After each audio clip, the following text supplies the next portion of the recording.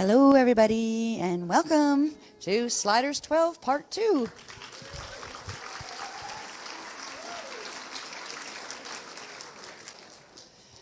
Thank you for being here with us. We're going to have a very interesting workshop this time. Well, I would have had this typeset, except neither of the two computers I have would open Microsoft Word while I was getting this ready for this evening. So it's handwritten, pardon that, but at least we have a little bit of an itinerary that explains some of the things we'll be covering over this workshop period. Sliders 12, there's 3 parts to Sliders 12. This is part 2.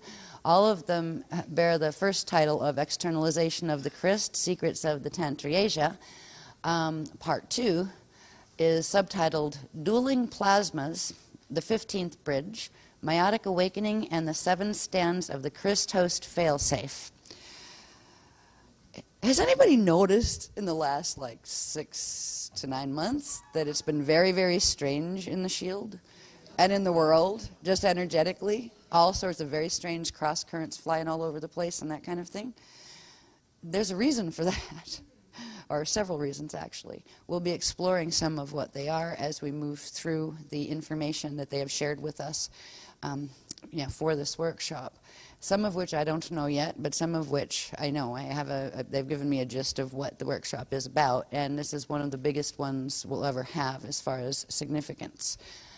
Let's see. So Friday, that's today, we have our orientation, and hopefully it's not a disorientation. I think we know a little bit more about what we're going to be doing this workshop than we usually do.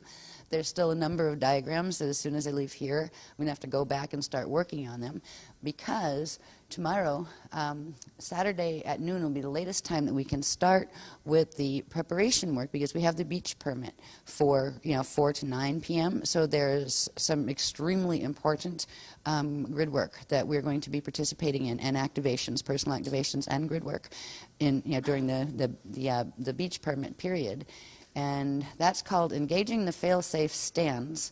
We're going to do, before we go to the beach, prep for stand 2 of the 7 stands of the Christ Host Failsafe.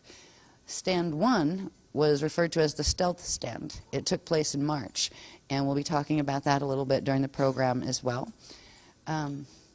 So we are on stand 2, and it has to do with activation of what's called the meiotic chamber. And that's not the same word as we were talking about myodes and diodes and all of that in Kathara 2.3. This is a new word that has to do with the word myote, that we'll get into explaining what that is, what meiotic is, and what that has to do with the activations that are coming through for this workshop period. So we'll have activation of the meiotic chamber, and we'll be doing, before we go to the beach, we'll be doing the induction of the earth, or the earth crystal virtue codes. There are 3 of those, and I have them listed on the other page. Now, from 4 to 9 p.m., that's when we're going to do the beach failsafe stand part A.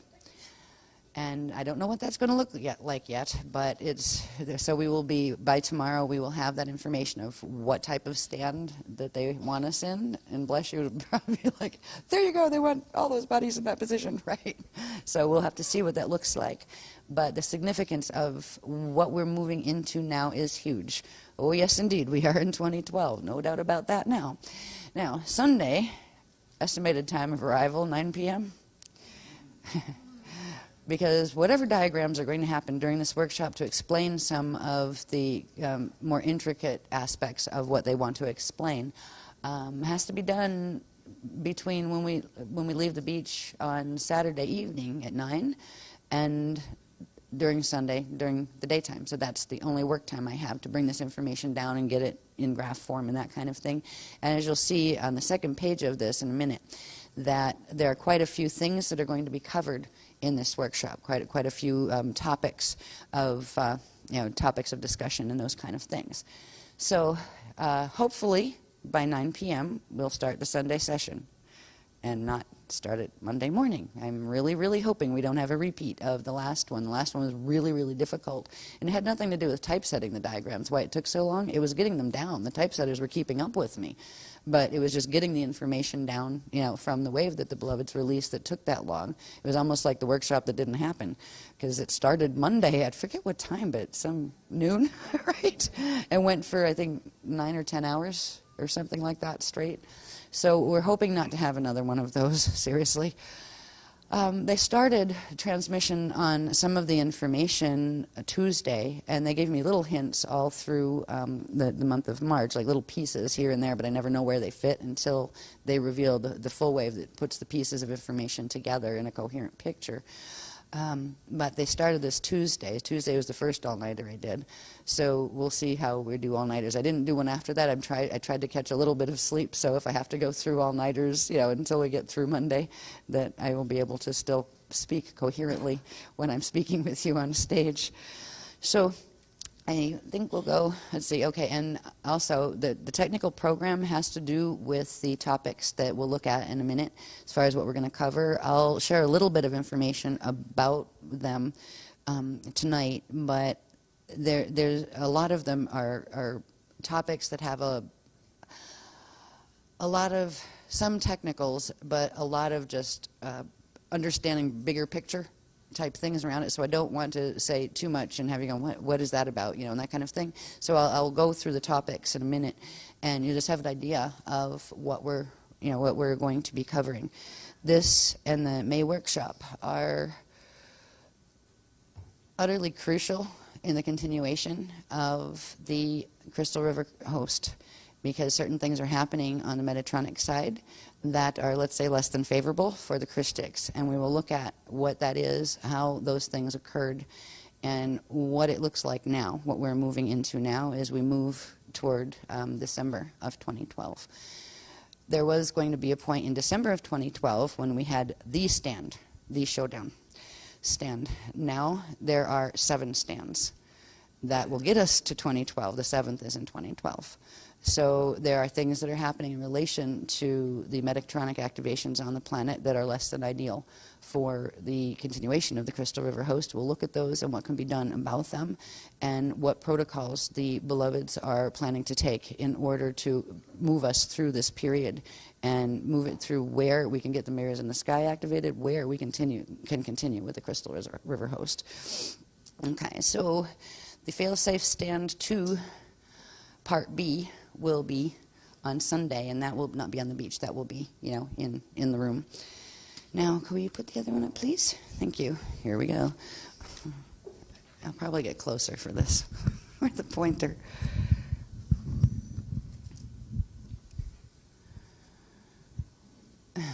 Topics to be covered. And this will be most of it Sunday during the technical program. But some of it, what we will need to understand, at least the basic significance of what we're doing when we go on the beach, will be introduced on Saturday before we go to the beach. And then the more detailed information will be covered during Sunday's program. Now, I don't know what order they're going to put this information in. This is the order it came out when they told me what we were going to be speaking about. The first one is the August, between the 10th and the 12th of 2011, which was Sliders 11 workshop, early activation of the Crystal River host failsafe, which is the Tantri Asia shield, and the related contracts. We're going to look at why was the failsafe activated, what major events have occurred before and after the failsafe activation, and where we are today within the unfolding of the Crystal River host mission. What affects these major events that we'll be looking at, and there's one very detailed diagram that has to do with the time chart that show where certain events took place, and that's the one I have to work on tonight. What major events have occurred, what effects these major events have had and will have on the Aquafarian host shield and the Crystal River host mission. The crystal and Metatronic spiral activations and the progression of those, progression of the failsafe, and the status of the dark flowering affliction. We talked in the last workshop about the dark flowering issue that became noticeably happening during the India trip, but it actually began before that. And we will look into a little bit more what that is and why that occurred in relation to several major events that have occurred in the planetary grids and in the galactic grids, and how the dark flowering is happening, what they consider it an affliction. Because, you know, people that end up with those frequencies running in them end up running a double line, and they end up with themselves and someone else that isn't themselves trying to basically blend with them and run them. It primarily is a theme-born problem. So the people who run the Crystal River host from the deity planes, the themes, which are Aquarian race lines. The Aquarian race lines did have their fallen versions, which were the Equary race lines, or the Dragoon race lines. So the dark flowering has to do more so with the theme-borns that have history from other lifetimes, some of them in the future, some in the past, that had involved falling into the equary status. So we'll look a little bit more at that, what is happening with the progression of that, what needs to be done because of what is happening with the progression of that, and how it's potentially will eventually affect the planet, because there's a lot of other themes that aren't going to come to workshops, that they're just out there undercover doing their lives wherever they are. And this is an issue. It's almost like a virus particular to theme-borns. And once it's caught, it's very hard to stop. And once we did the freeze on the people who were in the workshop here, and we've spread that out through the shield in the FOL workshop, where we did a plasma freeze on it. So whatever saturation levels a person might have been on with that affliction were stopped, but that isn't changing the fact that those levels are still there. And it's not an easy problem to fix. So we'll be looking at that and what can be done to assist the problem, and what needs to be done because of what's happening on the planetary level in regard to the shields in relation to the dark flowering. Okay, new information and techniques. They didn't even tell me what kind of techniques, but they're related to that word meiote and the meiotic chambers and meiotic planes and all sorts of things with meiote in it. We're going to look at new information on what's called the 14 bridges. In last workshop, they identified the 7 bridges and those frequency flows from the deity planes, and beginning the process of bringing the 7 bridges flow into our, into our fields, into our bodies. We're going to look at another set of 7 that go with them that form 14, and once those are activated, form what's called the 15th bridge. Activation of the 15th bridge frequencies is extremely important when we get into some of the other issues that we're going to look at that have to do with reverse plasma currents that are being run by certain fallen equary line dragon lines that are now in combat with our Christic lines here. So we're going to learn about the 15th bridge and how to anchor that. We're going to learn about meiotes, and the only thing I'll say about that right now, because it'll go into a dissertation about meiotes that I don't know enough about yet to really paraphrase, they have something to do with, from what they've said, pre-electrical interactions that take place with the first plasmas before the Sun 1 plasmas, the core Sun 1 aquiline sun plasmas form. They are the strongest currents that can be run. It is the only thing that can override a reverse plasma current. So we are going to, out of necessity, anchor those, which means we have to anchor the 14 bridges, we have to then anchor the 15th bridge, and we have to bring in the meiotic frequencies. So we will look at where are they from, and how do we do the anchoring process for these, and why is it so important. We will introduce virtue codes 1, 5, and 9, which are the earth crystal virtue codes.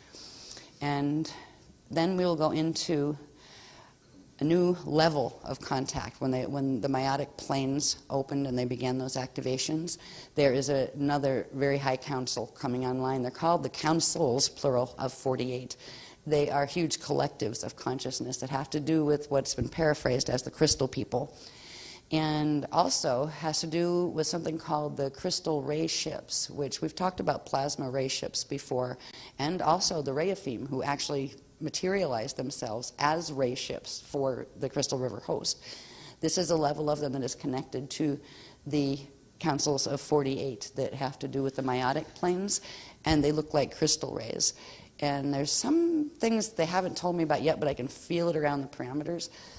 I'm not sure how much will be revealed here, but I do believe there are 48 crystal ray ships on planet, and we are beginning the process of raising those, and that means something important, but what I don't know yet. Let's see. All right, we'll talk about the meiotic planes, the meiotic flows, meiotic chambers, and the related plasma body lotus anatomy, and what we do to bring those frequencies online with our lotus anatomy that we just began identifying and activating, and the necessity of activating the meiotic flows, chambers, etc. during April workshop and May workshop. We get into down here, we get into some really serious stuff, information. Status of the Shield of Solomon and the Aurora Host Shield. The Metatronic seed atom, status of that. Status of the 7 Jehovian seals, of the 7 trumpets, of the Phoenix, Falcon, and Laestaki wormhole caps, of the planetary Death Star Merkaba, and of what's called the Wajieta, which are white dragon, agenda. These are the wing dongs we referred to before when we talked about the wing makers and those kind of things, because these are the ones where the real problem is coming from at this point. Then we're going to talk about family feuds when it comes to femborns and aquari versus equari and what that can look like. I remember having a couple of visions when they first started introducing the information about the Reapheme and the other Phemes, and about their role as being the kind of ones holding the Crystal River host from the deity planes. And I remember seeing 2 rays, like ray ships or ray beings, fighting with each other, and they were grabbing each other by the tails and one was trying to whip the other against rocks and that kind of stuff. And I remember it was a memory from somewhere. I'm going, oh my God, what is that? I thought rays were good. You know what I mean? Well, apparently there are some of the fallen equari that also have some levels of plasma capacity. And the particular ones I think we are going to be dealing with are called the Wajieta Tunkana, Thunkana, and they just gave me that full name as I was writing this, so I don't know a lot about them. Well, not personally, I just know a lot of what they've been doing in the last 6 to 9 months period, which has not been good. So we'll look at this information and what is the status of all of these things. We've, at different workshops at different periods in the last 12 years, we've dealt with the Jehovian Seals issue, the 7 trumpets, the wormholes, the Shield of Solomon host shield, and the Metatronic seed atom in Andorra, and those kind of things. We've had various, parts of the mission dealing with each of those things and trying to cap them and contain them and override them with the Christic frequencies, etc. So we're going to look at what is taking place with them now. It goes back to in the Voyagers book, in 2nd edition, when we did, Voyagers Volume 2, 2nd edition, when we did the update on the Amente Ascension schedule, they did say even then that the wing makers were going to attempt a final invasion in 2011 when there would be certain weaknesses in the shield. Now, all sorts of attempts that were even worse than what was listed in that book had already happened before then, but indeed that is what is occurring. They began in 2009 in preparation for it, and really hit the shields hard, the planetary shields, but also the Aquiferian shield hard since 2009. And it's definitely taken its toll. So we'll look at what kind of toll it's taken and what that means, and what it means on the planetary level of dealing with all of these other things. Because to put it in short, they're trying to uncap them again, but they have more strength to do so at this point, which would imply activation of the planetary Death Star Merkaba, which would imply rotating the planetary crust and orchestrating the 6th and final extinction on Earth. So that agenda is still the agenda that is being run, but now the FAs that were doing that, having that agenda before, now have the backing of the Wajieta, and that has to do with something called the reverse plasma ray. The reverse plasma ray is a specific ray which has to do with what's called the dark fallen sun. So they're going to show us more information on the maps about where is that, what does that mean in relation to what is happening with the crystal spiral and the Metatronic spiral and the shield and the whole host mission.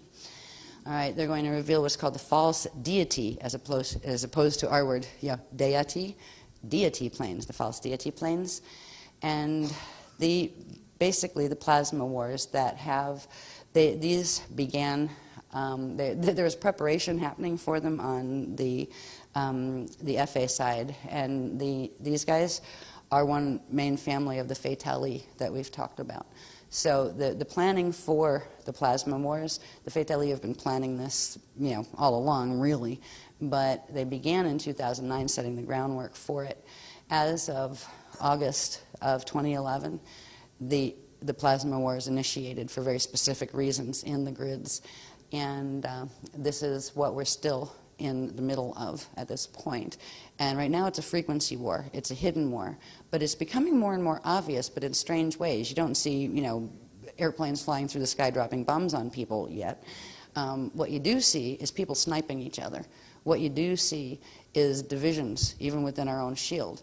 And we're going to see more of that on the planetary level. So this has to do with the dark flowering. It has to do with the Fatali agenda and what they're doing and the strides that they've made, actually, in fulfilling their agenda since 2009. So we will be looking at that and where we are in relation to it and what can be done, because something needs to be done, or we might as well just have a really big hurricane party, as they say. Because if they roll that crust, nobody's getting out of here at this point. Even the FEMS would not be able to. But that's where the fail-safe comes in.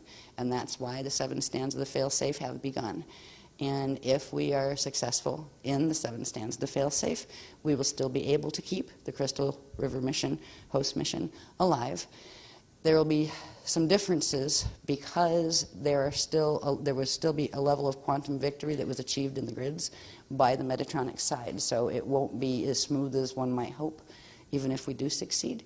So what's important is to focus on we can still succeed with this, which means the FEMS can get out, which means those who are hosting through the FEMS can get out. Those on the Crystal River host still have a chance. We can get those gates open, set, open, and operational, maintain them and hold them for the duration of the evacuation period. So that is still the objective.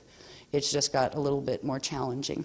But if you look at things as challenges as opposed to problems, it's no problem at all. It's just a challenge. You'll see what the challenge is. I won't go into, because I could almost feel this collective, how bad is it? Right? Roaming through the shield going.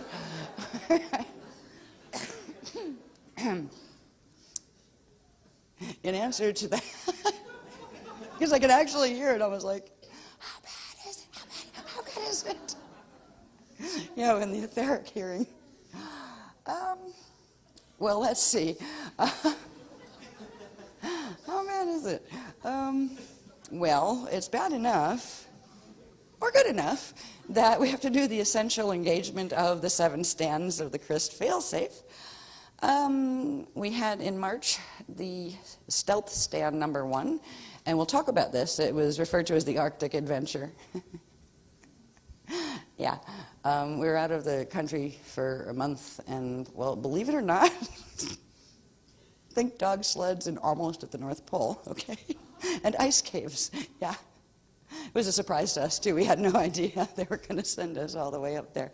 But, yeah, I think it's like 78, whatever that is, latitude or whatever that is, up right really close to the 90 degrees that is the top of the Earth. So we went to visit the seed bank, actually, the global seed bank in Svalbard, I believe. It's an island way up past Norway, right? This had to do with Stand 1. Also had to do with the gravitron, and as the beloveds gently put it, throwing Christic torpedoes down it. So that's all they told us about it at the time. Right, here, you need to go up there and anchor this frequency and send this frequency down. It was an access point to actually be able to interface with the Metatronic grids directly into the gravitron. And we had our adventure up there and did achieve accomplishment of Stand 1. So what we're doing now is Stand 2, and we'll find out more about what that means, but at least we don't have to go to the North Pole for that one. How bad is it? So April now, right, 2012, Stand 2. Then there's going to be Call Out of the Christ, which I'm not sure what it is. April through May 2012, Leap for Eternal Life, the Great Crossover Alignment, Eye of Aquarii, Mashaya Hanavortis, The false 333 fall alignment, think BPR, or the planetary grids, and the metagalactic 12, galactic 3, solar system 3, and stellar or planetary 3 false 333 alignment that we talked about a couple of years ago, I believe in 2009, and the halls of Amareya. How bad is it? Well, how good is it? Because you can look at the positive side of this. These things, these activations of these things were supposed to occur December 21st, 2012. They must occur by the May workshop, by the end of the May workshop, or game over. So, yeah, it's a bit intense. It has to do with the progression of the Metatronic spiral, what it's doing with the galactic and metagalactic grids, as well as the planetary grids, as well as the grids of the Aquiferian shield. We will be, what this Leap for Eternal Life was going to be the December 21st Great Crossover Alignment, in which we do the Messiahonic fold and get pulled through into the safety of the crystal host and the crystal river host, which we'll look at those maps again. It's like, oh God, not the probability maps again, right? I don't know if some of you might remember those, that they were like circles within circles within circles and all sorts of stargates, and you're going, what? You know, if you look at them really close with a magnifying glass, you can, like, you know, understand them. So we're going to look at some of those again, and, you know, what, just to touch base with what we need to do during this period. Between this workshop and the next one, there's a set of activations taking place on the Metatronic side that we will not be able to override. What we will be able to do is pull some of the quantum back. We won't be able to stop them. So at this point, we can't stop the progression of the Metatronic spiral. Part of the problem, it started before August, but the reason why August 2011, they had to activate the failsafe, which was activation, you know, 2 years early of the Tantriasia shield. That took place because of certain breaches that occurred in the planetary grids, and those breaches had to do with accelerating the spin of the Metatronic seed atom on the planet. So when we were supposed to, when we cross axis 7 and we're supposed to, you know, pull out of alignment with the Metatronic spiral, we didn't make it. We got trapped in the Metatronic spiral. So it wasn't just that we had to activate the Tantriasia shield in order to make sure we didn't get pulled into the Metatronic spiral. We actually did. Our entire shield got pulled into the Metatronic spiral because we did not have enough quantum to override what was being run. So now the process is dragging a piece of ourselves back out so we can drag more of our shield back out so this host can still continue. So a lot of the turbulence people have been feeling between yourselves and yourselves, between yourselves and other people, between the shield here and various, you know, groups within the shield, and within the planet itself, has to do with this fact. There was a time when we were coasting through and we did pretty good with, you know, keeping the crystal spiral going. We did get harnessed. And at this point, we have to break that harness or the host is over. And it's that important. So when we do the grid work this time, just realize, this is like, you know, where if there's going to be singing, they haven't told me what we're going to do exactly yet. It has to do with the meiotic chambers and all of that. But this is where you just give it your all, whatever it is you're doing. Because without that, we will all go on the false 333 BPR on our body levels, which means we will all be taken in the dark flower awakening. And that goes for everybody. So because there's fail-safe, because there was a fail-safe plan, and this is it, that won't be allowed to happen, but we are in the plasma wars at this point, where the plasma currents that we are able to run through the themes of the deity planes. There are other ones who can run, not as high ones, but they know how to amp them, reverse them and amp them, where they can create artificial versions with a similar quantum, so they can override our plasmas. There's only one thing that can override that, and that has to do with the meiotic planes. And those frequencies are extremely difficult to open. It requires the opening of the 14th bridges and the 15th bridge in order to open certain things called heliopaths that actually allow plasma flows from the cosmea level of the core interior 7 suns all the way out to the outside, or the Age body, outside layer of the cosmea. And those are the frequencies that we have to pull. And it has been one hell of a fight just to get those currents open and activated. There's an old saying, like, by the skin of your teeth. managed to get the 15th bridge anchored, and we managed to get the heliopaths open. They are still limping as far as the level of quantum they're pulling. That needs to be amplified hugely, in, especially before May. Because basically what is happening in May is that's when the Metatronic spiral goes on 55 activation, where it wasn't supposed to happen until December 21st. They've achieved enough where it will happen as of May 27th, when the solar Bardo ring wave number 5 comes in. They are going to ride it through on that. So it's time for mirrors up, mirrors in the sky. It's time to get them up as if it were 2012 December. Yeah. And it's like, okay, if April to May equals, December 21st, 2012, the big stand, what then? What after that? Okay, if we get through that. They haven't shown me, except that there's a number of stands until we get to stand 7. Stand 7 will take place on December 21st. So we are past emergency protocol basis at this point. This is the leap for eternal life. And there's protocols, I think, that they're going to introduce during this, during this workshop that have to do with this, of how the shield needs to handle what is happening within the shield itself to keep shield integrity and pull the shield back out of the Metatronic harness, because we have been harnessed and we managed to get just a small quantum starting with the blue-white shield. We talked about the blue-white shield in relation to the FEMs, the ray of FEM, and why they were considered mission command, because they hold the bottom and the top of the shield, so they pull the other two, the green shield and the violet shield, out with them. So we managed to get portions of, the core shield on blue is still holding. That's the fail-safe. The blue shield, the top blue shield, is not allowed to fall. And worst case scenario is those people who are attached to that shield, even if everything else crashed, would be the people who would get pulled out by their bootstraps, basically, with or without body. But they would not be allowed to fall. And that's reserved for FEM High Council, Ray of FEM High Council, for one reason. If too many of them fell, it would compromise the Christic balances within the internal Seven Sons Collective, and that's not allowed. It's not a Christic thing to be allowed, or it would disturb the balances of the entire Christic system and how the energies flow. So there is a certain quantum that must be pulled back. So we've got portions of the shield pulling back into the crystal spiral alignment. This has been a fight like I have never seen before. Just like, very personal for the people involved with it and stuff.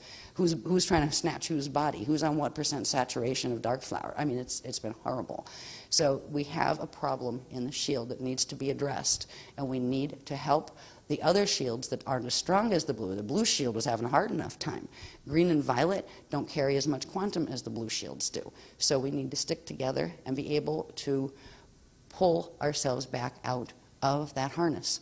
So we'll see what that is going to look like, and we'll see what protocols. There are certain protocols that the beloveds are going to put in order from this point forward to at least help with containment of spreading of the dark flowering and those kind of things. Now, we did the plasma freeze, so people who had the plasma freeze on that level will not go into dark flowering. However, with the plasma ray, the reverse plasma ray that is now activating and giving the extra kick to the Metatronic spiral, we have to override and plasma freeze from the higher level, and that's why the meiotic currents have to come in. So it's a big and overwhelming story, really, but it doesn't have to be overwhelming if we just keep the objective in mind, which is completion of the Crystal River host. This is an evacuation situation from this planet. We've been talking about that for a long time. It's nothing to be any more afraid of. It's almost like you get so, I found anyway, that you hit a point of overwhelm where you just go, I just can't react to it anymore. Okay, this is what's happening. What do we do about it? Fine, let's do that. Where you just take the emotional charge out of it. It was funny. A friend recently showed me this little book that a friend of his had given to him. And it's a small, like one of those little books based on a larger book. I never read the larger book. But it was very, very key in, and there's like 4 little things to remember to help keep peace. And it really helped me. The first was impeccability of words. Be careful of what you say. Your words can create heaven or hell. be careful of what you say to yourself, of how you envision, of what you're saying to others, and those kind of things. And aim for the heaven outcome as opposed to the hell outcome. You know, kindness and all of those kind of things. Try to work with that even if somebody's being a fatale in your face. You know, do your best. If they're being a fatale in your face and trying to kill you, run. You know what I mean? Yeah.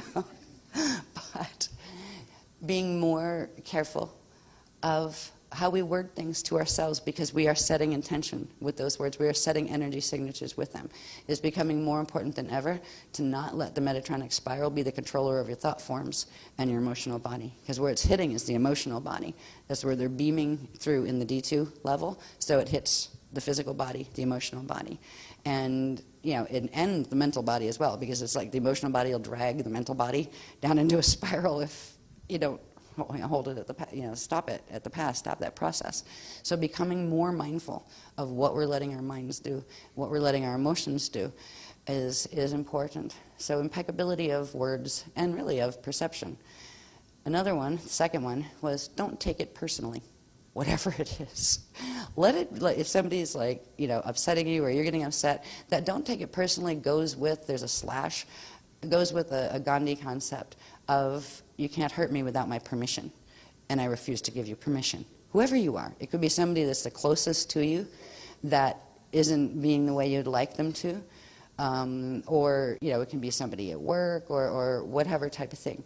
If you don't take things personally and realize this is more, whatever it is, yes, it's in my hologram, it has something to do with me, but let this be more about them right now. That doesn't mean blame it on them. But it means I am not going to react to that. I'm not going to take what you just said personally. If you're being unkind to me, I'm not going to take that as I'm a horrible person and nobody's ever nice to me and all of that stuff. I'm going to say, okay, well, that's with you right now. So the not taking it personally, slash, I won't give you permission to hurt me, whoever you are, whatever you are. And that means you control your reaction, right? Notice it and decide what it is. Respond instead of react. And I so needed these because with the plasma fights and what that was looking like in the external, as well as the energy battles, like being beamed with the Metatronic stuff, and they attacked me pretty bad. It was really, really helpful to find those little pieces of sanity to get my energy back under control, because they were really trying to fragment my energy fields from the inside out. And it's interesting. It has to do with once we finally were able to anchor the 15th bridge frequencies, right, which was a victory unto itself and a miracle that we actually were able to. And it's hardly in enough quantum to do anything, but at least it was anchored. Once we got there, there was something in the fields, let's say the planetary fields, and the Tantra-Asia shield, that was actually, as the 15th bridge frequencies would run down from source through me and out, it would, because the receivers were reversed, it would throw them back at me in reverse. So I was getting hit with the 15th bridge currents, my own, that were coming through me in reverse. And it was like having acid poured in your atoms. It was the most painful, biologically, physically painful thing I'd ever experienced. So there were some really, really horrible things that certain people in the shield have been going through. It's not just me. There are other people who have had, like, what the hell is happening? Because you can feel you're being attacked. What's attacking? Who's attacking? What is wrong with me? So if you've had any of those type of experiences, realize it's because there have been, as we're trying to anchor the Christic frequencies, because there are reversals that are stronger now in the planetary shields because of the reverse plasma currents coming in, that they're actually throwing back our own Christic frequency in reverse at us, taking it and bouncing it back, and we're getting hit with it. So, well, if one side can do that, so can the other. So we're just going to reverse them back and throw them back, like ping pong. This is what plasma wars look like. So it's the beginning of an interesting period that goes from now until December of 2012, when we move through stand 2 here. Stand 3 will be the next workshop. And I think stand 4 falls when there's not a workshop. And it's like, oh great, revisited the 2009 4th of July, which was, we called that Demon Fest 4, I think. There was a big attack on the Watchtower shield at the time, the Shield of Solomon, core control. So there's going to be something that even though we're not having a formalized workshop or something, there'll be some kind of something that the Beloveds are going to ask some of us to do. I don't know what that looks like yet. One of the stands will be in Peru, one will be at the August workshop before that, and the final big one will be on December 21st, 2012. And hopefully in this workshop, and it's almost like, it's hard enough to bring in the amount of frequency and then translate it down into the little words to try to get the concepts of what's going on, across to us when we're not caught in a Metatronic harness. Try when the time compaction of the Metatronic harness, because it accelerates everything, so you can't get as many apartheid turned on. So it compacts time, where everything seems to go faster, which means workshop time doesn't have enough workshop time, right? So we will really try to, do our best with the Guardian time in relation to this workshop. But it's getting difficult again, not that it wasn't before, because you're trying to bring in a lot of information that carries a frequency or an encryption that has a huge quantum to it into a much, much smaller quantum set of apartheid that are in the planetary grids here, in our own grids, trying to anchor those into a small space-time. And the time wave would expand the more apartheid that are turned on.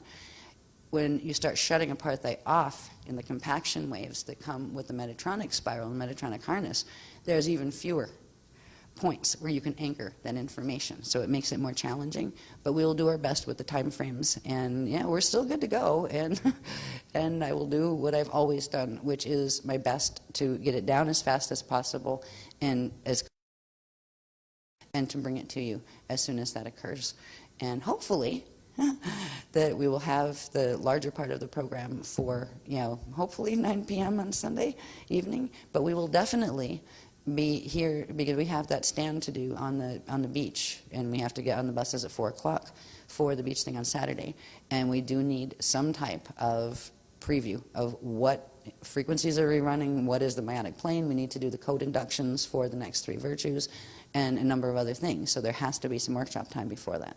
So we will be seeing you at noon on Saturday. I may look like my eyes are owl eyes by then because I don't know if I'm going to get any sleep. I'm already tired. I was yawning all the way over in the car and going, oh no, not yet. Because after here, then it's like, back to work again. And somewhere in there I need to sleep because I need to be able to run flame. And we will do our best with the time because of that. I know that the information that they've shared with me and that I've now shared with you seems like it could be overwhelming. What's important is not to go into a fear pattern about it. If we stick together, we can do this. If we are willing to let the Beloveds guide us through these times, they have a higher vision than we can see in our own little bodies down here. If we will trust them and work together and understand that in a period where you have wartime, because it is wartime at this point. We've been talking about that for a long time, but it's becoming much more apparent, even within the shield itself. We can stick together as a shield, or we can let it shatter our shield. And that's really what it comes down to. How much of our shield is going to be able to pull back out? How much of our shield is going to be able to go with the blues? Because the blues will be pulled out, at least core shield will be. Because without that, nobody is getting out of here. So we're going to have to bring back out of the BPR of the false 333, because that's what happened in August.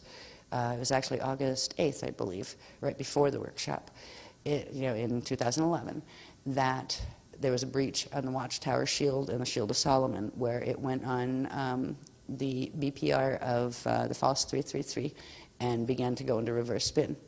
That means and on the planetary level, our shield and the planetary shield will also follow suit. So we have got to bring a part of that shield back, and we've got to bring our shield back out of that to get free from the Metatronic harness. So it's a big picture, and it's like time to get serious at this point.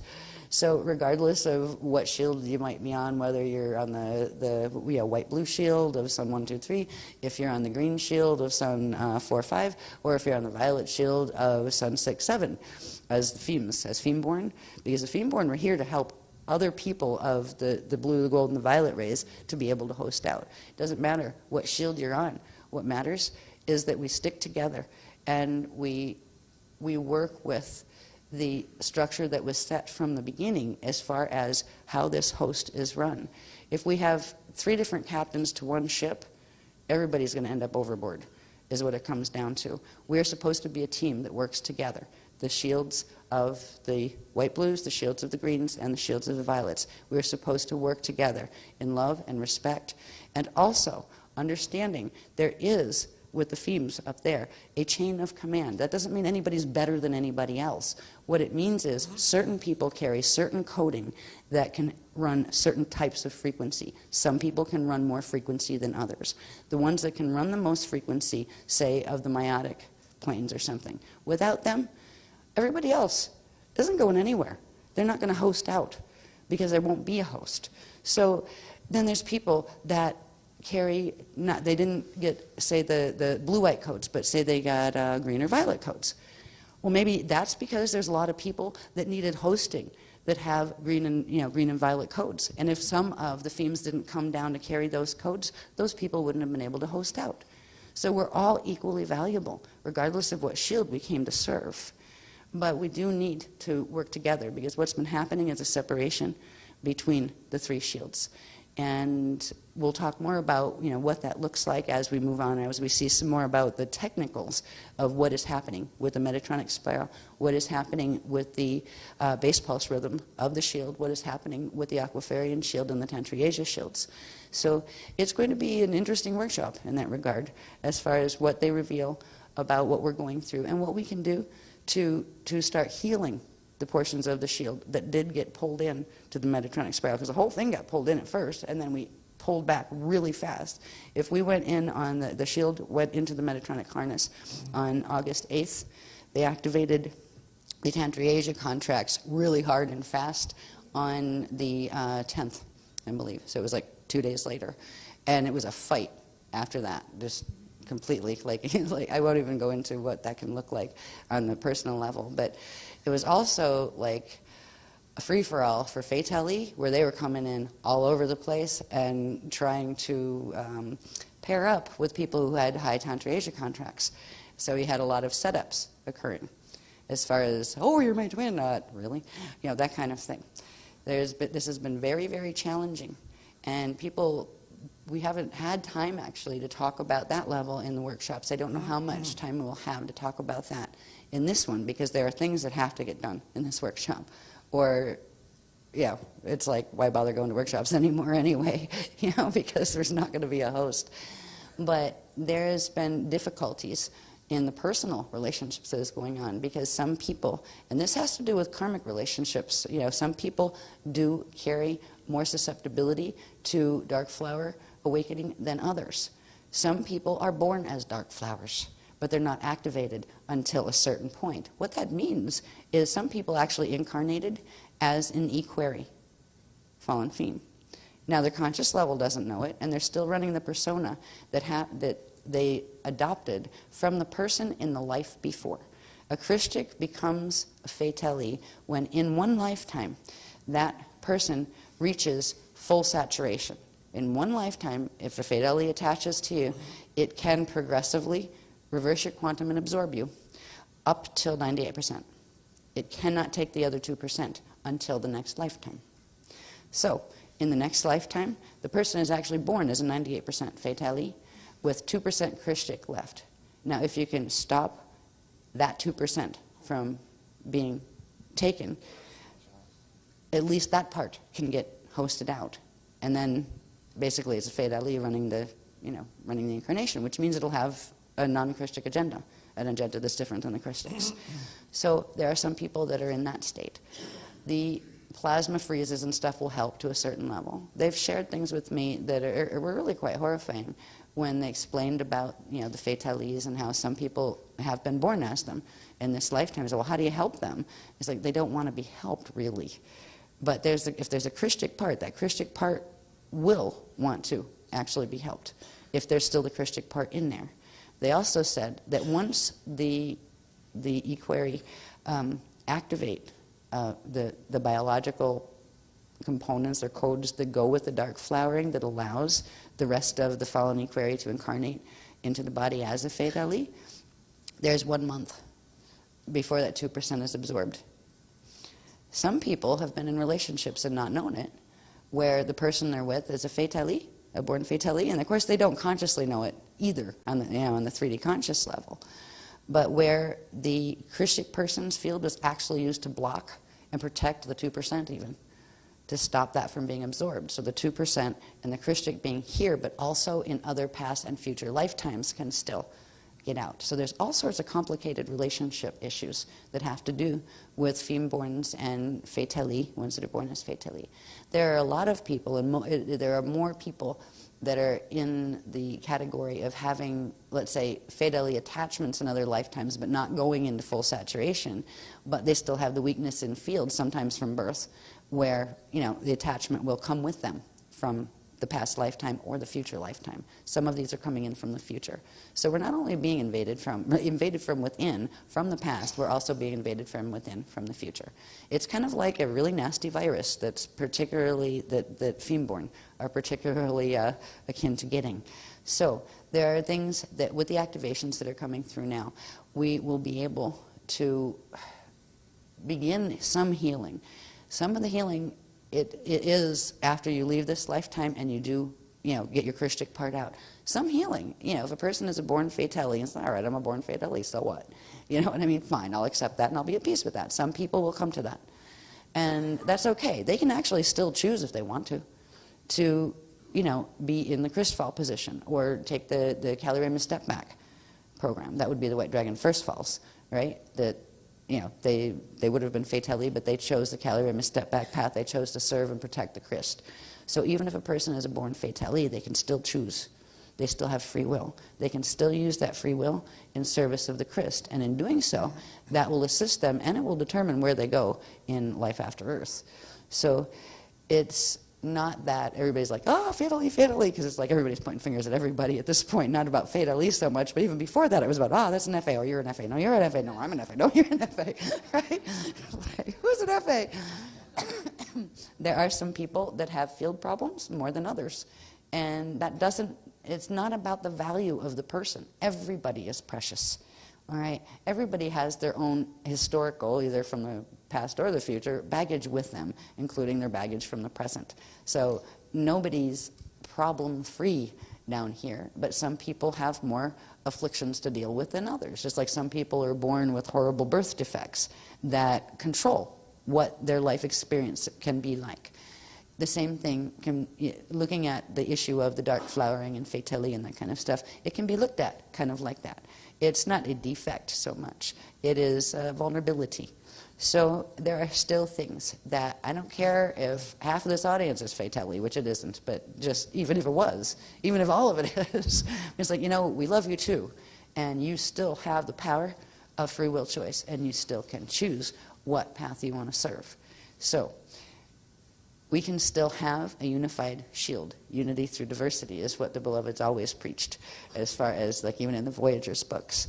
So we'll look at some of these issues. We'll try to have some time, I hope, but I don't know how much technical information they're going to give me during this, and that has to be what we get first, because the activations and what takes place in this shield, in our bodies, and in the planetary grids is absolutely essential if the host is going to continue. I do believe at this point we're going into the, 34 activation. Metatronic spiral will hit 34. They'll be throwing pulses. The Metatronic side will be sending pulses over this period for this week, beginning when? Of course, tomorrow. Great, of course. That's why we're on the beach, I suppose. And they will be the ones that bring the Metatronic spiral up to its 34, which means it brings the planetary Death Star Merkaba up to 34 spin. And from here it will move until May, and May it will hit 55. So they're going to show us what we need to do now to get through this period, what we need to do after that period once we get through this period. So it's kind of like the 11th hour, really, where all of a sudden we have a time leap, and, well, we thought we had a few months until December 21st. Pretty much all of the things that we needed to be able to do on December 21st, we need to do in this workshop and finish them in the next one. Then we can move on to, okay, now what? after that to finish the stands. So this is a serious workshop. It is dealing with some issues, but it'll also be healing in certain ways, because a lot of people have been feeling the cross currents in the shields and not knowing what the heck to think or make of it. There's rumors flying all over the place about everything, and if you're a newcomer, God help you, it's like, gee, what do you believe? Who do you believe? This one says that, this one says the other thing. No, this one, does anybody like each other here? So it's probably very challenging for people who haven't been with the work for quite a while, but it's also for people who have been with the work for quite a while. There are some people who are being influenced progressively by the fatally affliction, and there are ways we can still help them, but part of that is going to be them wanting to help themselves. And if they can't deal with the fact that they might need to look at that, if you're a person who has an issue with that field, I mean, I'm going, all right, tell me, am I fatally? Because okay, I'm okay with that. Just let me know, because I can still make a choice of whether I want to serve the Christ or not. No, you're not a fatally. So you wouldn't be running the line, and you wouldn't be given that work if you were a fatally. So, okay, you sure? And it's like, because I'm okay with it. Whatever. Whatever I am, whoever I am, I choose to serve God's source of eternal life, first creation. That is my first and biggest and eternal love. And, anything else, it's like, whatever, if I have 3 heads, 4 eyes, and, a gimpy leg or something, whatever, if that's what Source created me to be, or if that's what I got myself into by making stupid choices in other lifetimes, whoops, I will accept that and just want to know, what do I do next? What steps do I take now, whatever I am, to move forward, in service of the Christ and in this lifetime, and how do I help with the Crystal River Host mission? All right, that is an attitude of proactive humility, where it's like, there's been some problems in the Shield, actually, where, well, let's just say certain individuals over the course of a number of months, just here and there, have been identified of having certain field problems, and only identified privately, but say asked to temporarily resign from transmitting, like doing ordinations or whatever, for protection of the people around them. Blue Command has been completely being ignored. Blue Command has been completely being ignored. Numbers of people. We will actually talk more about that probably. Where it's almost like some of the Shield is like, great, we'll listen to, to the speakers and to Yesha, if it's what we want to hear. But if not, it's like, shoot the messenger, or ignore the messenger. We have been progressively having problems with this, and it is because of that that we ended up in the situation in August of 2011. So we will look at that as well, and look at some of how it's manifesting and what we can do about that, because there are certain protocols the beloveds are going to put in as of this workshop that have to do with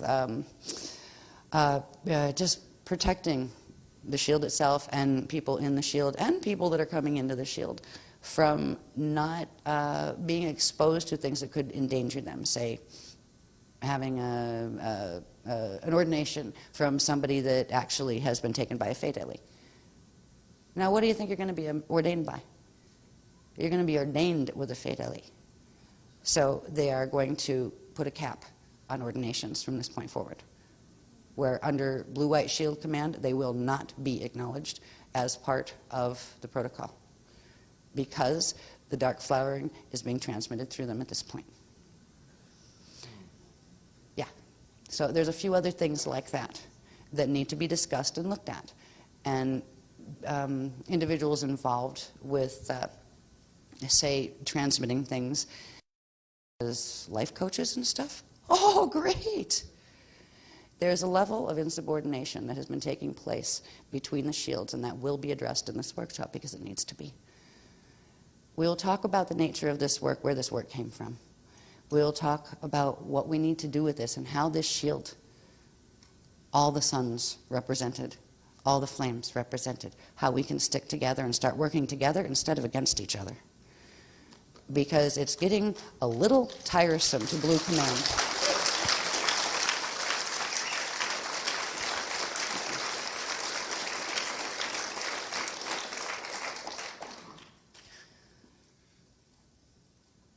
The beloveds have always believed in transparency whenever it's possible. When you're in wartime, sometimes that's just suicide. If it's like, hi, I love you. I know you're my enemy. You want to destroy me. But I'll just tell you everything I'm going to do. And here, that's where I have my secret, like where I'm hiding my family and, that kind of thing. There is a place for transparency and a place always for the truth. But you don't have to just reveal everything. There are things that we've been moving through, even throughout the last 12-year period, that, we have our private lives too. The speakers have their private lives. And there are things that I've always used my private life as kind of like, I'll talk about that too. I'm pretty transparent when it comes to those kind of things. There's a level of transparency that needs to come back into this shield as far as, between the speakers, between the different groups of people, because there's like little cliques of people at this point, and you can feel the tension and agendas.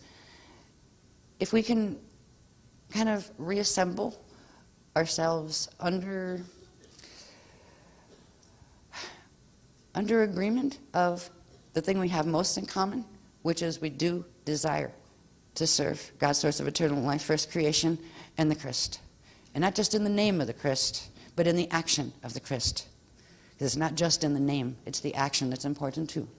So we're going to look at some of those things, how they affect this, and some of the other protocols that the beloveds are going to have to put in place at this point because of the divisions that have been being created within the shield itself that will ultimately culminate in splitting of the shield if they're not addressed and attempts made to heal them. So that is what we will begin the process of trying to do in this workshop.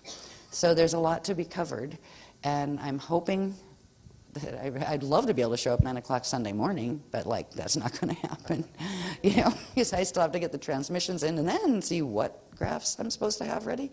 But I'm going to aim for the technical program for 9 o'clock on Sunday. We will keep you posted. What? Let me ask. Yeah, Asen just asked if people want to wear whites tomorrow, would that be okay? And they hadn't mentioned or not, because they actually haven't told me what exactly we're going to do yet on the beach. They did say have backup sound system, like where we could play music or whatever, just in case. Oh, by the way, they did say too that May, I believe we have a beach permit too, right? Yes. What? May, yeah. To bring drums for that one.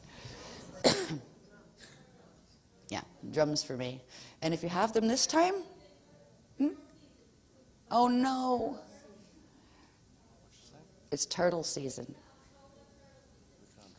Then we can drum in the room. Right? Good. All right, we bring drums to the room. Oh, yeah.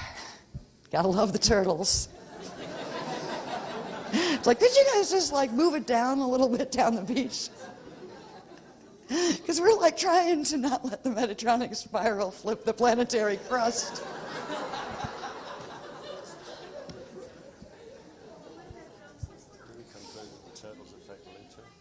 No. What? Can we? We can. Good. What time is our permit?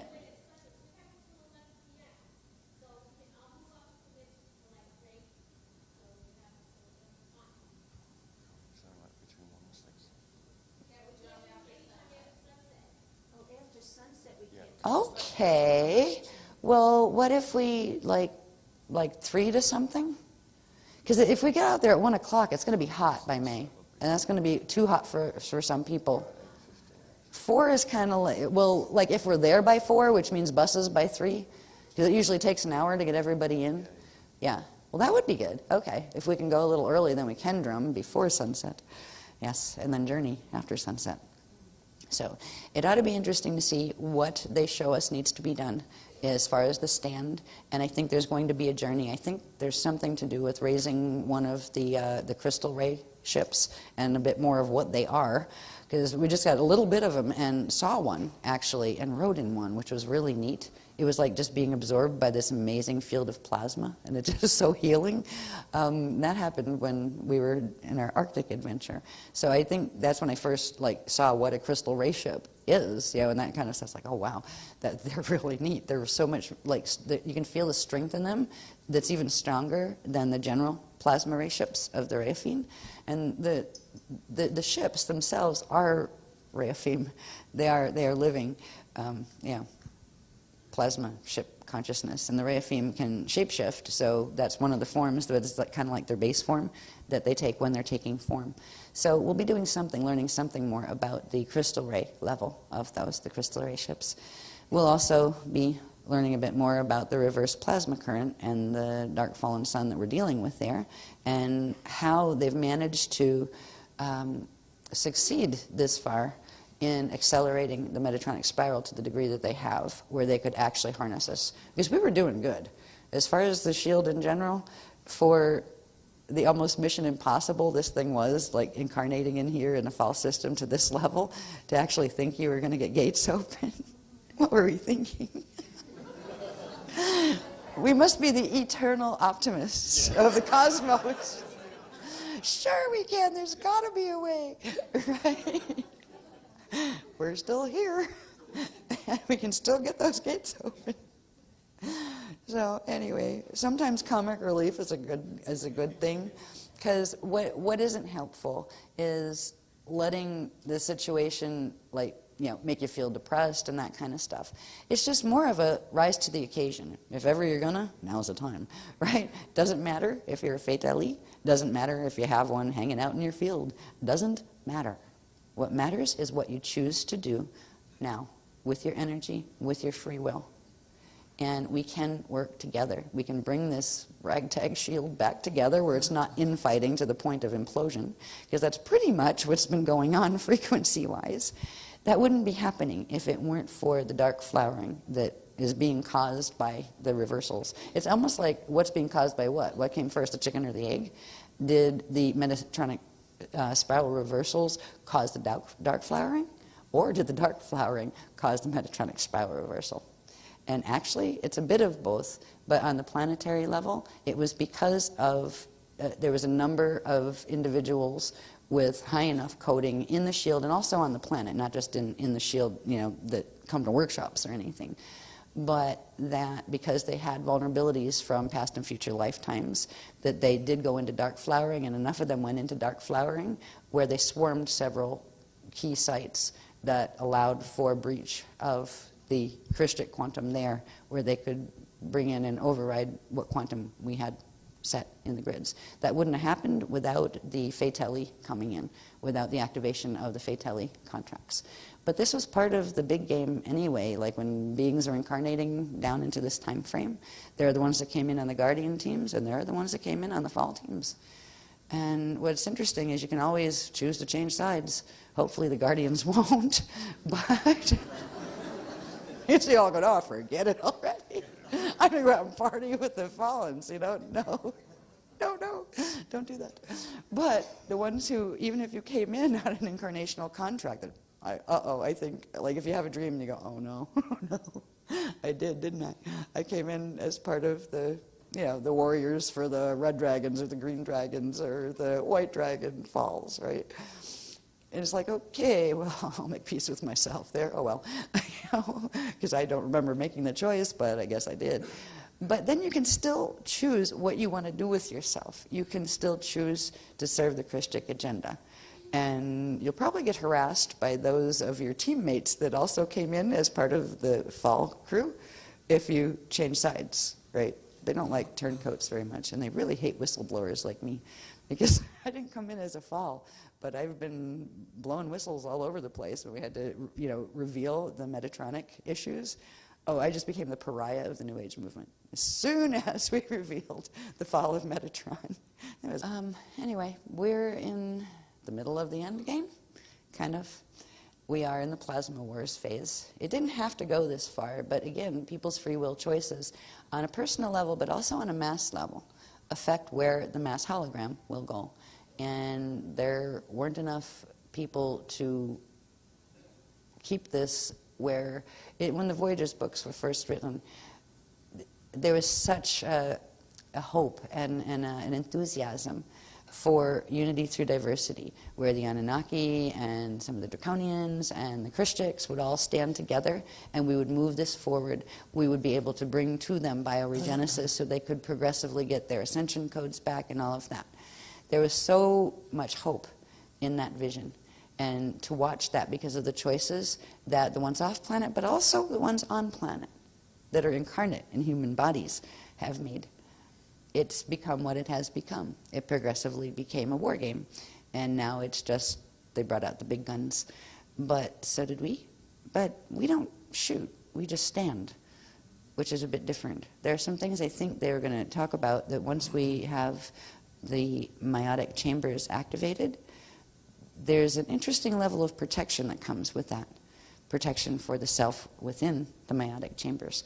And we'll talk more about that, because it's something that, people can choose the activation or not if they don't want it.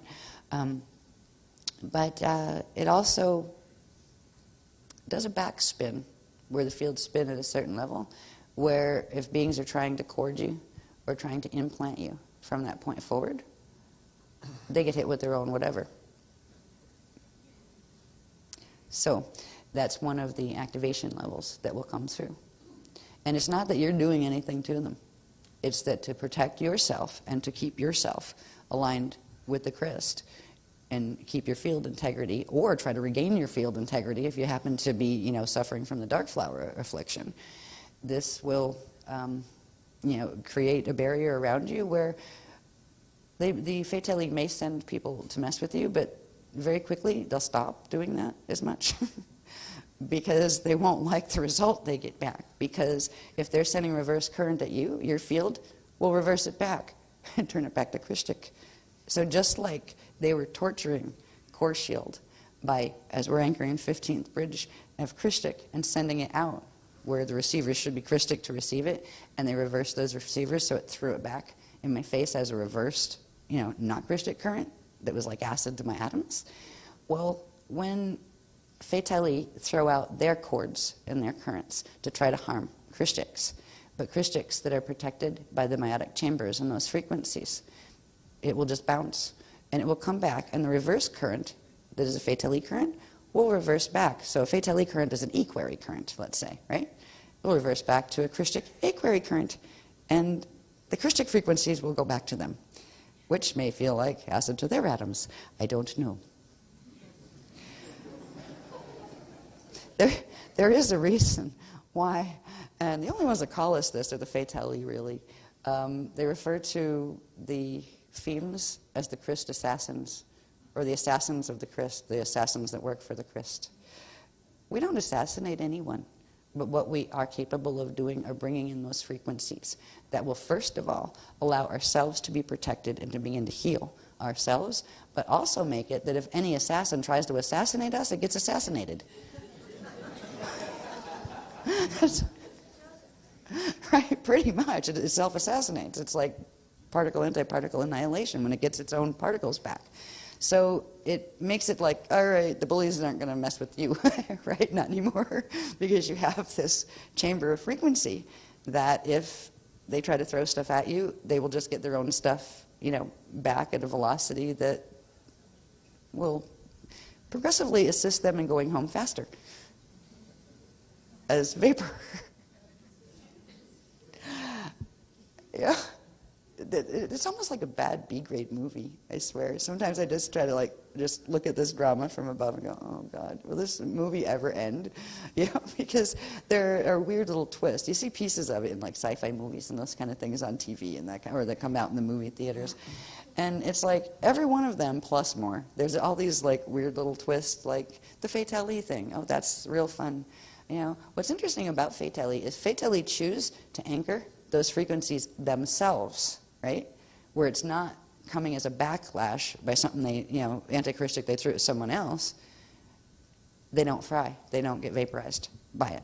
It actually will help stabilize their fields, and they can still choose to serve the Christ. And they will have the two options available, which will be the Kali Rama path or the Kali Dima path. They can either do step back or Christ fall and still be in service to the Christ. So the only ones that would get hurt by trying to hurt Christics or people in the protectorate of the Christics would be the hardcore fatali that just want to destroy Christics and think that they have more quantum than you might have. And so then they throw stuff. So we'll see where this goes on the big game, but on the personal level, we'll have the opportunity to begin anchoring the meiotic frequencies that will once again amp our protection levels so we can stop the invasion from within that's been occurring. And so then we can like move forward and hopefully, they're saying we can't stop the Death Star Merkaba activation at this point. It's just a matter of slowing it. And that's like, since it's activating to 55 spin in May, on like May 27th when the solar ring wave 5 comes in, we need to have a good portion of our shield pulled out of alignment with the harness by then. So I imagine there's going to be some really strong activations coming in this workshop, coming in between the two workshops, and coming in at the next workshop. That's all I know about what is going on now, but that's quite a lot. It was, I'm like, am I overwhelmed? Yeah, absolutely. I'm just like, okay, and great. So just stay calm. So we had those 4 little things from that little book of a friend that a friend gave a friend. And the first was impeccable words. I will promise you I am doing my best to try to find what they are and to use them both with myself and with all of you. The second was not take it personal, / I don't give you permission to hurt me, whatever you are, whoever you are, including Metatron and all you guys that are, throwing these frequencies. The third one was don't make assumptions, which is kind of like don't jump to conclusions. Kind of let things play out. Don't assume things. Don't assume you know how, how a person feels. Don't assume you know it's going to, we're going to lose, it's going to go bad, da-da-da-da. Don't make assumptions. Just look at facts and don't assume certain things that you actually don't know, are factual. So don't make assumptions. And then the last one was always do your best to do the first 3, right? And other things as well. And I think the book, the little tiny, it was a little tiny, one of those like you can read in like 2 minutes books. It was based on a book called, what was it, the 4 Agreements. Yeah, it was based on the 4 Agreements. And I haven't read that book, but I'm looking forward to that one too, to help keep peaceful during these transitions. But it was really helpful, combined with the ANRs and all of that. It's really helpful. Choosing peace, and one of the things that I think they're going to help us do is cultivate, despite having to learn about the unpleasant things that might be going on around us, a vision of beauty, and a clear vision of beauty and hope is what really can be a huge game changer. It can really take something from a negative and turn it into a positive. One of the best teachers I've ever had with that was the little white cat that, remember Ishane, when she was the second cat that was dying from the saddle thrombosis or whatever genetic disorder, and they go get blood clots and it's painful death type thing. But she was on my lap, and you were driving us to the vet, I think, at that time. Yeah, to the specialist, and I knew. And I was just like ripped apart emotionally inside. Like, oh, not again. I can't deal with this anymore, right? And bless her, the cat. She was always a very good teacher. I mean, she was the one that could like project out of body, and she'd come and visit you and like talk to you telepathically in your own language and that kind of stuff. She was a teacher. And she's laying there, obviously in agony, right? Because like her organs are starting to shut down and the whole bit that goes with this condition that's not fixable once it happens. And she kind of went, and like threw an energy ball at me mentally. I went, do you mind? It's not about you right now. I need your help. And I kind of went, oh my God, I feel terrible. I was like, oh, stop it. It's like, all right, breathe deep, breathe deep. It's not about, this is not about me. Oh my God, this poor cat's dying in my lap. She needs me to help her get my own emotions out of the way temporarily and look at the reality of what is happening here and what can I do in the action of the Christ to help this situation. And then it was like, as soon as I like got a grip on myself and dragged myself out of the emotional torture I was allowing myself to experience at the thought of her dying, I realized, oh, she just needs an up and out, right? Now an up and out is a clear frequency path that way showers are actually taught how to do, right? The ones that help people cross over, where you just create a clear frequency path and like as far as get your own frequencies aligned with the highest that you can go, and then you hold a vision for where they're going to cross to next. And you're usually, if in way shower training, you tend to be taught something that you can't like write down technically, but it's a feel out of what scenario would work for them and where they're actually going. So you would just hold a vision of where that place is. And what she needed me to do was simply go into that peace space, and she showed me where she was going. And she wanted me to narrate to her and to put my emotional body in that space. And it was beautiful there. It resembled Earth, but it was like didn't have buildings and stuff on it. It was much more natural. And the frequency was so beautiful in this place that she showed me that she knew she was going to. And she just wanted me to amplify it, to hold that pillar open, because the pain was distracting her, right? So she needed my help to hold the vision. And I think that's what we're doing for a lot of beings on this planet and in this galaxy. So I think, and in this cosmos. So if we can begin the process of doing that for ourselves, life after Earth will help us get through the rest of life on Earth in a positive way, of bringing those joyful emotions, because emotions and thoughts and images that you have of the other places that you feel even better than being here, if you bring that into your day here, it's not about you're running away from your now moment. It's you're bringing those spaces into your now moment in frequency, and therefore expanding and changing the BPR of your now moment. So I think they're going to show us some kind of techniques or something to begin doing this, of where we move toward a common goal, a vision of beauty, a vision of healing and joy, regardless of what we're walking through. If we can bring that and drag ourselves out of the emotions going, blah, and the thought forms going, oh dear, we're going, what do I need to do right now to be effective, right? I can put my emotional, trauma and processing over here for the moment. Right now, in this moment, what can I do to be of assistance to the Christ, to be in the action of the Christ, not just the words, but the action. And if we can start working to train ourselves to do that, and believe me, I'm first on the list of I'll work to train myself to do that, because I can stress myself out like nobody I've ever met. Right? Seriously. When I get upset, it's like, look out. Yeah, the one day last week, I had a phone call, and there was a lot of energy behind it, and I'm just letting you know a little bit about me. So any of you like go, okay, I guess I'm okay too. Where, see, I never use corporal punishment with children or anything. I never hit my kids. I'm not a physically violent person. I don't hit people. Sometimes I'll yell at them and feel bad later. That kind of thing. But this one ticked me off so bad that after I hung up the phone, after a few choice words, the energy behind it was so much, I whipped the phone against the wall. I was like, oh, I scared myself. So anyway, emotion, the emotion it's like, didn't throw it at anybody, but just the wall. So anyway, I think for the end of the orientation, I think we'll just leave us with the thought of that we're going to be moving toward a vision of beauty that we can share together, that we can anchor in our todays, regardless of how challenging the todays might be, that it's bringing that frequency and that BPR of that desired future into the BPR of the now in order to change the BPR of the now. BPR is base pulse rhythm, the core, vibrational pulsation of your timeline and of your atoms.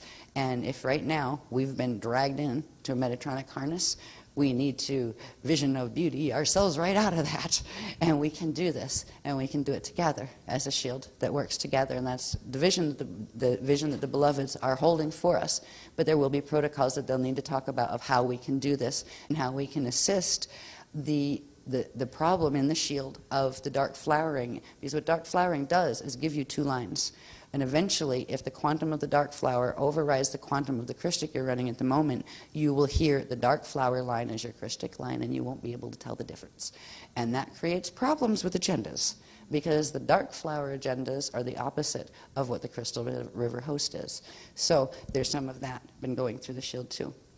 We will begin the process of healing this, and the first part of healing is identifying the problem or the challenge. Once it's identified and that becomes transparent, then we can choose to work together on what it is and what its healing is, instead of just pretending and sweeping it under the rug as if it's not there. So we will do our best to begin that process with our shield, and we will stand together in the second of the 7 stands of the fail-safe of the Crystal River host. So I thank you all for being here, and remember, when you leave, I know I talked about a lot of uh-oh type things, but just keep the vision of beauty. Life after Earth. Where we're going is going to be great. Whatever you can imagine would be the most beautiful place to be. The feelings, the people that you were able to help bring through. Try to bring those emotions into your body tonight, and all through this workshop. Bring the emotions of the life after Earth that you'd want to experience right here, right now, into your life on Earth, and begin making that the real BPR, more real than the challenging ones we're moving through.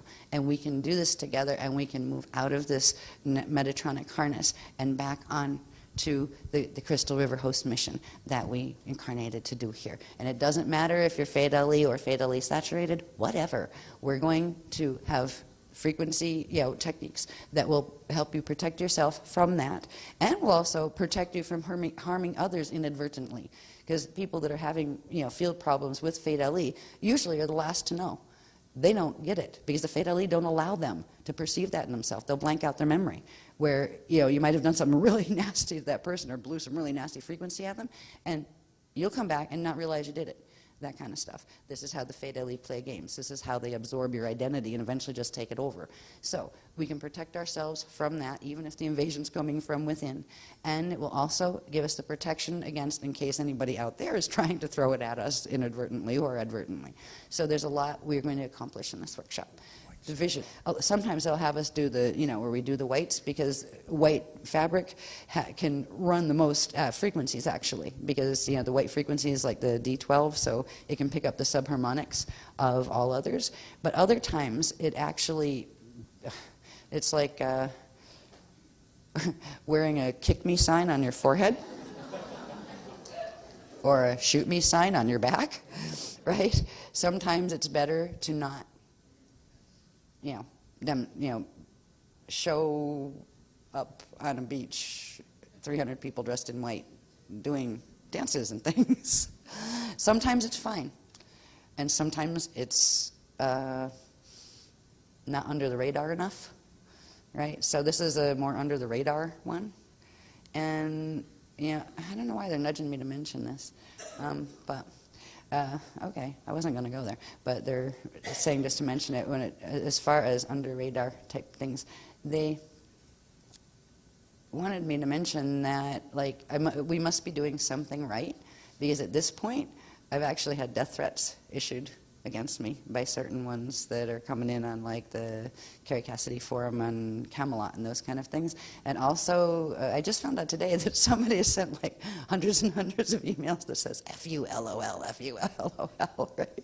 So the pressure directed, at me specifically as the person bringing through the freedom teachings is heating up. There was someone who actually posted a picture of her house on the internet, with a discussion about, she should be shot, and somebody saying, I live not too far from there, and that kind of stuff.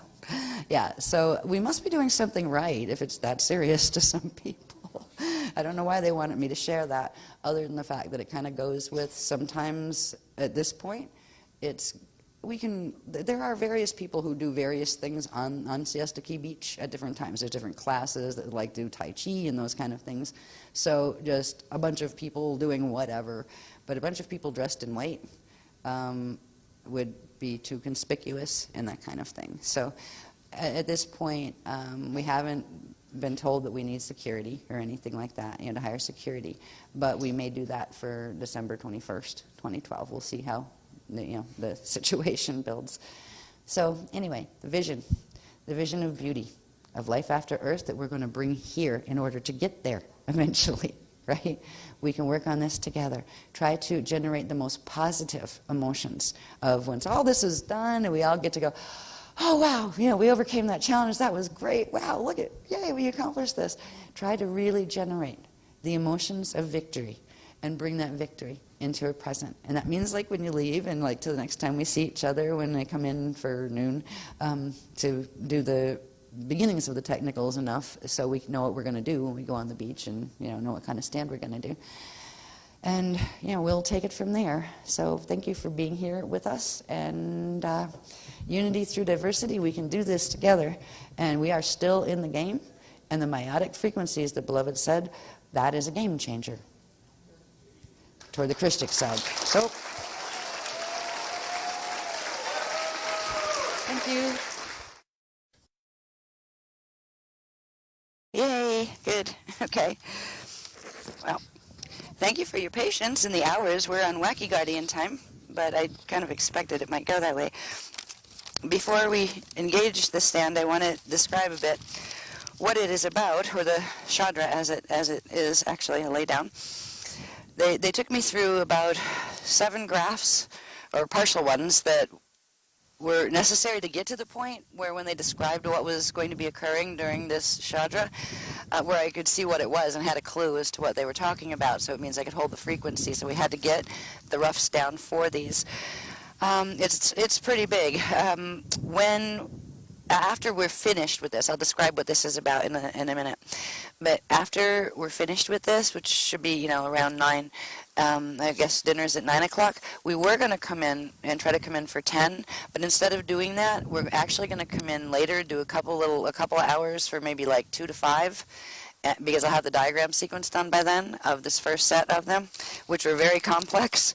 So the information I'll share with you here, just verbally without the diagrams to point to, we'll have more detail on, so you'll understand more about exactly what we did with this stand when you see the diagrams and the maps that correspond to it.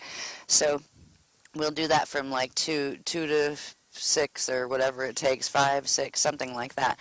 But then the daytime you have free, and Sunday, and then Sunday evening I'll be in with the rest of the program. So that's what we're going to have to do with the hours. Now, what the information that they wanted to get me to, which required several layers of the maps to show me where certain things were located, and so when they used words like the seal of the crystal ray and the 3 eternal eyes of the Reyes and things like that, I knew where they were talking about and what frequencies they were talking about. You'll know more about that when we get back to to the workshop where I can put the Mylars up to show you. But in this stand, there are some pretty important things that are going to occur. First of all, they've identified on the maps that we've had before, the probability maps, several other phenomena that have to do with the Metatronic spirals acceleration and the onset of what are unaffectionately referred to as the violet rays of consumption. And the title of this particular diagram, they called it the Clash of the Titans, the Crystal Rays of Liberation, Violet Rays of Consumption, Plasma Wars, and the April 2012 Failsafe Stand A. So this is, Failsafe number 2A, so it's Stand 2A that we're doing.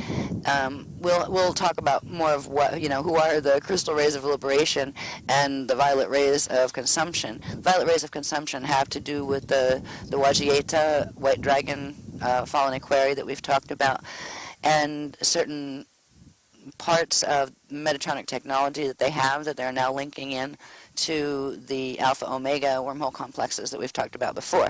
So we'll see more of that when we get to the diagrams. But what they want us to understand first of all is there's something in those maps that has to do with this that's called the Eye of Fatali. Now we've identified before it was referred to as the Eye of the Dragon. That is an overlap place between our Vecca and our parallel falling Vecca, which allows for the infiltration of the wormholes. There's a larger one that's between the Akasha level of our Akasha and the parallel Borgia matrix that has the four fallen Vecca systems, and that's referred to as the Eye of Fatali. So there's a whole system that is controlled by the Wajieta white dragons that is really the power plant of the entire Metatronic system. It hasn't been turned on for quite a long time into this system, but they've begun the process of that, and that occurred. They call what occurred in August of 2011, on August 8th. They call it the Delura breach. This has to do with certain parts of this technology that we'll show you that belongs to the violet rays of consumption.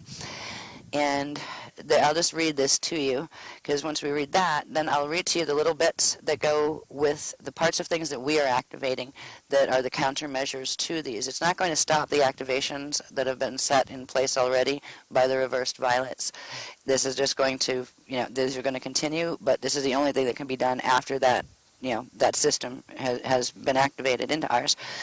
So what they say about the eyes of the Fatali and the Eye of the Dragon, which is the smaller one that we knew about with the Alpha Omega, fall system, black hole system, said following the August 2011 Delura breach, when Earth's Metatronic seed atom and Death Star Merkaba reached, wait a minute. All right. Let me see. It has to see what a comma is. It's hard to read this because it's in my chicken scratch. It's not typeset yet, so pardon me if I'm tripping over it a little. All right. Following the Delura breach, and when Earth's Metatronic seed atom and Death Star Merkaba will reach it's actually one isn't the word there. That's a not typo but a scribble O. So it's when that happened, and because of that happening, it's saying on the 27th of May this year, the 2012, the Eye of Fatali will open, because that is when the Metatronic Death Star that started spin and transmitting into the Solomon Shield in August of 2011. In May, this will reach a 55 spin, and that will open the Eye of Fatali, which will begin allowing what's called the artificial plasma rays and the false deity planes of the Wajieta Tankana violet rays of consumption to open into our parallel Vecca 2, and will go online with the Alpha Omega black hole system via the Dragon's Eye. So these black hole systems are connecting, and this is about it's like, how bad can it get? This is how bad can it get, but that's all right, because it's a challenge, but we can still move through this because there are countermeasures. Excuse me a sec. Sorry. Okay. Now, countermeasures have to do with other things, and all these were like new words, new concepts that they just kind of threw at me today. So let's see, number 2. All right. Now, as a countermeasure to that, and it's a countermeasure that won't stop the 55 activation, but it will kind of hold it in a not quite quarantine enough where it'll still keep going, but it'll hold part of the Aurora shield and part of the planetary shield and Aquiferian shields in the protectorate of what's referred to as the shield of, let me see, what's the shield of?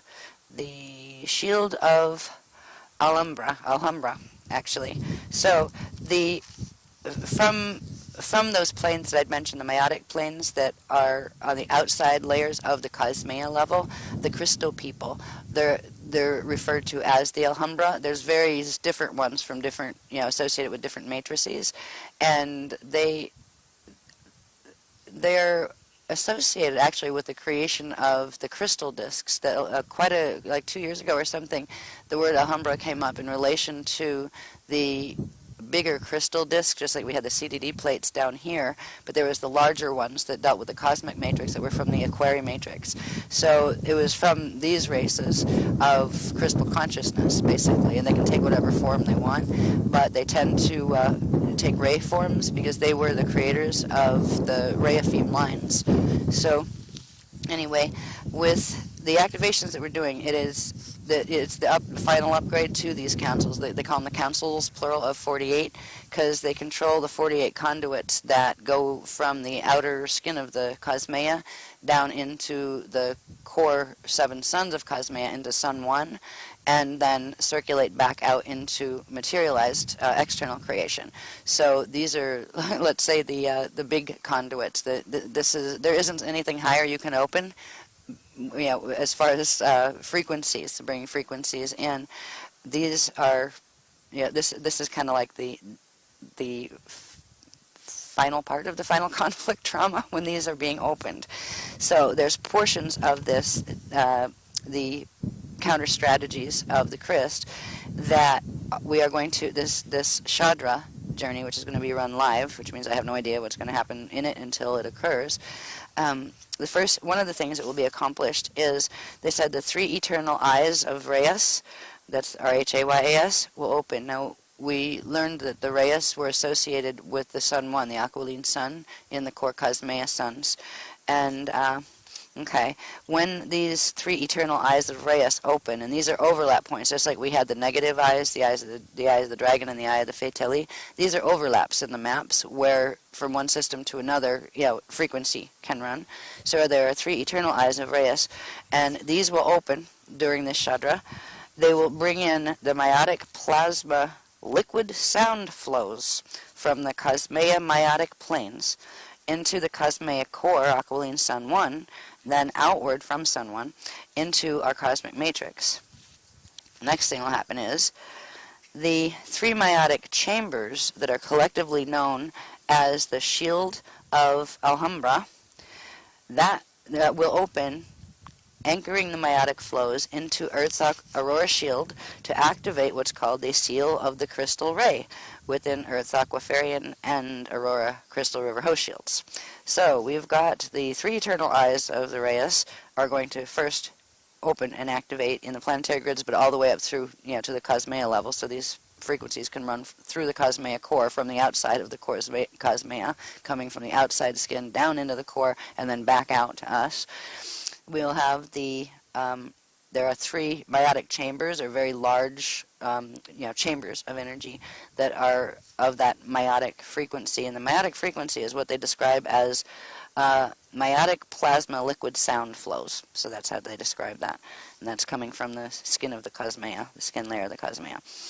So we have the Shield of Alhambra that will open and anchor the meiotic flows into Earth's aurora shield, and when that happens, it will activate the Seal of the Crystal Ray. Now, the Seal of the Crystal Ray. Excuse me again. I don't want to turn this on and off because it takes a minute to get it back on. Okay.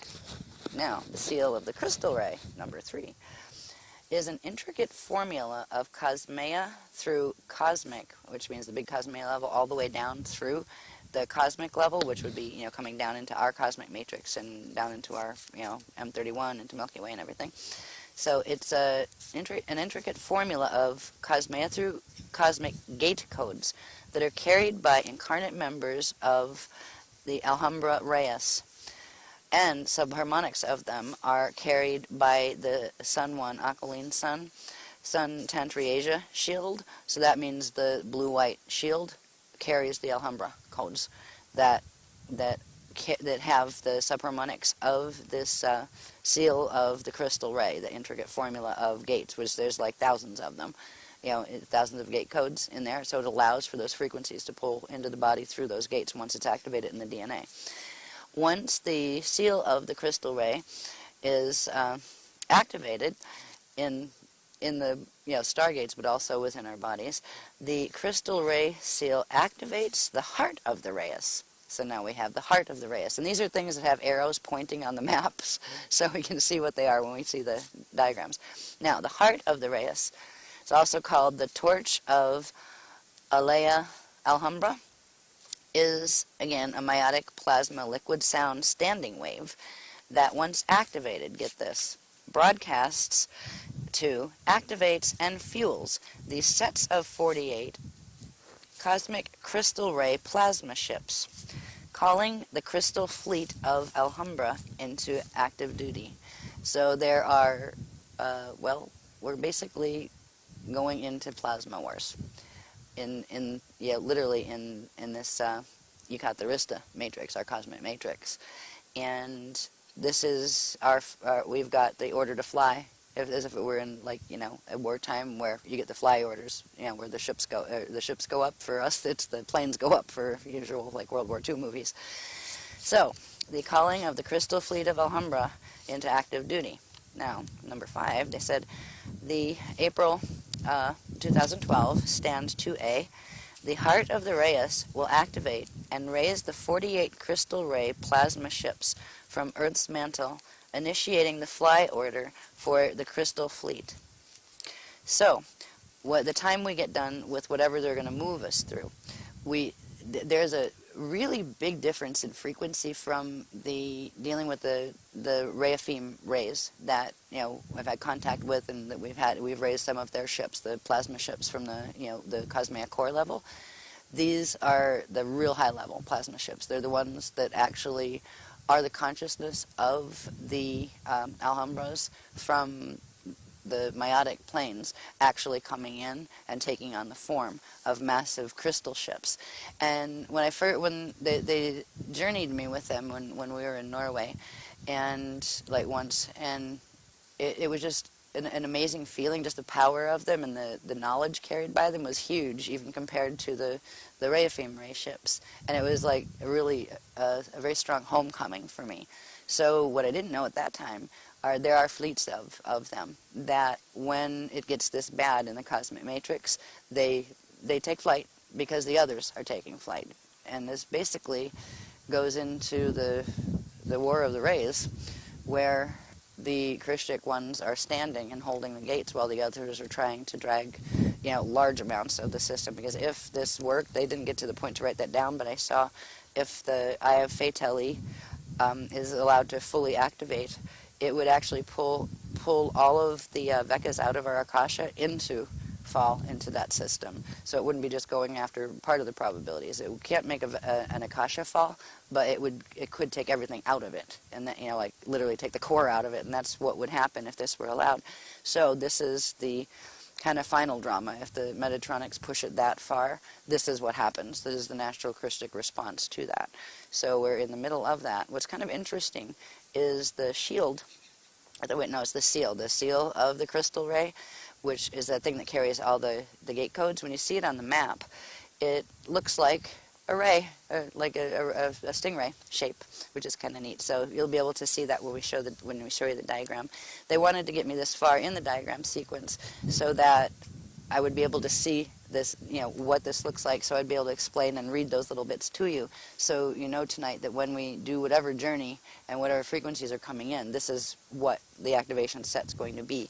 There's a process. They had the core team of the Blue-White Shield last night. They had us do a private activation so we'd be able to transmit to you of the frequencies that have to do with, let's see, what did we do? Because it's going to be the same thing that we're going to be anchoring, for you, and they're going to transmit, through us, because we activated it last night on these, which is the Flame of Alhambra first.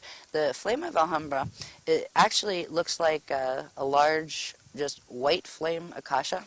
You don't see any color in it or anything. It's just white, but kind of alive, and like it looks like it's burning. It reminds me of a gas flame, but white. And what's interesting about it is when it activates in your field, or like in the shield underneath us, it looks like it has a circular gas burner. If you ever saw like gas stoves or whatever, where you turn the little switch, goes click, click, click, and then poof, and the little points of flame come up, and then with this, the little points of flame come up, and then it goes whoosh, and the big Akasha flame comes up. There are two places so far in the anatomy, our physical anatomy, that they've showed me that when these activations occur, we call it the burner ring, right? The burner starts activating first, and then it goes whoosh with the flame up around you. One burner is centered in the center of the Maharic shield, and yeah, that brings a larger one up completely around your body. And then there's another one that's centered in the apparatus of the private parts, and when that activates, it brings one up closer around the body. It's still, like the tip of it's still up above your head, but it starts down around where your privates are, so your legs aren't part of that one. And there's a frequency that when that happened with me, they did the activations like with me when we were in March, and I was like, whoa, what is that? Right? They didn't explain anything about any of this. They're just like, whew, all of a sudden these big white flames activated around me. And I'm like, oh, neat. This feels really, really good. It was the first protection I'd actually felt in a long time, because for the last 6 to 9 months, I could just feel the, like, literally, invisible war happening. And I was, they were like attacking the grids, they were attacking me, they were attacking the shield, and I could feel it. And this was the first, like, just real peaceful, stabilizing protection that I'd felt, for 6 to 9 months. So it was really welcome. And then around the big Akasha flame, there came another just big chamber of white frequency. And that chamber, I now know, is called, let's see, which is that? That is the seal, I believe. Yeah, the seal of Alhambra, I believe they called that one. The seal of the crystal ray, or no, the shield of Alhambra, that's that one, which are the meiotic chambers. So that's one of the meiotic chambers that activated, just like, where our vertical chamber is around us. And that came down, but there's actually 3 of these that triangulate and run the frequencies from our Akasha Aya and the Aquari Akasha Aya, and also the Alhambra Akasha Aya. So there's 3 Akasha Ayas involved in this, and these frequencies are coming through the deity plane. So it's not, just external creation. It's coming from the outer skin meiotic planes of the Cosmea down through the Cosmea core, and then out into external creation, and then down into our matrix, our small cosmic matrix here. So there are actually 3 chambers, and I don't know where the other 2 are actually in relation to the body yet. They might show me that, once we get further along in the diagram series. But the one I did feel, and it's still there, is the big one around me that's just running vertically. So that probably plugs in with 2 others that maybe we'll be activating by Sunday or something. I'm having a feeling they're probably going to show us where they activate in our fields too. So as these things are activating in the cosmos and in our local systems as well, planetary, they're also activating within our fields and within our bodies, and they're bringing with them the frequency protection of the Alhambra. So let's see. So we'll be doing the flame of Alhambra, which is the white Akasha thing with the burners, and just for shorthand, right? Then we'll be doing the chambers, or the shield of Alhambra, and at some point after that, we'll be doing the seal of Alhambra, which is those who have those gate codes of the seal they'll activate those codes in us. They started that with core blue-white shield last night, but they'll amp that in our field, and then we'll transmit it out to you. So even if you don't have those codes, if you weren't born, with Reyes codes or Reafim codes, that's okay, because we'll actually be sending a host shield out to you, where the frequencies will be available to you through the host of the blue-white shield, because it's the blue-white shield of the Reafim that carry those frequencies. So basically at this point, the mission is being turned over to the Reafim and Alhambra host in order to bring those frequencies to the rest of the shield, because the rest of the shield doesn't carry those coding, because only a small amount of individuals can be incarnate at the same time that do carry those codes. So it is all the shields are being put on full blue-white host shield at this point in order to run the frequencies of Alhambra. All right, so we'll have the activation of the seal, and that's the activation of those codes and the making available to you should you want it. Now, if you don't want to pick up that host, you don't have to, but the frequencies will be sent out to your Maharic shield, and if you choose to, that you want to accept that host, then, just kind of like hold that intention, and those frequencies will be available to you. And they will begin to put a meiotic plasma lock on your Maharic shield, which will start the process of blocking the Metatronic frequencies from running through and start the process of transmuting them, the ones that have, gotten into your fields already from the accelerations on the Metatronic spiral within the violet and green shields. So it is optional, as always. You can just block it with intention. If you don't want it right now, don't need to have it. If you feel that way, that is respected. So after we do that, then we will assist the Christos mission by, I don't know how they're going to do this, because we didn't do the full thing last night, where we're actually going to get the heart of the Reyes beating. We started the process with the 6 of us, that they had asked to do this, with the activation of the torch of Alea Alhambra, and that's the beginning activation of the crystal plasma liquid sound wave that they talked about, the meiotic wave. And we began that process with the 6 of us last night, but that will be amplified now and transmitted through center shield and out to you. And then there's going to be some kind of interaction between the planetary grids and the shield of Aurora and the rest of the solar system, galactic, metagalactic, all of that levels, that will start the beating of the heart of the Reyes. And once the heart of the Reyes starts beating, as they say, that means it begins the broadcasts, where it starts to, how do they word that?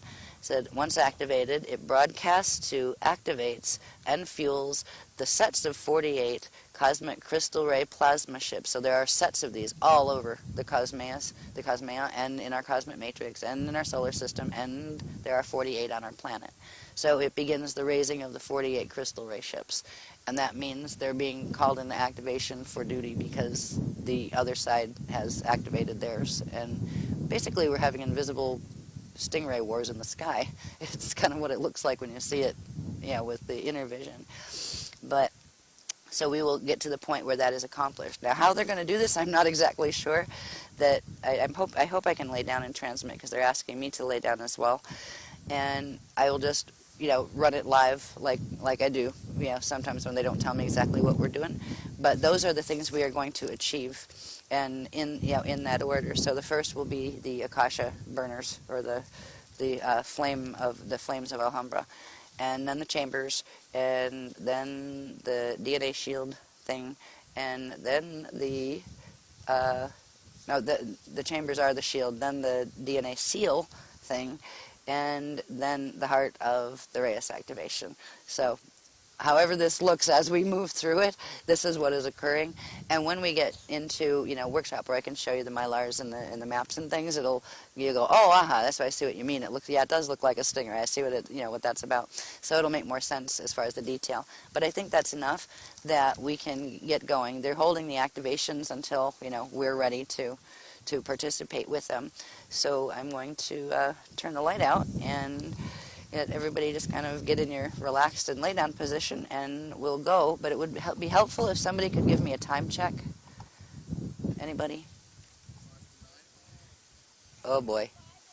What time do we have to be off the beach, Dar? Oh, good. Right. Well, hopefully this won't take too long.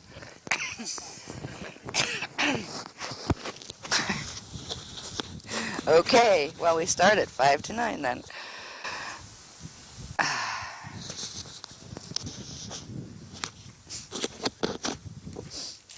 At least we're here. And it's still Saturday.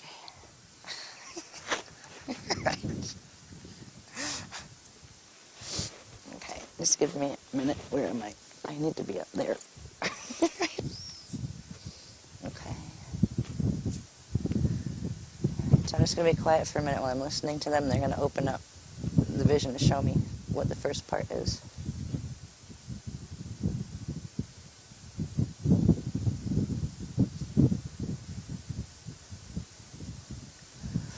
All right, the first thing they're saying is, if, looking directly up at the starry sky above us, try to sense what they've they've already set in motion, which is it's like a huge pillar that's a bit wider than the circle that the group forms, and it's spinning. It has two currents, one clockwise and one counterclockwise. Just try to sense the movement of that.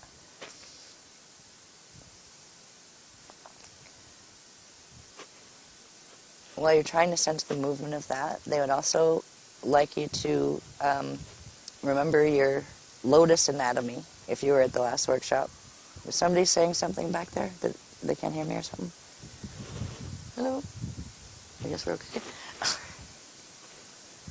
I don't know, I hear people saying something back there. Anyway, I think we're okay? Yeah, I was hearing people, I wasn't sure if they were not hearing me or what, over to my right. Anyway, try to call to mind, if you were at the last workshop, what we talked about, the lotus anatomy and the plasma body anatomy and the plasma lotuses that are in the chakras, that run down the body. So there's one in each of the chakras, and try to sensitize to feeling them there. If you haven't been at the last workshop, know that there are literally lotuses that look like breathing lotus flowers that are in the chakras and the center seals, and they're awakening, and they're actually good things. The dark flowering has to do with when they get put on reverse. Don't worry right now of whether yours are dark or light. Just sensitize to the fact that you have them. And the first thing they're going to ask all of us to do is all of the embodied ones that, as we're laying down, would be pointing upward, like we're going to grow a garden. So from your third eye, sixth chakra, right, your fifth chakra, your fourth chakra, your third, and your second chakra. They're the ones that are pointing upward right now, right? Try to inhale first into your heart chakra. Let's just say the heart chakra. Hold for a minute. And then on the exhale, push all of the lotuses up and let their stems grow, and push them all the way up into that field way up there that's spinning up in, up in the sky, wherever you feel that.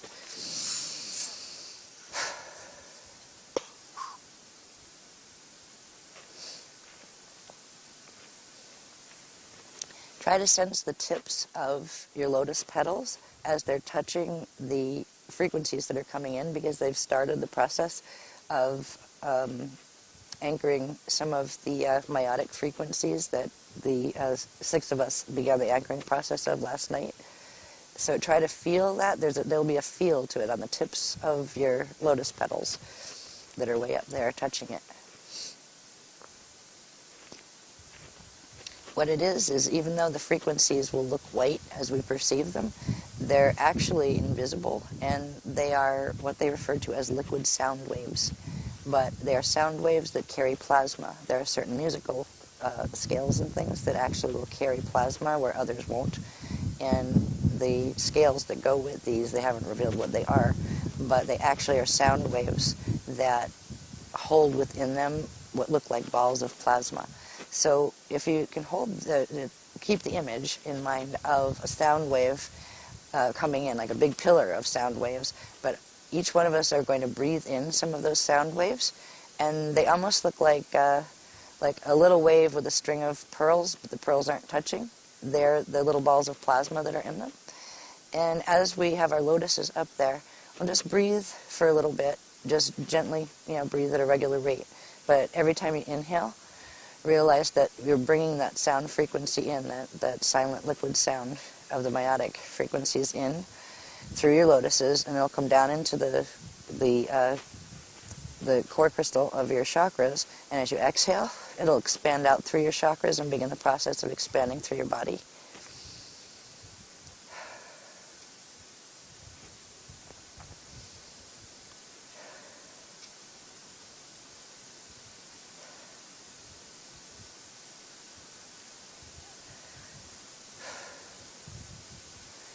Okay, now that we've begun the process of bringing in the meiotic frequencies, they're saying the next thing is we will activate the flames of Alhambra, and that's the one where first the little gas burner ring will, kind of flare and spark, and it'll be in the 2 places. Some people will have it happen in the one in the privates first, others will have it happen in the one in the Maharak Shield first, and it doesn't matter which is which. But when we do a certain thing, they're going to begin the activation process. And as we're laying down horizontally, these flames will stay with us. So if we're laying horizontal, they will be horizontal with us, like around us, as if we're encased in an akasha. And if we stand up, they will come with us, and they'll still be, they'll keep their point where, up above our heads, and their base down below where our feet or our private area is. So they're going to send the first set of transmissions, is what they're saying, that will first in center shield where we are. They're going to what's called phase the three aminas, and that has to do with what we learned about the lotus plasma generators and anatomy in the FOL workshop. So they're going to do that at center shield, that's with us, and then that's going to create a spark, and then we're going to do the 2 become 3 become 1, and a big pillar is going to open around us, and then that's going to send sparks out through all the grid lines, first to the 4 people that are around us in core, and then to the other 8 that are around them, and then we'll go out through the different groups that are aligned with various ones of us at the core. So they're going to transmit these frequencies after they phase the aminas. Okay. They want just Palm Lotus link for that. Okay. Thank you. All right.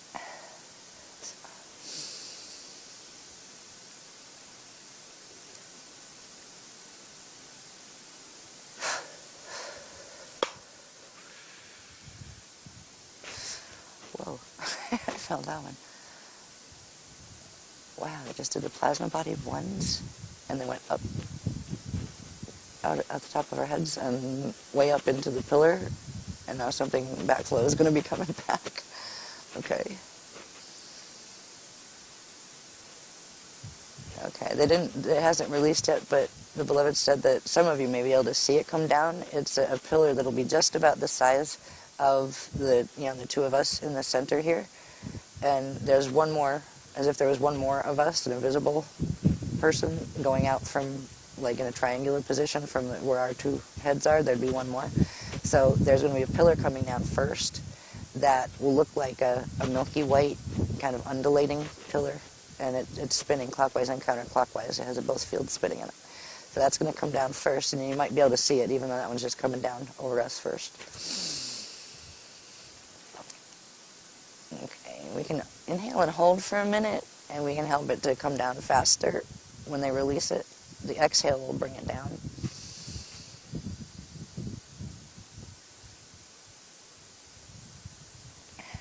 No.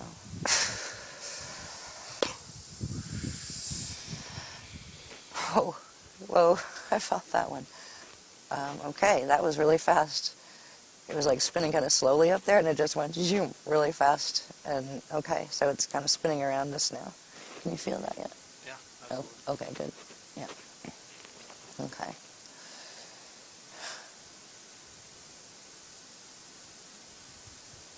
All right, and they're asking, can we feel the one behind us? The energy field behind us? Because the 2 become 3 become 1 thing, the merged plasma body self is there. Okay.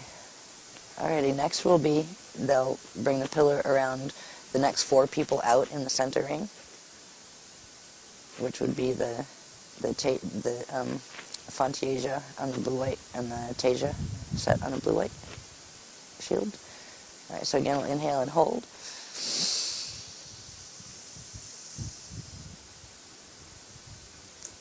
And exhale down, and then bring the pillar down.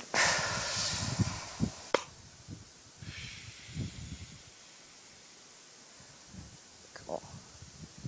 And they're saying with that one, you may sense almost as if the sky came down a little bit closer, because that band of energy that they have running up there that was in the big pillar around the whole thing, literally just, it's densifying. It's coming more into, the myotic frequencies are coming down lower. So it's almost as if the sky is getting lower, coming down toward us, that part of it. And now we're going to do the 4 inner groups of 12 or 24 people. Nope. Oh no. I think that was the directions. We just had a wind blow away the paper. Oh, it's a bag. Good. Okay. That's right. I think I don't need to read them until we get home anyway. All right. So the next pillars. There will be 4 pillars that will come down around the 4 groups of 24 that are closest to the center. And then at the same time, there will be a big pillar that comes around down around that set of 4. So if we can inhale up and hold, and then bring those pillars down.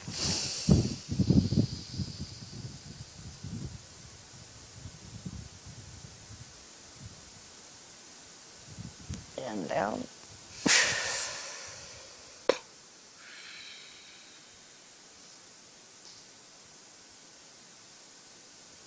Okay. Feel the sky thing, like the feeling like the sky is coming closer. Try to sense that occurring as the energy comes down more. And now we're going to go back to the center shield and the outer band of 8 people that are, around us, around the 4. We have like us in the middle, then 4, and then the 8 people. It's going to bring down the big pillar around the each one of the 8, and also around the cluster of them. So it's going to activate that center, the whole center core pillar. So let's inhale and hold, and bring that in.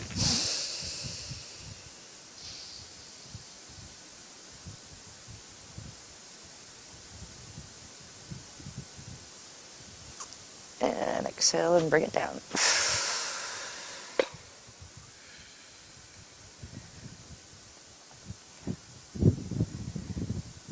As that larger pillar comes down around the entire group of the center, the center ball in the Cosmea configuration that we're in, it will start the spinning of the shields of the 4 immediately outer groups of 24. So there will be a shield spin sensation you might feel, those 4 groups of 24 people.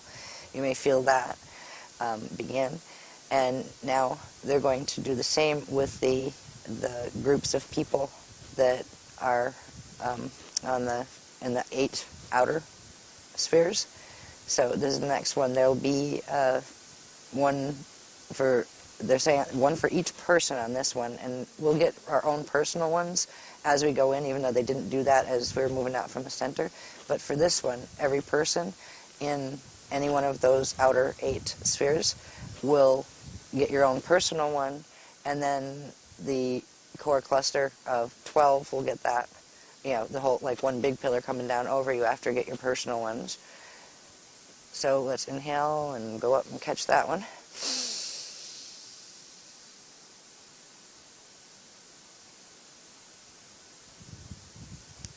And bring it down.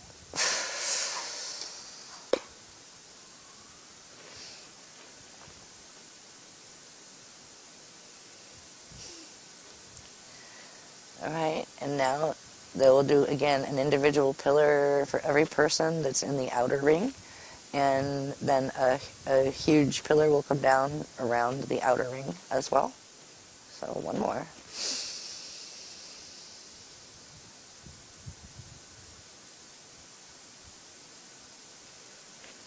And exhale.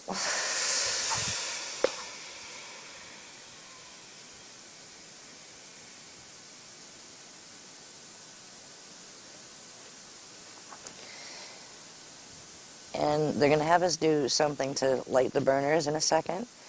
And they just wanted to mention that while we do that, individuals that are closer to the center and in the more central spheres that didn't, where we didn't say an individual pillar comes down, this is when your individual ones will come down with you. Inside the group of like 24s, each one of you will now get your individual pillars down with this next activation. And what they're going to do first is activate in the Tantriasia shield, the blue-white Tantriasia shield, in the core in the center, a large burner that extends like around us. So it's almost as if we have a ring of fire around us when this activates, and that will trigger kind of like from where we are. The next will be the 4 people closest to us, then it'll be the 8 behind them, then it'll go out to the 4 cluster, and then to the 8 cluster, and then to the outer perimeter of the shield. So once this burner frequency anchors, it'll kind of like pop, almost like if, how gas flames, when you turn on the stove, kind of goes tick, tick, tick, tick, tick, and then goes when the flame comes on. It'll be that kind of effect, and some people may actually hear it, feel it. But as the frequency spreads out from us, it'll spread, out through the shield, and it will trigger in your Maharic shield, which is, like below your feet, actually. It's actually in the earth, and it kind of moves. You can have it vertical or horizontal. Right now, your Maharic shields, most of them are like vertically, they're still below your feet, as if you're standing on them even though you're laying down. And you'll feel the activation below your feet, as if it's coming up from, beneath your Maharic shield. And some of you might feel it first in the shield that's in the private areas that has to do with the lotus anatomy. It doesn't matter which, because one will trigger the other. So as we anchor this next set of frequencies, it will turn on the flames of Alhambra, which are the white Akasha-looking flame bubbles, around each person, each individual. And each cluster will also get a cluster version, where, the collective has its own. And then the entire shield will end up with a huge one, or a set of 2 huge ones around us. And as that occurs, they're saying, try to feel that as the sky, that feeling of the sky moving down toward us. At that point, as the flames, the Akasha Alhambra flames ignite, it will be as if it comes down and it's like like on your chest, as if they're right on your face and on your chest, and then it's as if the sky moves through you and goes down under you, and it goes down to the Aurora shield. So just try to sense that while we're doing this part. Okay, now let me see what they're going to show me.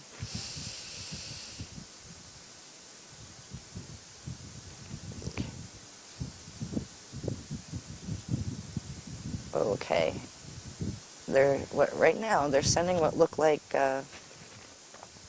torpedoes, little white torpedoes, going down the central column, down into our shield here, and they're building quantum with that. At a certain point, it'll amp our personal flames, and our burners and flames, and they'll kind of go whoosh. And then the big one that has to do with the blended plasma body will also go whoosh and ignite. And at that point, we have enough frequency to transmit.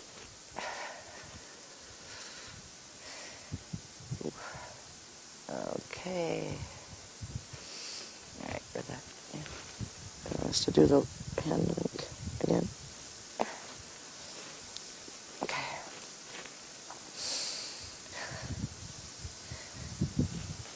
Okay. Ooh. Okay. I felt the big one pop. Did you feel that one yet?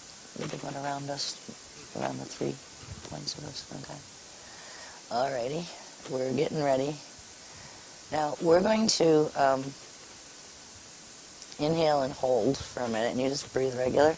When we exhale, that's when anybody who wants to receive these frequencies to ignite the flame of Alhambra, when we exhale, you inhale, and that will bring these frequencies to the bottom of your, the underside of your Maharic shield, and then it will trigger the activation of the 2 Alhambra flames, the smaller one from the privates and the bigger one from the Maharic shield. So if we inhale, and then when we exhale together, then they can inhale, right? Okay, let's inhale. And hold. Charge.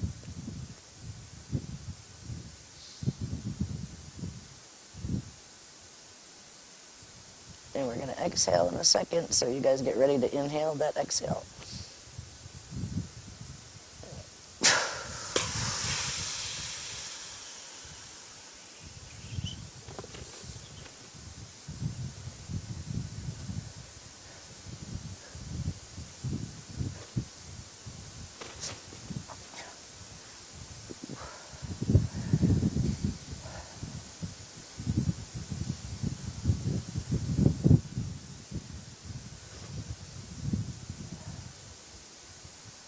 That was neat. I felt it like concentric rings of Akasha, burners going boom, boom, boom, spreading out from the center. That was pretty neat.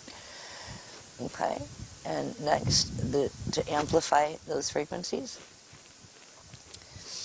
they're saying to just breathe frequency up from the Maharic shield and try to imagine that burner there, that, the burner that has like the points of flame coming out of it that form the big flame around you.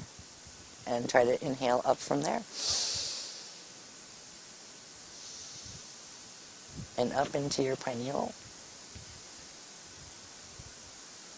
And then exhale and push downward and upward simultaneously, vertically. And a few breaths like that, where you just breathe up from the heart shield into the pineal gland, and then inhale, and then like exhale, 2-point exhale up and down your vertical column. It'll amp the shield now.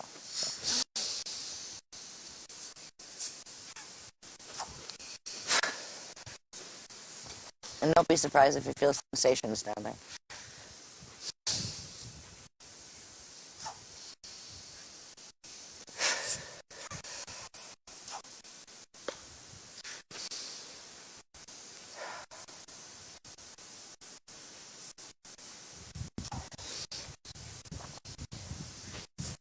This is a good technique, amping technique to remember, they're saying, because you can just breathe from the smaller one, because that's the one that's actually closer to your physical body, so you feel it more intensely. You can breathe up to the pineal from there, and then do the up-down exhale from the pineal back down to it. And if you do that, that will amplify. Like if you're in a situation where you're afraid or you're feeling unstable or whatever, you can do that breathing, and it will amplify the root flames coming out of that burner, and it will strengthen that field, and that's protecting the D2 atoms, most strongly, compared to the big one around the entire body. And it will also begin to build a ball of liquidy plasma that feels like it's inside of your body, like as if it were a circle on a diagram, where the bottom part of the circle would be touching this shield that runs through the privates, and then the top part would be going up to like the day center area below the navel.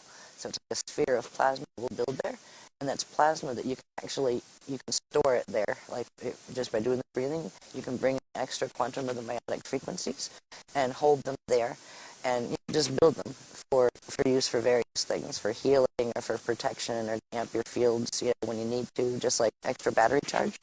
So you're saying just simply doing that breath from the smaller flame of Alhambra up to the pineal and the 2-point exhale will amplify the amount and the speed at which the meiotic currents, the plasma sound currents, are coming in. As we do that, it will naturally trigger like a pop sensation, where the chamber activates, the big spinning chamber around you. Some of you may have already felt that activating, because we anchored the pillars, but now that chamber opens up with amplified meiotic frequency inside of the pillars that we had anchored. So it's like a personal level of intensification of the chamber frequencies from the larger shield that we'd anchored. To try to feel that around you. It's a very nice space to go if you're feeling under attack or just miserable or not feeling well, where you just really focus on those two parts of the plasma anatomy and just really amplify them gently with the breathing, because they can bring an amazing level of just like peace and stability feeling to the body and the emotional body and everything. So it's a very simple technique, but very powerful when you start using it. Okay, next. What are we going to do next? Let's see. Try to feel the spinning of your chamber around you. And they're saying, actually, the chambers are running vertically right now, like up and through us, and we're laying horizontally in them. And these chambers will stay in the vertical position, but when we lay down, we'll pull part of the quantum with us, so it follows us as we, lay down into, with our head pointed toward our Bardo chamber and that kind of stuff, like we've talked about in the anatomy before. So we take part of the quantum with us when we lay down, and when we stand back up vertically, it brings those two sets of quantum together.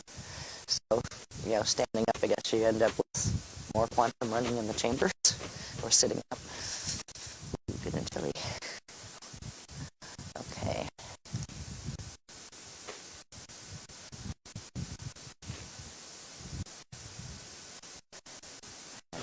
Watching them and listening to what they're saying now.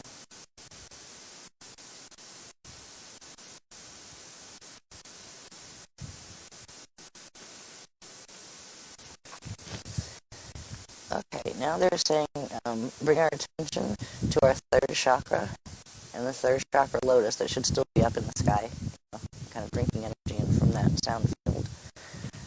So bring the attention down into the core of the third chakra, and inside of the third chakra, it's already been identified in the lotus anatomy, there's something called the blood crystal sac that's in the back of the plasma body anatomy in the third chakra. And inside and around that is how they're describing it. They haven't showed me a diagram yet of it. There is a center that they haven't named yet, but for short we can call it the Alhambra Center. This is where we begin the process within our bodies of activating the heart of the Reyes.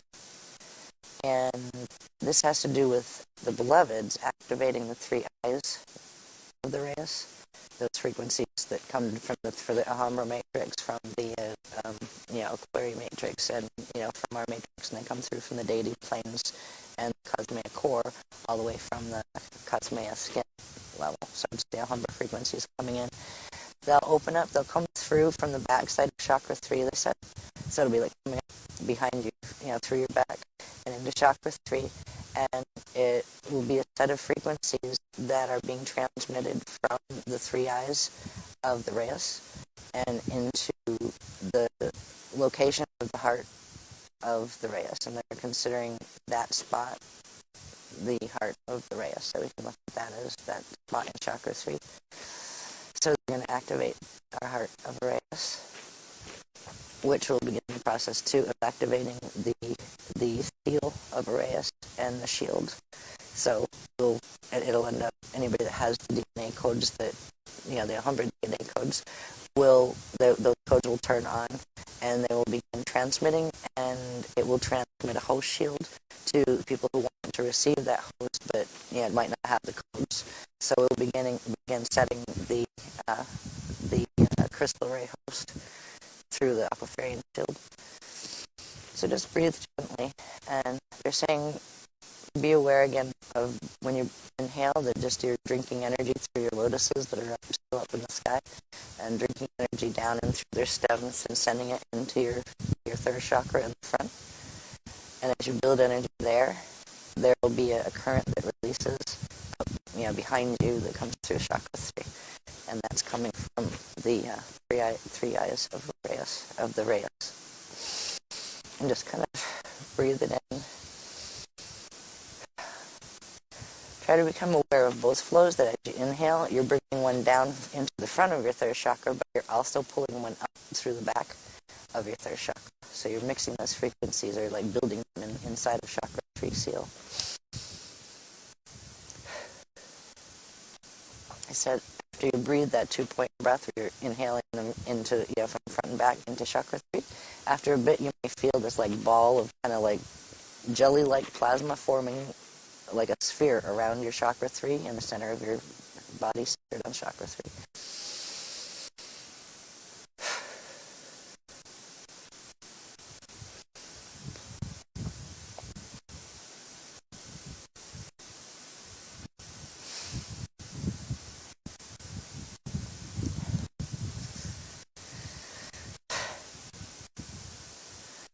Saying now to use the breath when you get a sense of that plasma sphere, centered on chakra 3, as it's expanding.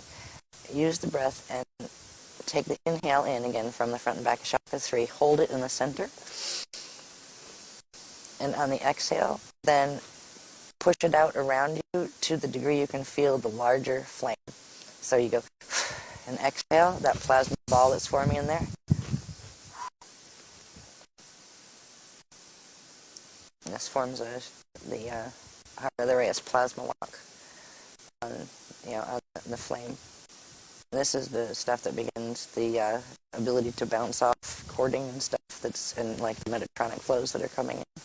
It begins that level of ability to transmute those frequencies before they get into the molecular structure.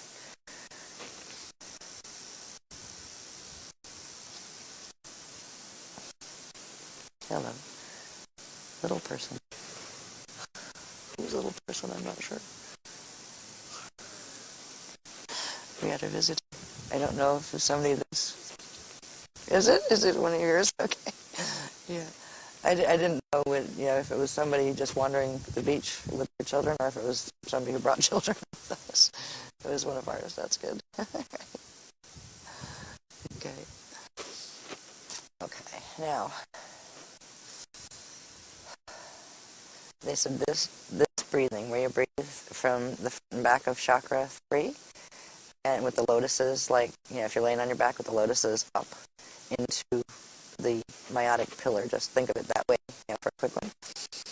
And building that, inhale, bring the frequencies in and expand them out into that plasma orb that starts inside of you and then expands out around you into your flame. That's another way to amplify, and you can use that with the breathing from the private shield up to the pineal, and then releasing the up and down breath from the pineal. So if you can combine those two, that amplifies the entire activation, the activations.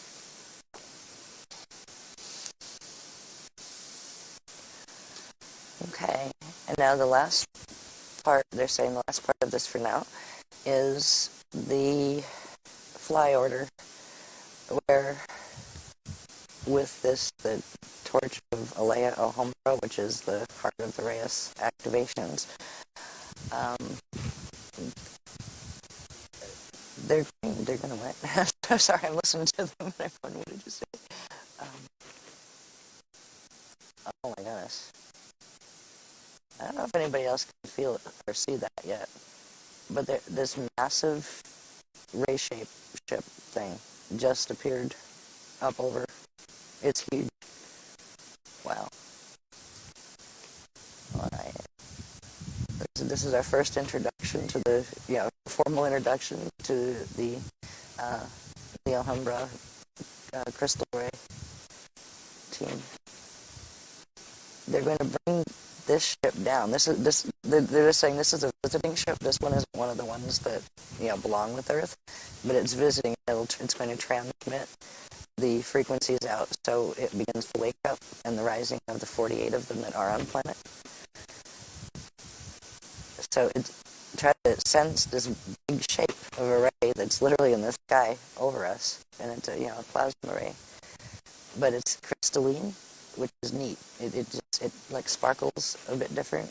When I first saw it, before they told me anything about them, like in March, I was like, wow, it looks like it was made of like millions of little diamonds or something. It was like, so I was thinking of it as the diamond ray, but then diamonds are carbon, so I said, no, just crystal's good.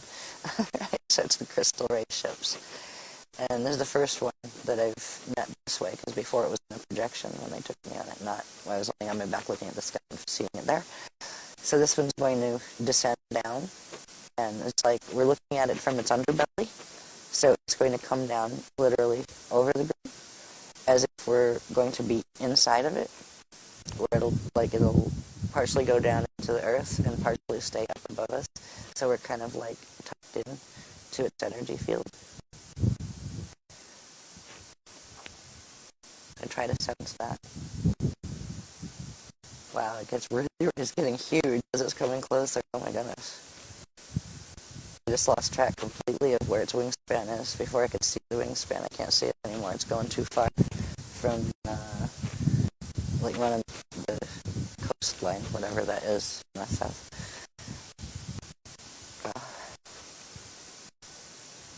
Try to sense the weight of it as if the air pressure is changing as a subtle weight. There's a weight to it as it's coming down.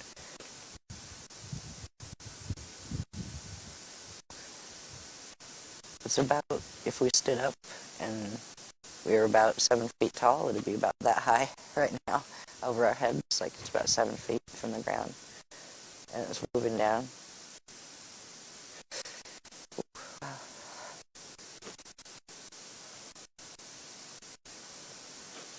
At this point, if you're a person who's fiend-born, when this ship settles around us, it'll trigger activation of your theme codes, so you may get a flash of one of the theme races if you haven't had anything like that already, and there are a number of them that we can go over those if you haven't in the last workshop. But not everybody is a ray of beam that looks like a ray. Some people are the ones that are like associated with the Athi and Mathis. Some are the ones that are like the crystal trees. So there's various different theme forms, but it will trigger your theme codes. If you happen to be a fallen theme, your codes would be triggered already. But what it will do is to begin the process of quarantining them so they can't further activate in your field, and they also can't transmit out, so that it begins a process of, if you have fatality codes, that it begins a process of putting a barrier between the Metatronic frequencies that are coming through the planetary grids that are trying to activate those codes further and further, and your own codes. So it will begin the process of where that can't activate the fatally coding within you any further, which means it gives you more of a return of your free will on a 3D level.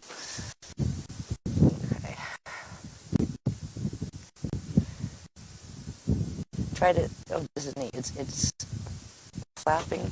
I don't know if you've ever watched pictures of rays swimming, of manta rays swimming, but when they do that kind of undulation of their wings as they're, flying through the water, basically, it's starting to undulate like that, its wingspan, which is huge. I can't see the tips of the wings, goes way up and down the coast, but you can try to feel the undulation wave run through you.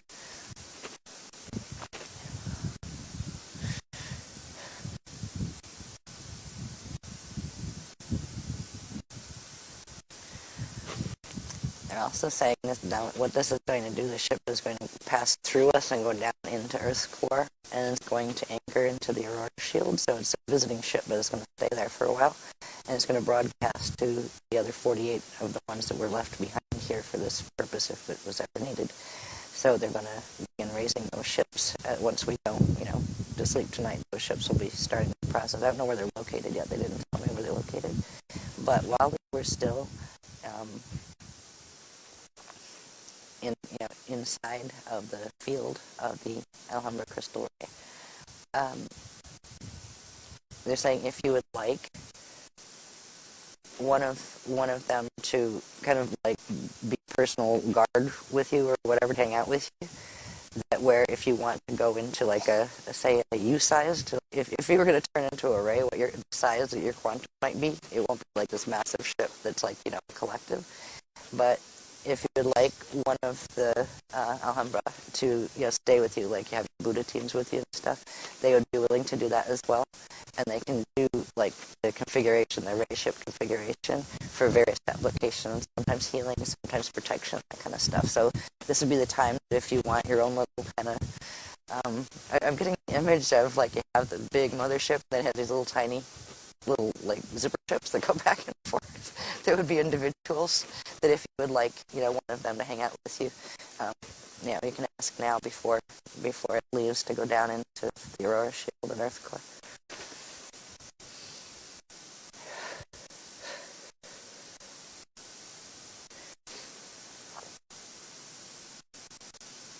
And it's getting ready to move downward, but they're saying one more thing before it descends downward. It's going to give, what do they call it, the gift from the heart of the Reyes. It's an energy burst that looks like crystalline, millions of little crystal stars. And it's going to go out and just run through anybody who wants to receive that.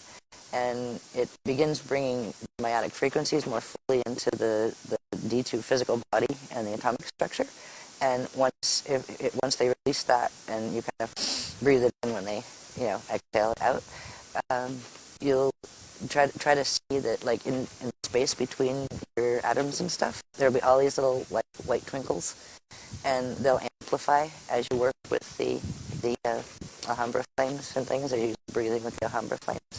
So they're going to transmit that gift from the heart of the Reyes before they go down into the Aurora Shield. So all right, they're going to have us, I think, in the center, do the inhale, bring it in.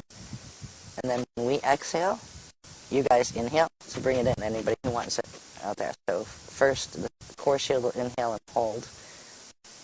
And then when we exhale, that's when the rest of everybody that wants it, inhales as it comes out from our shield. Okay, so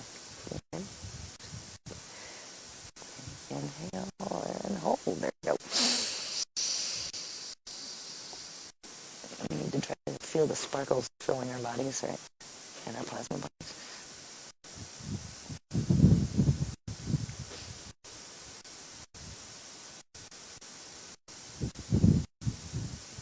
And exhale, transmit it out to everybody else. And you guys inhale. And as you inhale it, feel it spread out really fast and multiply. There's like beautiful little sparkles all through the spaces between your atoms. As this frequency builds, eventually it will also be in your atomic cores. It will like jump into the core of the atoms itself. And just try to breathe those frequencies. They should feel very, very healing and very blissful. So that's something you can play with at dinner and, like, I don't know if you have time for a nap before the workshop time, but this is the beginning of the process of the raising of the 48 crystal ray ships. They'll tell us more about what that means and what to expect. Probably when we meet again at like 2 a.m. But I do want to try to get the 2 a.m. to 5 a.m. thing in, because then there's a little bit of time where I can get an hour or two sleep, and you guys can sleep during the day, and then we can come back and have a program for Sunday evening, because I have to spend most of all day Sunday working on that program. But at least you get the information that goes with these activations tonight while the activations are just running in the field, which will help anchor them. So that's why it is worth coming in for 2 hours at 2 a.m.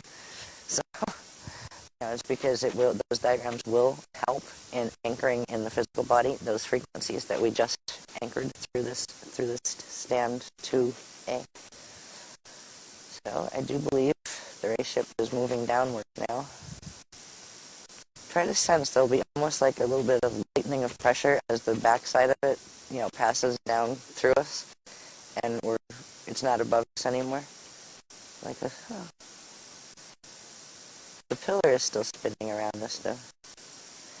Now, these activations that we've had with the Alhambra flames and the chambers they are permanent. They're a plasma seal, a meiotic plasma seal, that will link you into the Alhambra matrices and begin the process of blocking the Metatronic flows that are coming into your bodies at this point because of the Metatronic override that the shield was hit with.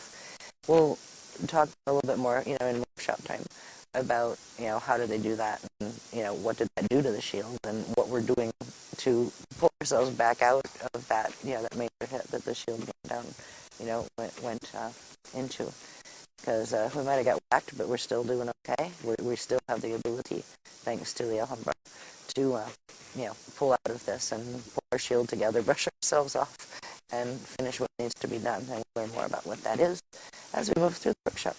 So I hope you could feel the frequencies that were brought in with this activation. I find that they're even more noticeable when you work with them privately, like by yourself. Say when you're laying in bed getting ready to go to sleep at night or something, and you remember to really amp your flames, your Alhambra flames and your chamber. There's just a consciousness about them that you can really, really feel. That I've never felt more connected to God's source of eternal life, first creation. It's just this amazing, just feeling. It's like a link between myself and my little self as I am here, and that amazing consciousness field. So try to play with them and get to know those frequencies that are with you now.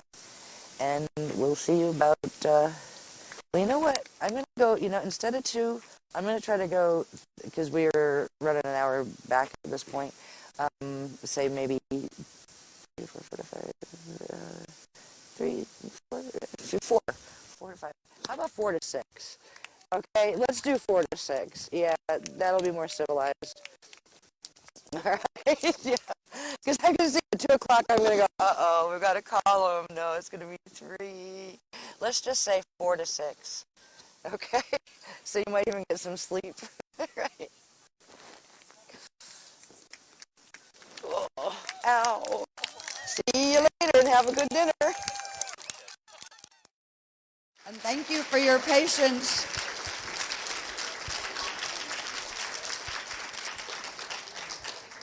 In our family at home, afternoon is that place that happens when you have your morning in the afternoon.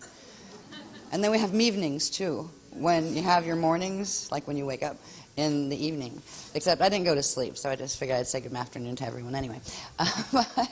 Thank you for your patience. It's been a very long night, and I was given some quite intricate graphing, and not just the graphing, but the explanations of some of the things that they were showing me on the graphs that are important.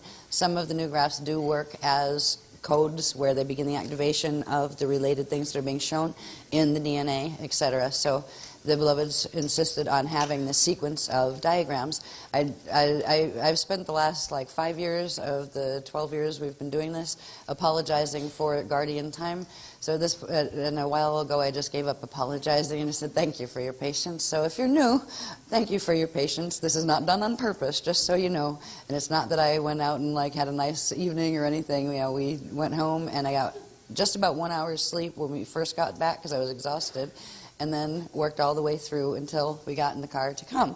So it has been a long night. This is the first part. There's going to be the second part still. So however long this takes to go through this series of graphs and the information contained there within, we will do this. And then I have a number of hours more of graphology to complete. Some of them are in various parts of being done that have to do with the second part of the program. So there's a lot of graphing in this one to explain some of the things that they are showing us. So I'm not sure what time will be coming in, but it's going to be another one of those late ones. But it won't start as late. It won't start as late as 10 o'clock Monday morning. It won't be one of those because we can't have the room that long.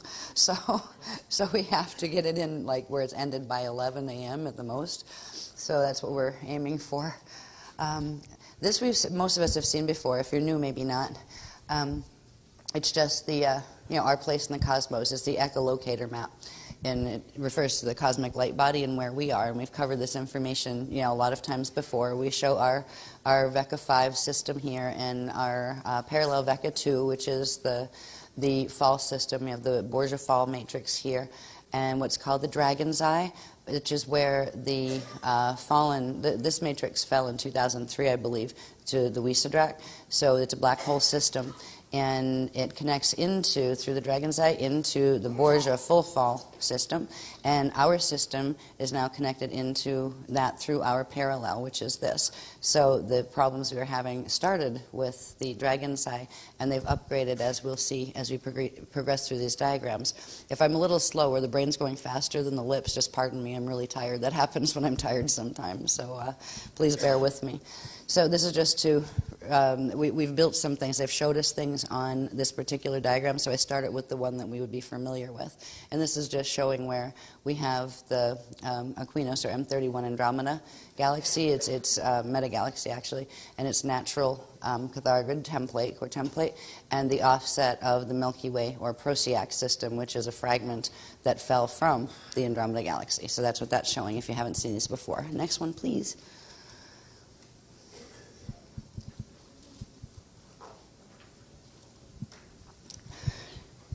Okay, we've seen this one before too, and this is where we begin to identify some of the things that are becoming more and more important in our understanding of what's taking place on our planet and in our solar system, which is, this is showing you the same thing here, right? The cosmic matrix, which were the bones of creation, and this is showing the balls of creation, which are the probability fields, and which probability fields we are in. So we've covered this information before too, and there are upgrades to these graphologies that the Beloveds have given us, for this presentation.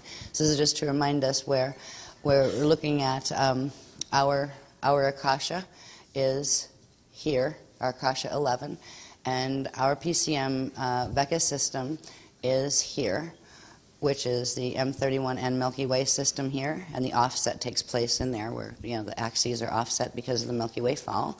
And this is our parallel VECA 2 system, that is the fall system to Wiesadrak since 2003.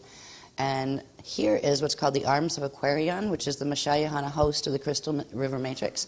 And that is coming from here, which is the Aquarian Mashayahana core, and that's the core of their matrix. And this is where the Aquari races come from.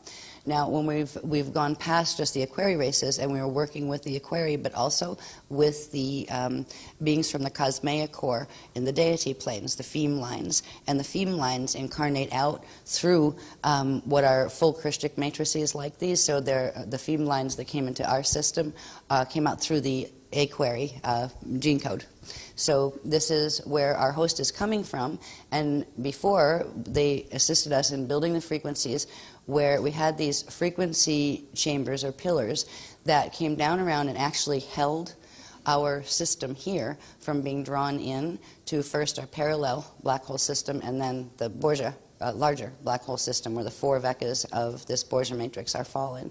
So when we talk about the planetary Death Star Merkaba and all of those things and Region 55 spin, it's all about using those major torsion field or vortice mechanics to draw this field, this energy field, into merger with this one in an artificial way, in a way that would not be a natural combination. And then once this was drawn into here, dragging the whole thing into the full fall matrix. So when we talk about fall, for people who might be new, that is what we're referring to and what we have been doing our best to try to avoid. Now, we are in a fall system at this point. We have been working before the Crystal River level of the host came in, we were hoping to be able to repair the planetary Templar sufficiently, where we didn't have to worry about any of these things. The Ascension Gates would have opened in 2012, and everybody would have been happy, and it didn't work out that way because there were agreements broken by the Anunnaki and the Draconian races who controlled part of the grids of Earth. And because of that, we ended up in literally since late 2000, we ended up in a progressing invisible war drama, which we are now going into the last leg of. And the last leg of isn't going as well as it could be, but it's not hopeless either. And we'll see some of the reasons why the drama just got much more intensified with the activations on the Metatronic side, but also what the Christic races of the Crystal River host are going to do about that, and what we are going to do to help, to help ourselves and to assist the Crystal River host in continuing to be successful. Now, we won't stop the system from falling, but we can still serve as the Earth level committee that will assist beings from evacuating from a falling system. So that is the core of what the Crystal River host is about at this point. It is an evacuation host at this point.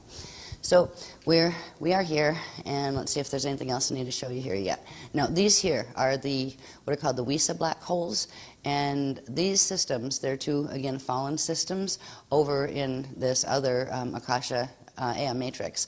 But they have wormhole systems that cross down into the our parallel Vecca 2, and then link through into our Milky Way and into our Vecca 5 system.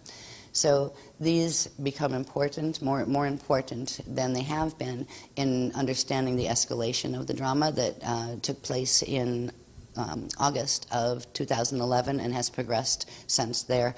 With if it was a sporting event where they had Christics on one side and Metatronics on the other, that was like score 10 for the Metatronics, and so I don't know what the scores would be if you actually looked at the two sides, but we're still standing, and the Crystal River host is still running, so this is good. All right, so we will see what is taking place with these two, with the WISA black hole systems in relation to their wormhole systems. These are the WISA wormholes. They have the Procyon black hole that's at the center of the Aquinas or Milky Way galaxy. These link in through, these wormhole systems link in through the core of our Milky Way galaxy system and then come out into the Milky Way, into various star systems within that, including our solar system. So let's see.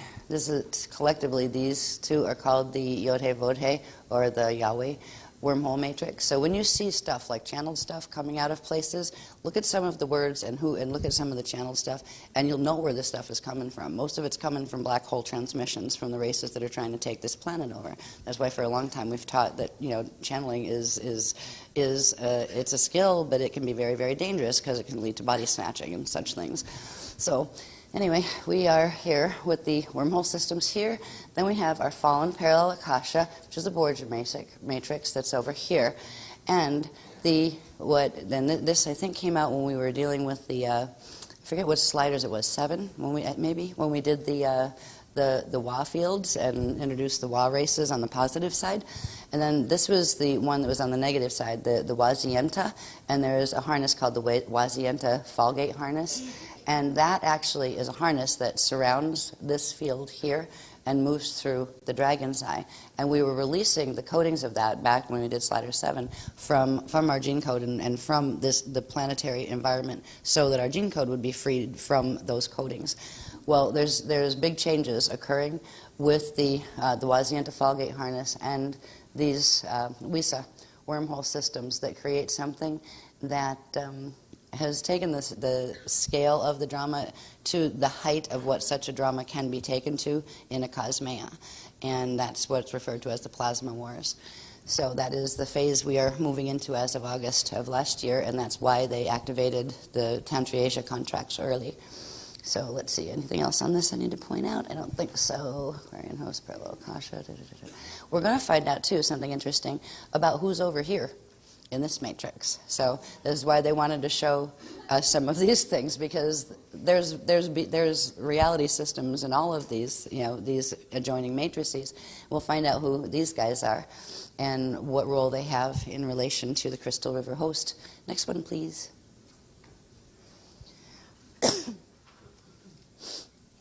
This is just to remind us, and especially if there's new people, that when you see these what appear to be wacky things, some people will go, oh yeah, they're maps, like they're fake maps. No, they're actually real maps. When you realize the cosmos is structured on like a bubble system, and even science is starting to hypothesize that bubble universes might exist, but they don't realize there's a core structure to them, and they have very specific mathematical relationships to each other.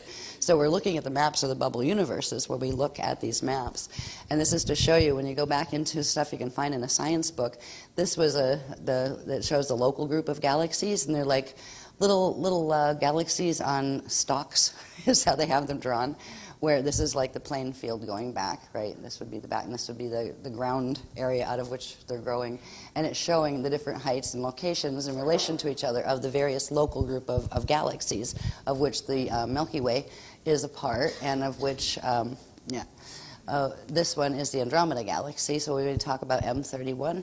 That's up here. So this is science. This is how we use these maps. So you can actually see what Stargate systems interact with what Stargate systems, what probabilities. These are maps not just of space, but of space-time, because I also tell you, relationships of time and space, not just of space like the ones that you can find in science books. So let's see, somewhere here we are. There's our satellites. Where's the one that says Milky Way? There we are. We're right there. And the Andromeda Galaxy is here. Now when you look at it here, we're right here in this map, and the Andromeda Galaxy is here, right? We fell from there, actually. That's where the Milky Way had originally been part of as a natural system. So this is what that looks like in relation to the probability maps. And this would have been the natural axis for for the Andromeda, and the Milky Way axis is tilted now, and it reflects this tilt here, where this point should be in line with that, and it's not. So it literally creates almost like a phantom. It's almost a phantom matrix when a system falls like that away from its birthing galaxy. Its quantum is supposed to be part of its original galaxy. It causes a problem for beings when they are attempting to evolve and then evolve back into the Adashi return cycles, because you need to go back through the path through which you came. So if you come down into a system and that system happens to fall like the Milky Way did, you have a big problem, because you not only have to get out of the Milky Way to go back through the ascension cycles, you also have to go back through the original galaxy from which you came. So that would, in a normal sense, it would be a lot of incarnations in the future in order to do that. Now, because we're in a fall system, there's a few shortcuts that are available that usually aren't in non-fall systems, which means we can be hosted to the point where we can host back through what's the still viable parts of our original galaxy, and that's why the host is being carried through first M31, or the Andromeda Galaxy, to get us back home from where we started, and then it's being held by those other matrices that aren't even on the star charts that science has right now. So we can't show you where exactly in the constellations that the like where the aquarium matrix is or anything. They're so far off the charts and pictures that science has as what outer space actually looks like that there is no reference point yet to compare them like this. But this is just to show you that these are very real in real time and in relation to real science too. This here, this center point here, is that center point there, which is the black hole center point of our Milky Way galaxy. Over here, and this is from science books, in this arm is where our sun is. So our solar system is out here in relation to that black hole system. What that looks like in the maps is here's the black hole system, and depending on which probability we're in, because there are 12 probabilities in each of these matrices, we started out when they first gave us these maps where our Earth was here and our sun would be here in this system. So that means the same thing, but with more detail of showing gate overlaps. As this means here, because they don't show you gate overlaps there. And this information is just to show you the various arms of, this is our local Orion arm, they call it the Orion arm, and that's where our sun is, and that's where this is on the maps. So these maps do translate directly into real space-time locations. Next one, please. Oh, and this is just to show you the Metatronic spiral to begin with, because the frequencies of the Metatronic spiral actually step down through the cores of fallen suns, and that's how they come into systems and begin the reversals of the organic shield and morphogenic template of those systems to harness the energy and drag the quantum in as food.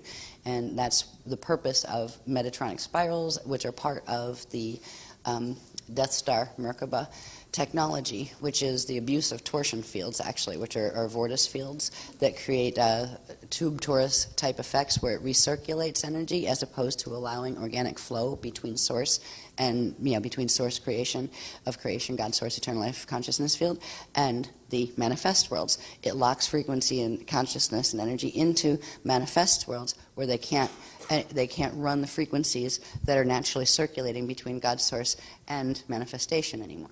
So the Metatronic spiral is the antithesis of the Christic spiral. So in that sense, the Christic spiral is Christic eternal life, and the Metatronic spiral is anti-Christic, or the spiral of the Antichrist, if you want to look at it in a Christian terminology. That actually is a finite spiral that has to feed on other things. So it's a vampire spiral, and it's a vampire technology that requires for itself to continue to survive and to continue to have the momentum and quantum to expand and to grow and to exist. It has to feed off the living matrix, that the living matrix has the flow open between God's source consciousness field and the manifest field, and there's a constant flow between the two. So these are some of the things. We've covered most of these things before, as if you've been with the workshops, but I tried to do a little bit of a recap quickly for people who may be new, because I know a number of new people keep coming in with the the new waves actually that are being released by the beloveds. Everybody tends to come to these workshops when they get a certain call, and it's a spiritual call that you might not hear somebody saying, oh, you need to go to a workshop in your head, but it's like it's your time to bring that frequency of information in, because you hit a certain frequency within your own self that is nudging you. Your own higher consciousness levels are nudging you that now it's time to open that understanding. So there's always a reason why people are guided by their higher parts, whether they realize it or not, to come to workshops. So if you're new and coming in, this is what your higher self decided was the right time for you to pick up on the information. So I'm not going to do heavy recaps. It's on the product list for 10 years. We have lots of information if you want it. Next one, please. Okay, here we go.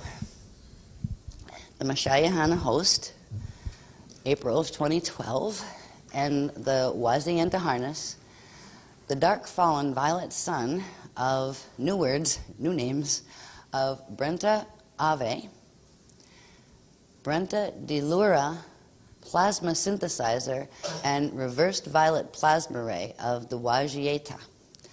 This is part of the problem we're having now, and why we're moving into where all of a sudden December 21st is happening on May 27th.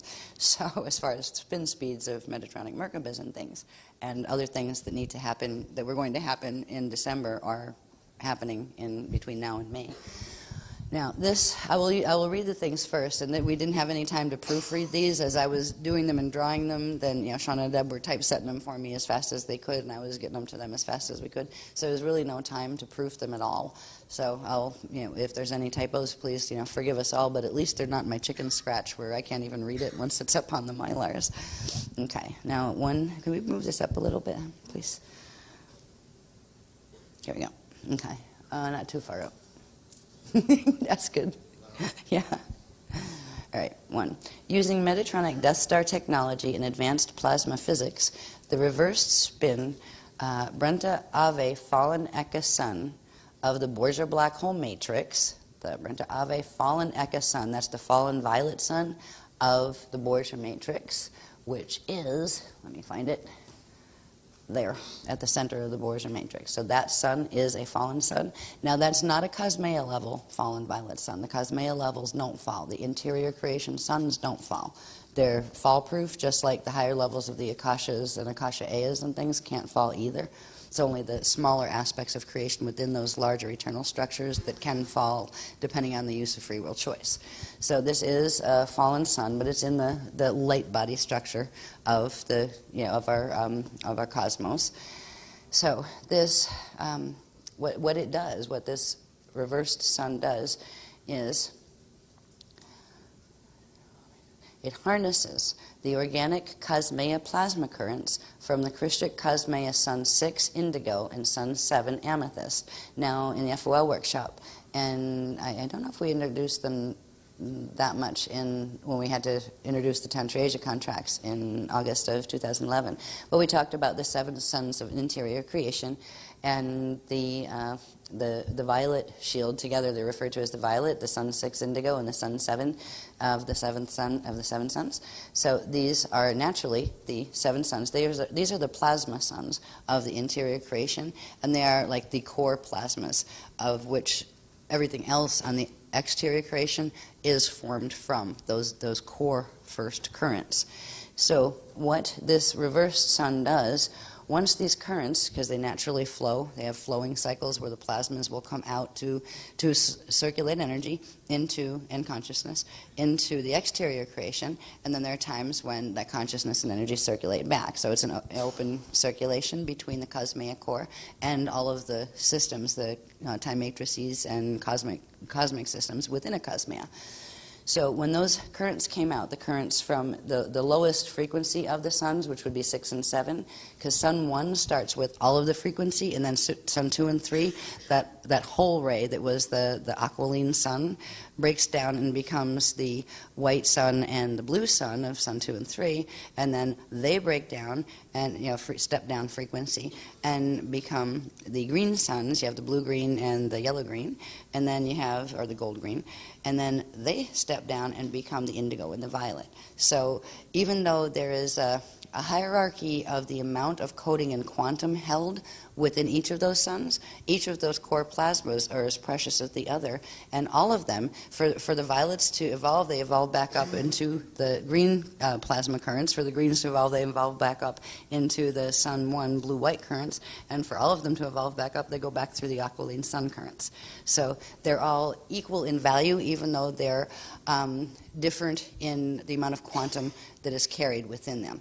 And that's how we look at the shields. We've always looked at the blue, the gold, and the violet shields, for example, as we are all equal of value and to the Christ, and God's source loves everybody equally, but we all have different jobs and carry different coding in relation to what the jobs were that we came for. So same with the suns, the core suns.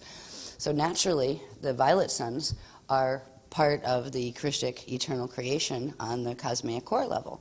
But what happens because of this external fallen sun is it is used to actually harness some of the plasma currents that are coming from Sun 6 and Sun 7, which would be the plasma currents that have the smaller encryptions compared to the suns, with the higher numbers that are going up that have more complex encryptions.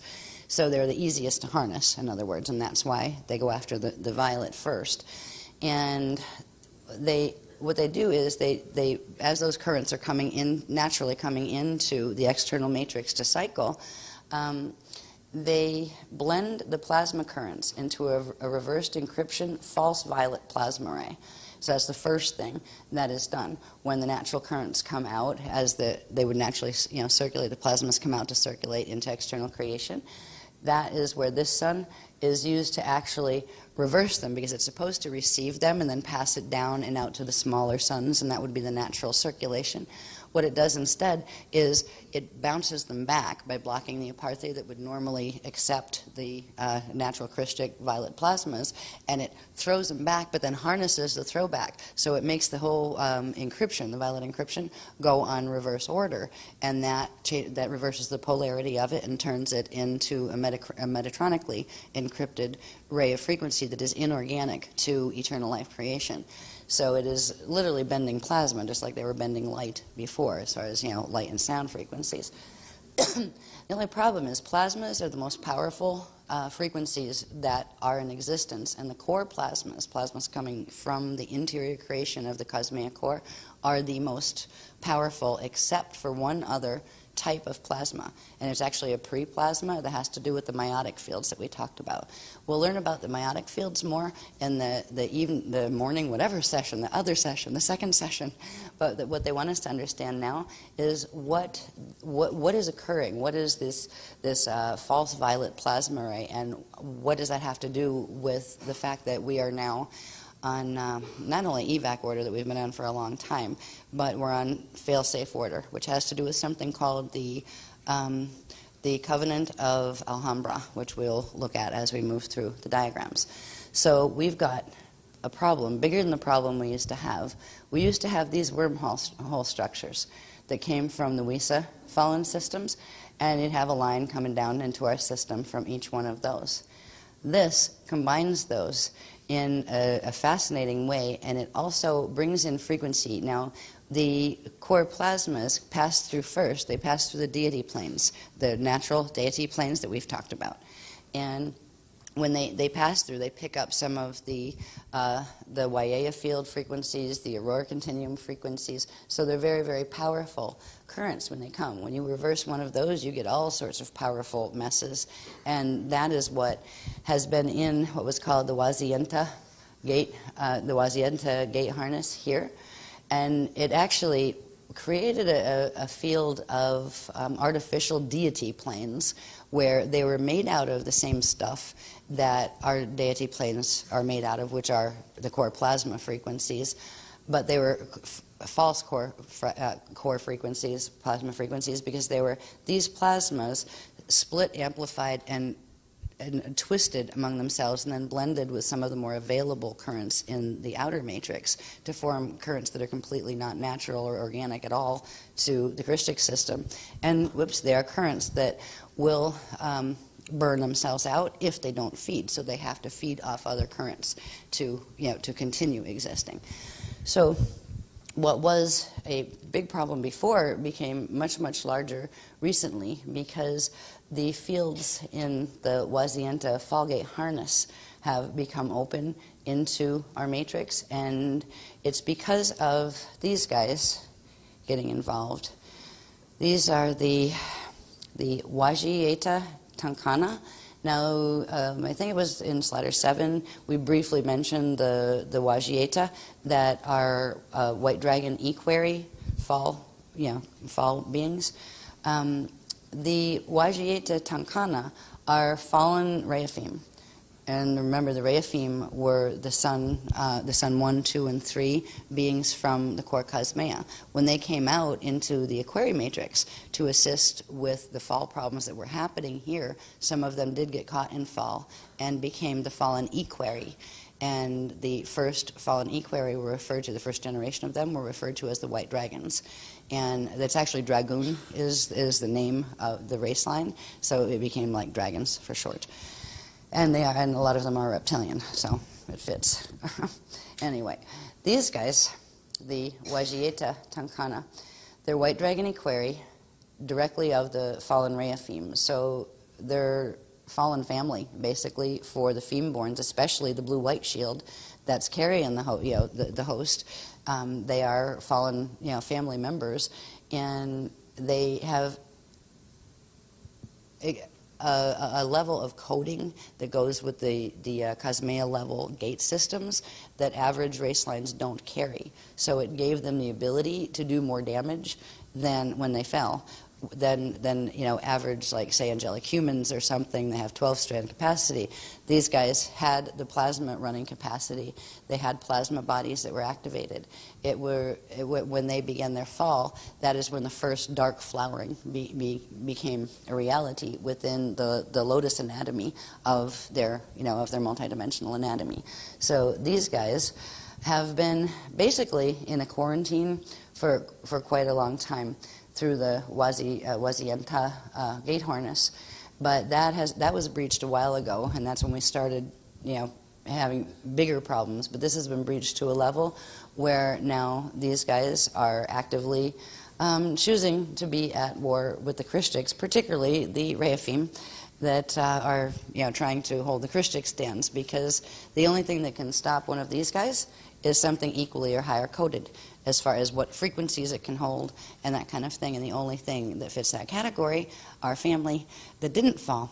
So they tried to get rid of the Christic Rehaphim families because they're the only ones that can run gates that can stop them when they decide to take over a matrix, which they have decided to do.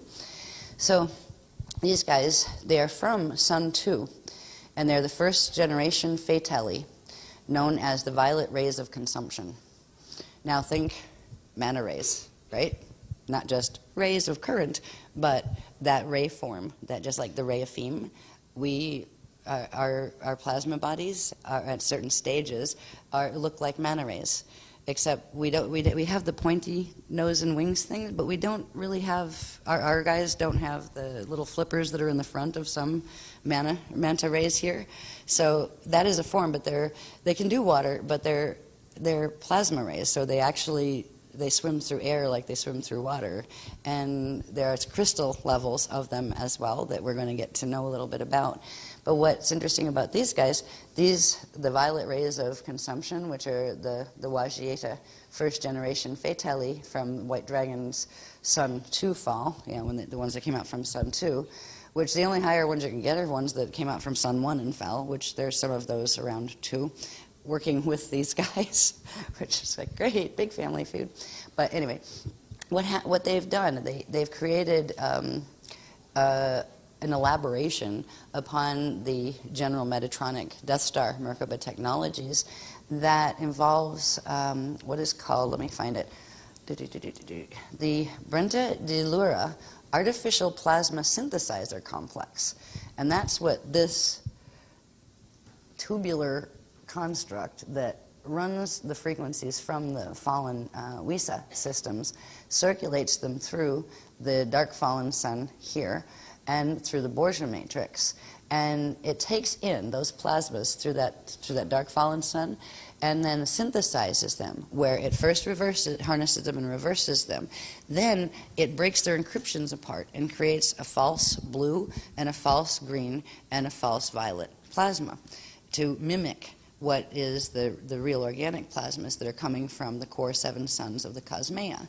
And those frequencies aren't as strong as the organic ones would be, but what their synthesizing apparatus does is it collects the quantum and amplifies it to the point where it can mimic, one of their false blue rays can mimic the quantum strength of an organic blue ray, and same with the violet and the greens. From those 3 sets of core plasmas, just like with eternal creation, from the cosmos, the interior of the cosmos, all of the ray spectra that come out here to become our primal life force fields and all of that, all of those are formed. The core lavas first formed from those 3 core plasmas that are formed by those 7 suns. There's actually 7, but they call them 3 because you have basically the blue whites, the greens, and the violets, that are from those 7 suns. So once they were able to synthesize a facsimile of those plasma currents, they were able to also create a facsimile of their own 15-dimensional primal life force system that is distorted and reversed. And because the plasmas carry frequencies and encryption that has part of the encryption of the deity planes that we introduced when I think in FOL or maybe the one before in the August one. But the organic deity planes frequencies are part of they are picked up on the natural plasma arrays when they come out from the cosmea core. So they were part of what is harnessed. By synthesizing these and creating, literally through the synthesizer, plasma synthesizer, they're able to create a false spectra of primal life force currents, and what are referred to as the false deity planes within the Wazienta harness.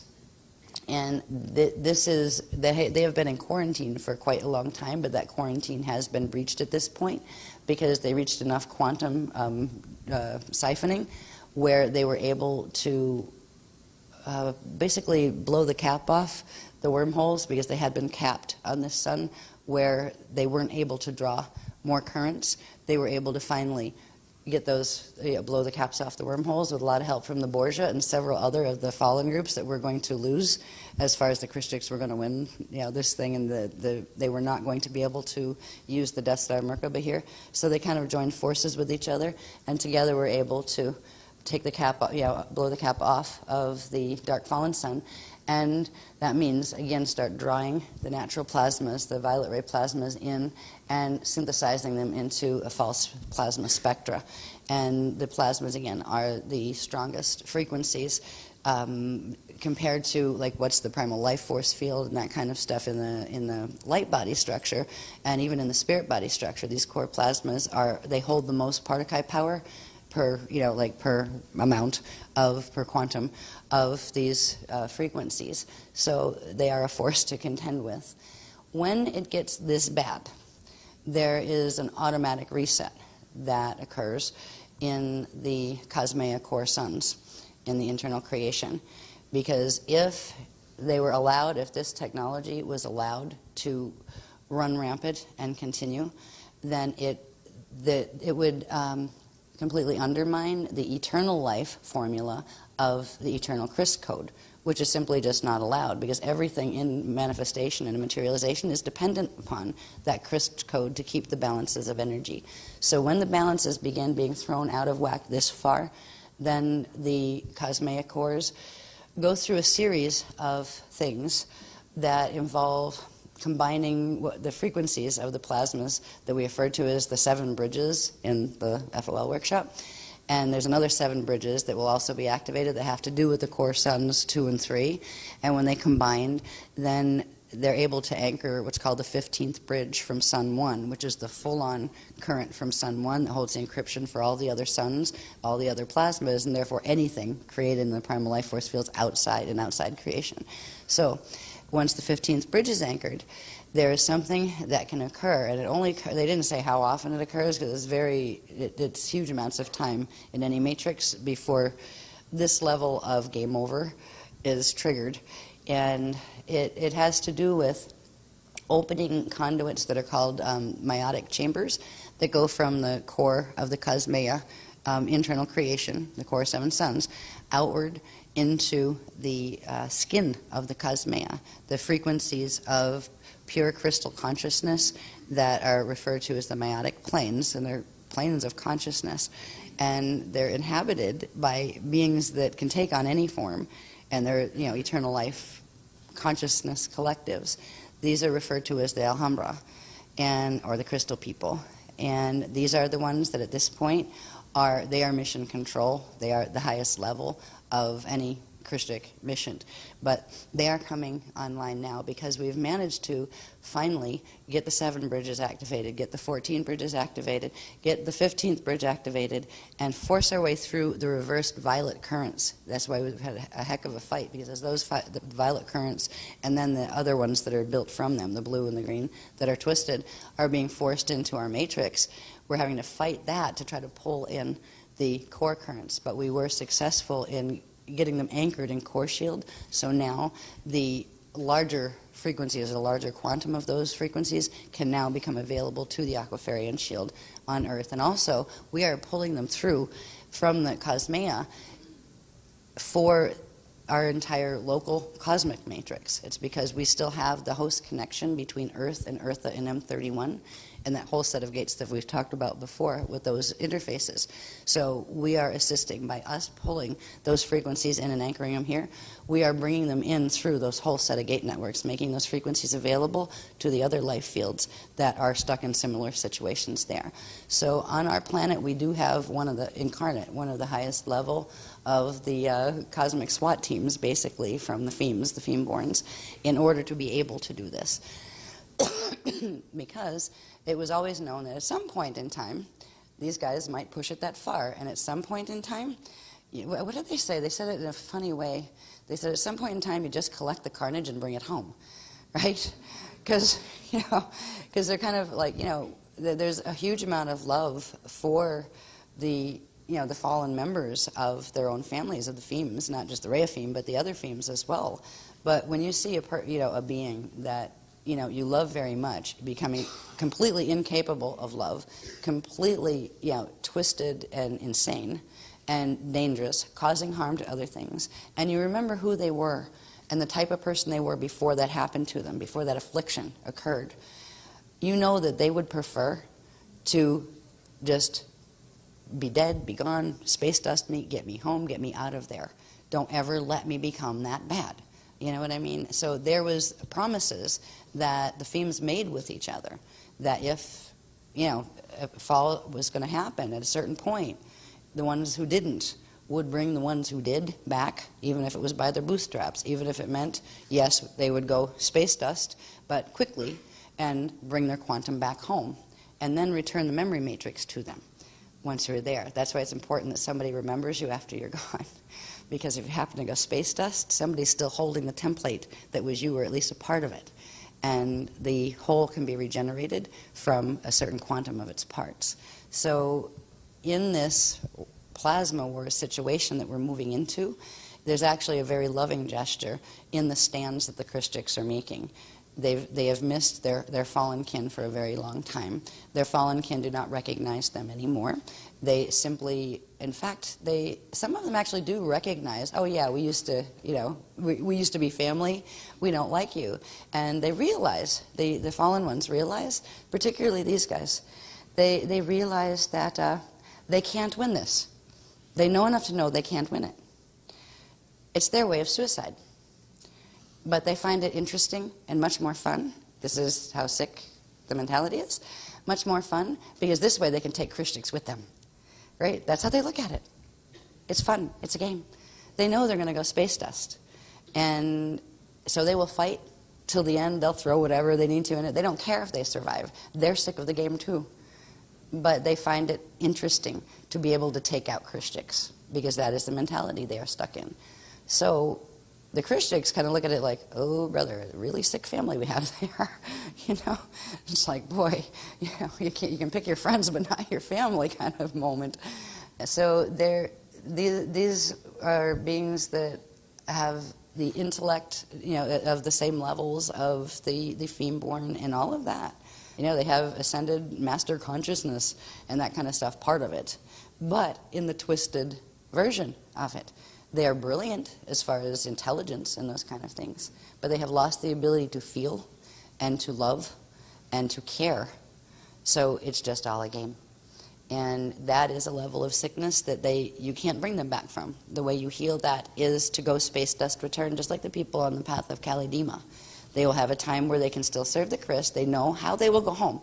Ashes to ashes, dust to dust. And they know they will go home, though, and not get dragged someplace else or taken over by something. So there's a peace in that, even for ones on the fall path, to know that, I did my best to serve the Christic eternal life things, and everything goes home eventually, one way or the other. So even if you have to go home as space dust, as long as you don't get trapped as space dust, going home is fine, because then, you can rebirth out again in a new form of consciousness. So the war with these guys is a family feud, and it actually everybody is really family when it comes down to it, because we all came out of the 7 core sons of the Cosmea. So everything in the entire Cosmea is related through Sun 1, and then related through the step downs of those suns. So that's what it means. That's what it means. Like, you know, we're all kin, and, you know, the unity of the, you know, one God source and all of that. We really are, because we had to step out in the same way just to get into manifestation. So in truth, we are all family, and no matter how much we like or don't like each other, and no matter how different we might be in consciousness or biology. So what happened here is the reversed false violet plasma ray, after it's been, you know, dragged in through that fallen sun and reversed, the plasma ray links the Borgia matrix Brenta Ave fallen Ekasun with the core fallen Veka suns of the Wisa black holes. So that's where it links into up there, the two Wisa black holes, and the Brenta de Lure artificial plasma synthesizer complex, which is that whole tubular monstrosity of frequency there. That is the synthesizer complex, and it involves all sorts of intricate interworkings between the stargates and reversing of stargates in that, you know, in that sector. All right. So, and these are the guys who did that. Let's see. Okay. They're known as the violet rays of consumption, and that first reversed violet ray that the other, the blue and green plasmas of artificial ones are created from, that is also referred to as the violet ray of consumption, like the frequency of consumption. Because what it does is transmutes and consumes the frequency and takes it and twists it. So it takes energy, it latches on the frequency, destroys its organic template, and then consumes it. And what's interesting, the violet rays of consumption, these are the ones where I was getting for a while, a couple of years actually, and I didn't know where it fit. We're seeing flying what looked like manta rays, but fighting, where they're grabbing each other by the tail, and one was like really aggressive and trying to throw the other against like cliffs and those kind of things. And I go, oh my God, what is that about? You know, because I always felt like a heart connection to even stingrays down here, that kind of thing. And then I remembered, way back when we first went to Ireland, I think maybe the second trip, we went to Newgrange, and I had all sorts of karmic memory just came up really clear, but it was like from way back in the like Atlantean periods. And I remember thousands of us running, like literally running for our lives as these huge ships, and I couldn't quite see the ships, I could just see the beams coming down. And they were plasma particle beams that they'd vaporize you. And people were running and screaming, and they were just mowing them down, and it'd be like you're running, and all of a sudden you get hit with the beam, and your whole body turns to ashes, like almost airborne ashes, and then they go and inhale you, and your quantum's gone, and they just took your entire spirit body and your physical body and the whole thing. And I couldn't see what kind of ship, you know, in the period of time when we were in Newgrange. I just realized I had been there, and I don't know if I ended up being inhaled by one of those ships or not, but I remember watching the people run and just feeling horrible, like, oh my God, how do we help them? And there was like this desperate feeling of, like, if only. And now I understand what it means, because I think it was actually around the time when they activated the Tantra Asia shields in August last year that I kept having like dream experiences with that old karmic memory that I'd had, and I could see the ships, and they were large plasma rays. And I was like, oh my God, I thought the Rayafim were good, right? Oh my God, that's Rayafim, you know, that they're mowing people down. Like, uh-oh. I was terrified. I was like, oh my God, like, you know, did they compromise my line? What's happening here? I was really, really scared. I went through a period where I just went through every check and balance that I know how to do in relation to my line, and, you know, what to believe, and double checking and all of that kind of thing. And then as the information was coming in about the fact that there are, you know, who they are, and the fact that the equerry are fallen versions of them, it made more sense. So I kind of relaxed and calmed down and realized, yes, there are, you know, the ones we're dealing with, the Rayafim, are Krishtic, but there are the equerry versions that were fallen, and that's what those visions were from. The problem we're having now is with the level that they've compromised the galactic and solar system and planetary grids, is they will be able to open their gates. And what that means is there's the potentiality of those ships coming back. They look like large pale violet manta rays. And they are the ones, and they are huge. They're, I mean, you know how people say, oh wow, manta rays here in the water are really big? Not. Not compared to these. These can be miles across. They're huge. So are our guys. But they are planning to do that type of invasion again, because all they do is they do the particle dust beam and then they inhale your quantum, and that's how they clean planets. And it's not Christian to do it that way. So that's where the Manas fighting were coming from, where they were trying. Our ship said, and I'm not sure what period that was in. It was a different period, but I realized the feeling around it was our ships had come in to try to evac people and get them out before these guys came in, but they came in and they started going after our ships, so we couldn't evac people out. And that's where you had, rays, throwing rays against cliffs and that kind of thing in the sky. So if they have their way, that would be the scenario again. They haven't said yet, the beloveds haven't said yet how many times. We have come so close to this point, but for whatever reason at the time could not get our gates open, which means we couldn't bring our ships in. And it also means we couldn't put up the mirror in the sky. If we can put up the mirror in the sky, they can't bring their ray ships in. Now, the mirror in the sky is fascinating. We'll see at the end of this graph series what it has to do with our ships and the Christic ray of Feme, and particularly the rays of Alhambra, which are the crystal rays. So we're back here, and this is the problem we're having that's progressively moving itself into our solar system planetary grids, because it has compromised the galactic core in the Milky Way. So it is on its way. And in the process, actually, of filtering through, it actually anchored in the Shield of Solomon in August of 2011, and it's building quantum from that point. So let's see what else they said here. 3. The Brenta de Lore artificial plasma synthesizer with reversed violet plasma ray at its center. That's this whole apparatus here, and that's the reverse violet ray. This one, the one that comes over into our matrix, is actually the artificially generated blue ray, and this one is the green ray that goes into the other side of the Borgia system. So it is through that complex that they can generate just about any facsimile of primal life force currents, but they are finite life force currents, not eternal life force currents. Okay, let's see, anything else to read in here? So through the yeah, so this it's okay. So through the Brenta de Lore plasma synthesizer, the false violet plasma ray is amplified in quantum thrust, then upstepped in frequency to form artificial green and blue plasma ray currents. And this is artificial green. That's what I just said really quickly there. At the center, you have the reverse violet.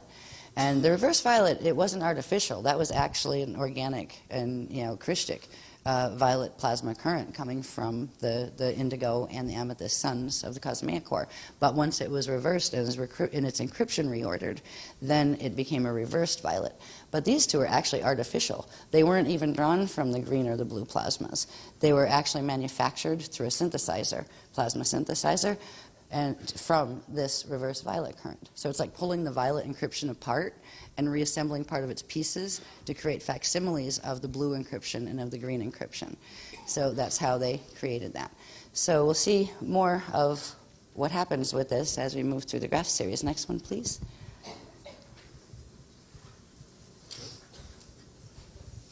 Okay, what is this one? Okay. Let me see where one is. All right, this one is the same picture, but it's talking about the deity planes, the false deity planes. The Feteli false deity planes of the Brenta de Lore false plasma ray. And again, those deity planes form at a different axis, but covering the same space of the systems that are fallen. So there is one with the Borgia system. They're also in that harness field that for a time had kept these systems from invading our systems. They're also, at this point, opening in the parallel. So at this point, you think of some of the strange things. The first thing that came to mind was Buddhism and Hinduism, actually, because there are some wonderful teachings in both of those systems, and then there are some odd little twists of, like, warrior, kill you things, and and vengeance, and you have that with Jehovah in the Bible too. So it was like, where are all of these gods coming from? Are they like ETs and they just got translated as gods, or what? But they are other life forms, and yes, some of them do have 6 arms, 12 arms, 4 legs, vertically, whatever. But not all of those paradigms of gods, just like not all of the Greek pantheon of gods and that kind of thing, were good gods or nice gods or really gods at all. What they were life forms that had more knowledge of how the space-time systems worked and how to play with energy and matter. But a lot of them came from, we had talked about the hibernation zones in Earth's atmosphere, and how even when people cross over after they die, they can actually get trapped in those and not be able to go on to their what would be their next natural incarnation and those kind of things. Well, these are like hibernation zones from hell. As far as the strength of them and the strength of these reality fields, they are built on the core plasmas and the frequencies that can be manufactured from them. And they cover huge amounts of territory. If this is our Milky Way right here, and this is, our parallel in our Vecca, this is a really, really large quantum of frequency and space-time. And that whole system is interfaced with these deity planes that are, you have all sorts of vengeful gods and demons and all sorts of things that reside within them. And that doesn't mean that, the beings identified as holy figures in various religions, it doesn't mean that they're all bad. Some of them are probably fine and from the proper deity planes and those kind of things. But then there are others that maybe once upon a time were from the proper deity planes, just like the Fiends were, but became twisted. And there are reality fields that they inhabit, and they are eternal as long as their systems can continue feeding off living systems. So as these things are opening into our matrix now, there will be more interface with the false deity planes as well as the organic deity planes. And we kind of use the spelling difference where you have organic Christic deities, the D-H-A-Y-E-A-T-I-E-S, or whatever, however we spelled that, but it's day, D-H-A. It has to do with the day center and the day frequencies and that. And then you have that deities, which are, everybody running around saying, I'm a god, I'm a goddess, that kind of thing. And it's kind of like a massive ego trip on a theme level, pretty much. So there are both, and we will be having interfaces with both of them. I don't know what this might look like, but hopefully the mirror in the sky, the frequencies that we are going to be activating, we began that process in the stand yesterday, will block those, because the last thing we need right now, really, on the planet is for a whole bunch of beings to show up or just pop in, like in an orb, with 6 arms, 6 legs, and, green and purple polka dotted, and say, hi, we're your gods. What you going to do about it, right? Last thing we need right now.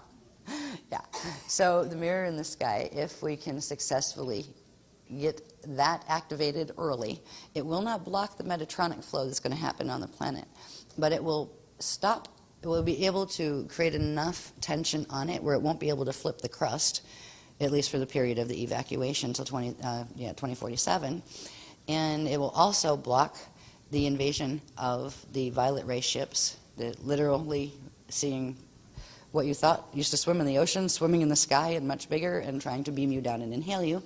It will block that potentiality if we get it up. And it's a big if right now. This could go wrong quickly if there's not enough frequency generated. But we're doing good so far. We've been keeping up with the fact that it's occurring. The shield hasn't fragmented itself to death, and we're not at 99% fatality saturation on the shield or anything like that. So good, we're doing good. Right. All right, down here, can we lift that just a little? Thank you. It says, false deity planes, the artificial blue, green, and false violet plasma ray currents generated by the Brenta-Delura plasma synthesizer are then further split, reblended, and refined to form an artificial double 7-dimensional, which means 14, a false 14, dimensional plasma artificial life force current that circulates through the Wazienta harness. So it circulates through. It's created here. They send the violet ray up there. It's synthesized through there, comes back down in pieces, and then it goes into the forming of the 14 false ray currents through this harness area, the Wazienta harness around it. So it is literally quite a sophisticated synthesizer. If you think of music synthesizers and all the things they can do with sound waves and stuff. part of the plasmas are sound waves, as we'll get into looking at when we learn about the meiotic frequencies, because they are literally plasma carried on in sound waves. So they're a specific type of vibration or sound as opposed to a light wave. So the false 14-dimensional plasma currents circulate through the Wazianta harness of the Kiti membrane, Danakohare fields. Now, when we talked about the Terakiti and the Kiti membranes of the Ajay hydroacoustic body and the Danakohare distorted template, that like a mesh around it that holds the karmic imprint actually into your Ajay body of your spirit body. These frequencies, the false frequencies, they're in the Wazianta harness, right, which is around the Borja Akasha, and also around the 4 fallen Vekas within it. So you have these frequencies of this current running through their Danakohare karmic templates, and this forms literally the 3-dimensional, 4-dimensional, 7-dimensional, and but polarized 7-dimensional, 14, but they're polarized. They don't interact the same way organic dimensions would. But you've got sets of 7-dimensional false deity planes, and these are where the Wajieta, Thankana, Ikweri, White, Faitali reside. This is where they are on the cosmic map. And that, again, would be in these systems here.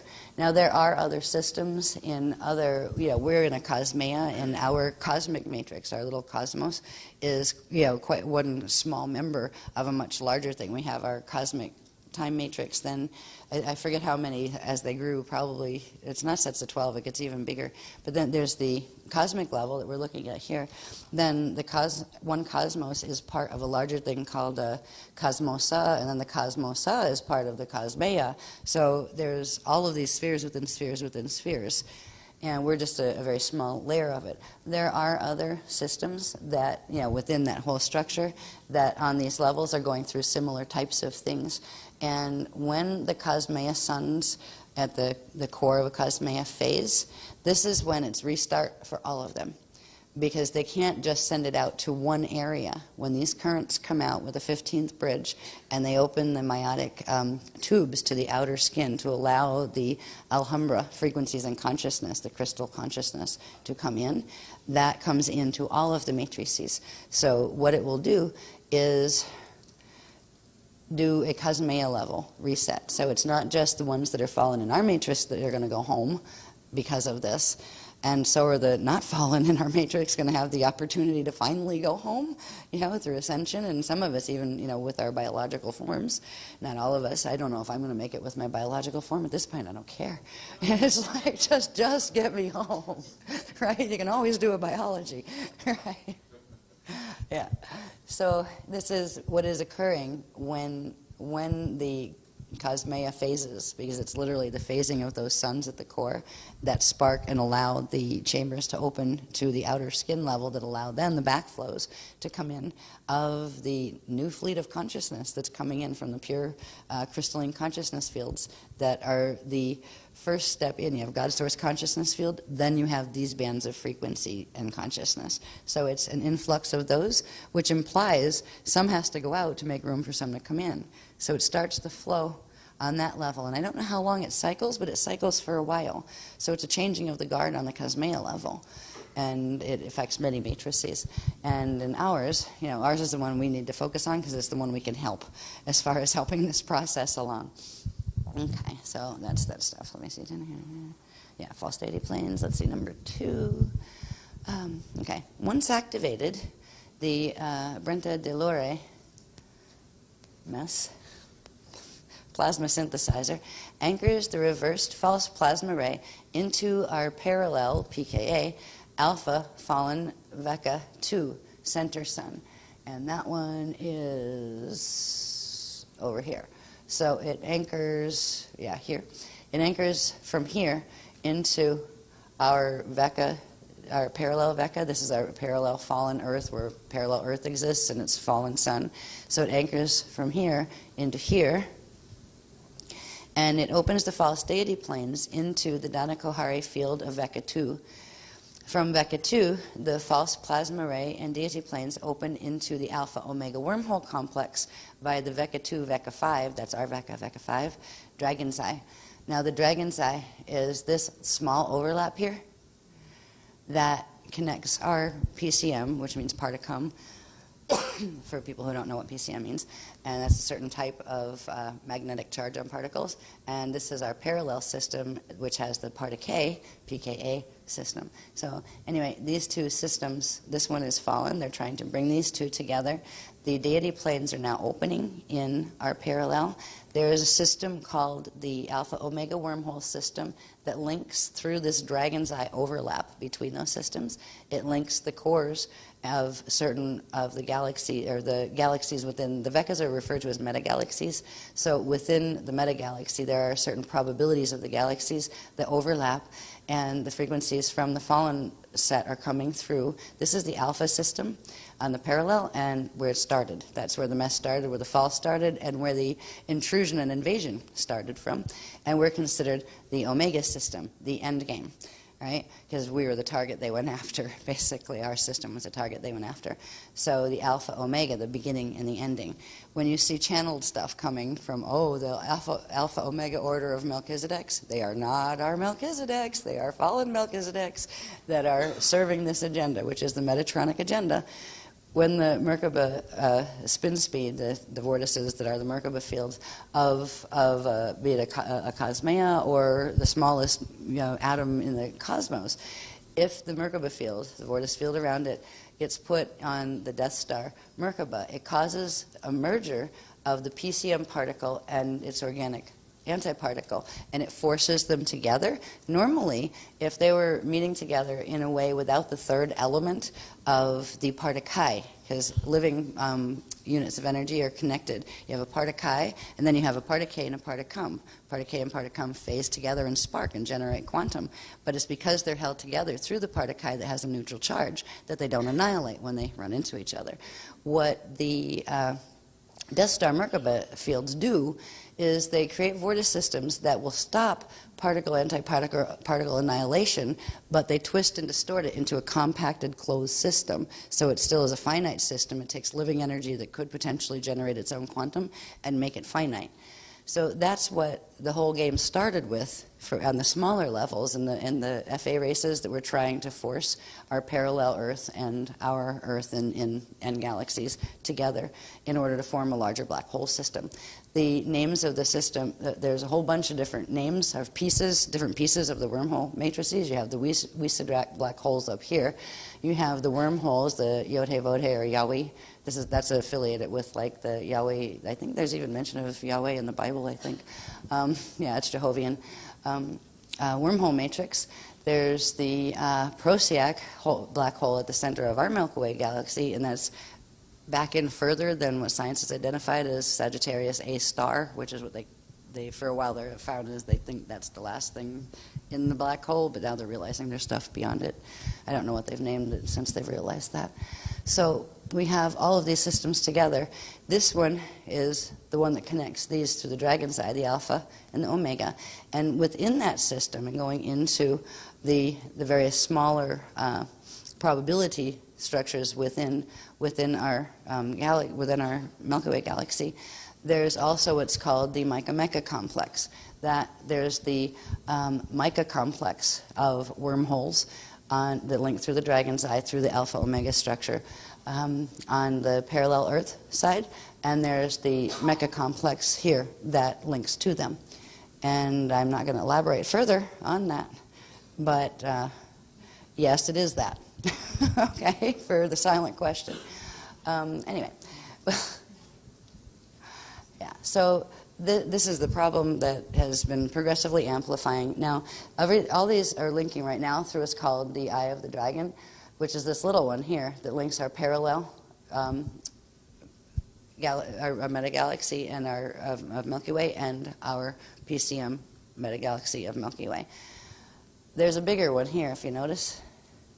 We're going to learn about that one because they're opening it, and well, they opened it actually. That one is referred to, we'll see on the next diagrams, as the Eye of Fatali. let's see if there's anything more to read. Let's read this one up here, please. Okay. The Delura breach, which is the Brenta Delura, we just call it the Delura breach for short, right, occurred on August 8th of 2011 on our planet. The Brenta Delura false plasma ray anchored in Earth's Metatronic seed atom, which is in Andorra, that we knew that a long time ago, that that's where the Metatronic seed atom was, in September of 2010. And it anchored and began reversal of the watchtower control shield of the Shield of Solomon, and that's in Florida, the watchtower shield. And that occurred on 8/8 of 2011. This was the initiation point, or this initiating the plasma wars and expediting the spin speed of Earth's Death Star, Merkaba, and Metatronic seed atom. Once that seed atom starts to spin at a certain rate, it begins to suck energy off of the crystal spiral or the organic living currents, and as that spin speed picks up, it drains more, and it begins to drain the crystic currents until it weakens the crystal spiral, where the crystal spiral doesn't have enough quantum thrust to keep itself pulled out of the Metatronic harness. And this is how they harness Christics on a planetary level, a cosmic level, or on a personal level. And that is what has occurred as of August of 2011. And it changes the game. That was a game changer, give them 10 points on their side for that one. But it was also a game changer toward the end of March, when we had our Stealth Stand 1 Arctic adventure, and we were able to finally reach a certain level of frequency where where the councils of 48, as they refer to them, which are the Alhambra councils, could reach us. And that's when they began to anchor open the 15th bridge and open the pathways to the Cosmea skin level, where the crystal consciousness of the Alhambra could come in. That was a game changer on our side. And this is the beginning of applying that change in the game, because now that is the one thing that no matter what they do with those plasma currents, they can't override that. But they can't exactly just blast the whole place through with the crystal currents from the meiotic level, because it would just vaporize everything and send it all back home really fast.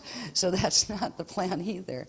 So there's so much that can be brought into the matrix at increments and that kind of thing, and that has to be balanced with the overload of frequency that the Metatronics are bringing in, because they're just forcing energy into this matrix from the plasma that they're stealing from the core plasmas, and it's going to overload. It's going to heat the planetary core is what it's going to do. It's also going to heat the solar core with all these frequencies flying. So there will be effects that have very long-term effects on this. But our sun is, we've known this for quite a while now, that the sun is going into its Bardo phase, or its death phase anyway, because of the compromise of the gate systems within it, and because it does have a black hole at its center because of the Metatronic mass. So it's like, whatever. So the core is going to heat now too, of the sun and of our planet. We'll probably at some point start to see more noticeable results. We've been getting kind of like, in the last even like 10, even 20 years, it's like, it used to be, oh wow, an 8-point something earthquake. Oh wow, there's a big earthquake. That was kind of like, wow, there's another 8-point something. Yeah, whatever. And you kind of like, just hear it on the news and ignore it unless you happen to live in the place where it happened. That kind of thing. Where the changes are happening in our planet and in our, from our weather systems. Oh, they can blame it on fluorocarbons, they can blame it on whatever they want. But it has to do with the Templar war this planet has been under. There are things that, yes, are heating. There are things that are happening in the atmosphere that shouldn't be, and all of that.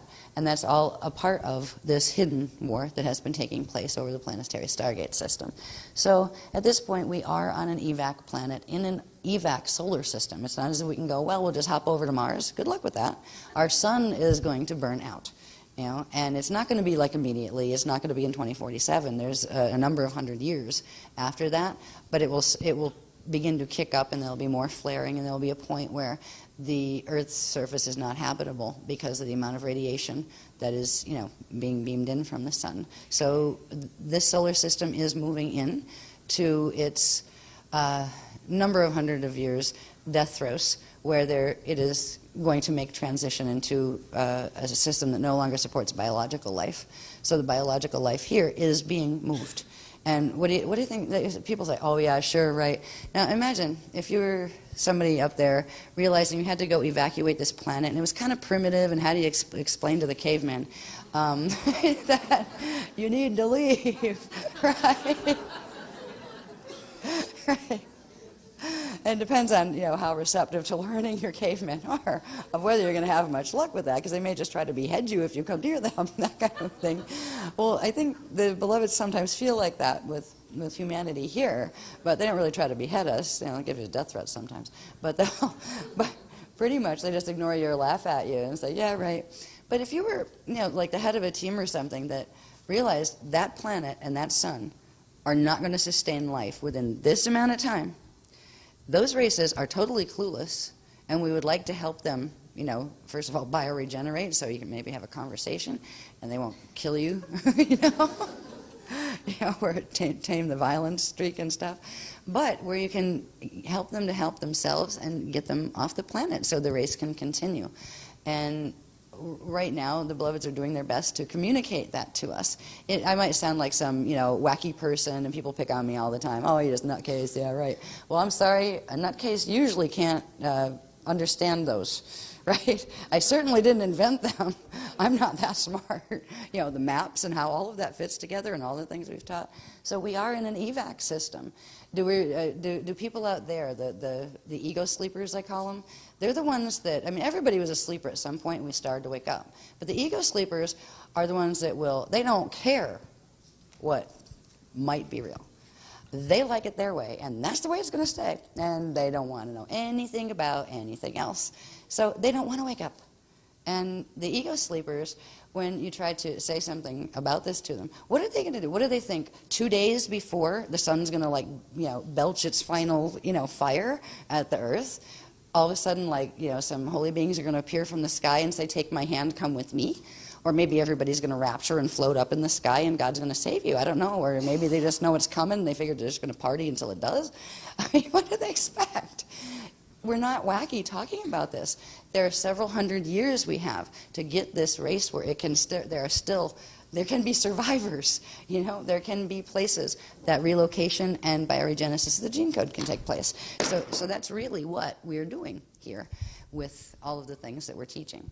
So anyway, we're back in this situation. We've got the, let's see, so this started with the false plasma ray anchoring in the Metatronic seed atom in Andorra. That was the anchoring point when it first started, and that started this. It kicked the seed atom into spin because we had capped the Metatronic seed atom so it couldn't spin a number of years ago when we took a group to France, and we were successful with that. But that has been uncapped. And there's a whole set of things they're planning to uncap now that they've got the spiral running, the Metatronic spiral running, that include the 7 Jehovian seals, the Lagostaki and Phoenix and Falcon wormholes, the whole shebang of the Metatronic Templar complex on our planet. So that was just the first. That was the first victory on the side. Score probably 20 on that one for the Metatronic side. Once that starts, that is when the Metatronic spiral starts to spiral through the planetary shields and through the shields of all the life forms on it, including our own DNA. So that was the breach. The breach point was Andorra, and that was because of what was happening up in this system. They've been progressively, once they came online, they were progressively trying to get in. They've been doing that forever, actually, ever since, 5.5 million years ago. This drama is not new with the history that they showed us. This is just, a repeat and an escalation. Every time they wiped out a seeding of angelic humans here, it seemed like the wars got worse. In the next round, we're seeding 3 of the angelic human races here. So this is probably the big finale as far as the wars that always seem to end the seeding of the angelic human race on Earth. So anyway, next one, please. We'll go and look at some more interesting things. Breaking the Arms of Aquarian, Dark Flower Awakening, and the Crystal River Host Covenant of Alhambra, which was activated on the 8th of August of 2011 when the breach occurred in the Shield of Solomon. All right, Breaking the Arms of Aquarian. Remember, the Arms of Aquarian were the frequency chambers that were coming down from the Aquarii host matrix, and literally holding the Christic frequencies into our system, so we wouldn't be dragged into fall through the dragon's eye.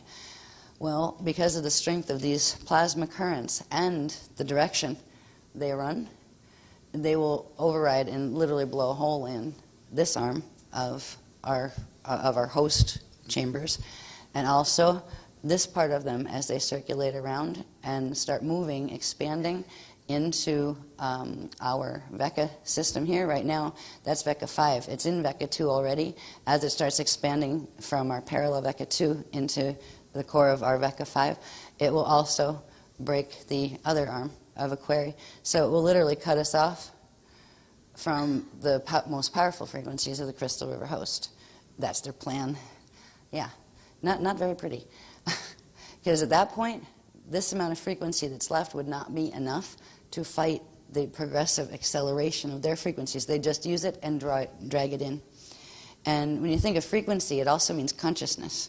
It means if they're going to take in a galaxy and there's inhabited planetary systems in that galaxy, it means part of that quantum of that galaxy are the biological life forms and the consciousness. So it means they were planning to make sure that host got cut off and then take everybody, including the Chris, including the Christics, including the Femes, the Christic Femes that are still here. That's their plan, and they're moving forward with it, but fortunately there is a fail-safe. And the fail-safe is only activated when it gets this bad. And it's almost like, I think there are some of the councils, the higher councils, that feel like, finally, we're glad it got that bad. Just get this over with already. They're bloody torturing each other down there. You know what I mean? Just, let's start, let's just clean it up, start it over if necessary. Because even the ones who enjoyed so much the fight, which are the Fatali, they love to fight. It's a game. It's fun. Because they don't feel anything. They have a much higher tolerance of biological pain as well. And they don't feel anything emotionally. So you can't hurt them. They don't care. They really just don't register emotion and that kind of thing in the same way that they can fake it. Oh, wow, isn't that wonderful? Wow, that kind of thing. Or, oh, that's terrible. They're really good actors and actresses in that regard. But you can feel this it's almost like taking an empty can and dropping a penny into it. You get this weird echo effect and feel like you can hear the words, but there's nothing, just an echo behind it, no substance to the feeling of the frequency. So that is something that is kind of characteristic of the Fatali, especially the ones that are inborn, because they're inborn with that, so they don't really have a lot of reference even of how to mimic yet. So they learn to mimic from watching other people and television and those kind of things. But anyway, let's see, we'll go back over here. So when the Earth and solar Metatronic seed atom of Death Star Merkaba reach 55 spin, which occurs on 5/27 through 30 of 2012, which is May, a critical quantum of reversed false plasma ray will be brought into our parallel pKa Vecca 2. This will cause Metatronic quantum override of the arms of Aquarion. So it's when they bring that critical massive frequency into first the parallel, because it's already running in there, but when it hits a certain level of critical mass quantum, that's when it will fully blow the hole in the arms of Aquarii, right? The arms of Aquarion host chamber, which is the organic plasma currents that hold the Crystal River host into the M31 Aquinas and Milky Way galaxies. This will cause progressive harnessing of the Crystal River currents that are on this side of the break, right, currents, into the Metatronic spiral and the resultant closing of all Crystal River span gate networks. So if this were to go untempered, game over for the Christics. Just done. The gates are going to close, we're trapped, and, well, make peace with the path of Kalidima.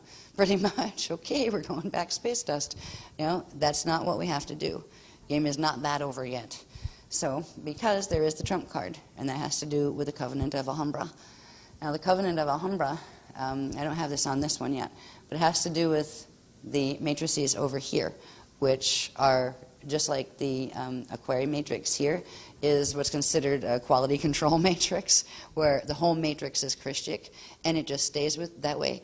The consciousness that resides there have agreed to and fully like embody the reality of let my will be thy will, to when you're having a relationship with God, source of eternal life, first creation, where they would not want to do anything with free will that would be against the eternal life creation. So they work in complete harmony with it, and that's why they don't fall. This system is very much like that as well, and that's where the Alhambra races are coming from. But there are some of them in here too. The Alhambras are not only where the Aquarius lines are in the outer creation. The Alhambras are the ones that are they incarnate as the Reyes on the Aquiline Sun 1 in the core cosmeas, and they are also the living consciousness field that is on that meiotic plane's reality on the outside of the cosmea. And when they come into manifestation, they can take any form they want, but when they come in here, there's a reason why they take on a ray form, and we'll see that in a little while. It has to do with the coding they carry, so we'll see what that means in a little while. But meanwhile, we're looking at the fact that if this thing left unchecked, and if there wasn't something we could do, we would lose the host, and we would all be dragged into basically fall and progressive possession, actually, where we would become progressively not ourselves and dark flower, and fatally would take over our bodies till they got bored and then drop those and go do it to another system. That's how they work. All right, let's see. Okay, number 2 is still getting to where I put stuff. We did these so fast, it's like I'm scribbling the things on, and the people typesetting are like, oh my God, what is that? It's like, I'd look at it too and go, uh-oh, I don't know. I wrote it so fast, I don't know either. Right. 2, dark flower awakening, fatally invasion from within. As the Metatronic seed atom and Death Star Merkaba of our sun reaches 55 spin during the solar Bardo ring wave 5 of May 27th, so that's when our sun is actually going to hit the 55 spin. The Eye of Fatali, which is between the Borgia Akasha 8 and our Akasha 11, this is the Eye of Fatali here, the big one. So this was the Eye of the Dragon, the small one, between our Vecca 5 and our parallel Vecca 2. This one is the big one, between the Borgia matrix, the 4 fallen Veccas there. And yeah, so it's like an Akasha level, but the Akasha part can't fall, but the 4 Veccas within it and the sun at its core can. The Eka sun at its core can. And that's, so this one is the one that can pull in the contents, the entire contents of our Akasha. An Akasha can't fall, so it would just be the contents that are literally sucked out of it into the other one. That's how the nasty black hole technologies and stuff work. So, back to this. So the Eye of Fatali, which is between Akasha 8, which is the Borgia matrix, and our Akasha 11, will open, extending the Brenta de Lura plasma synthesizer chamber into our Vecca 5 core, bringing the false plasma ray online with the Alpha Omega Mica Mecca wormhole complex.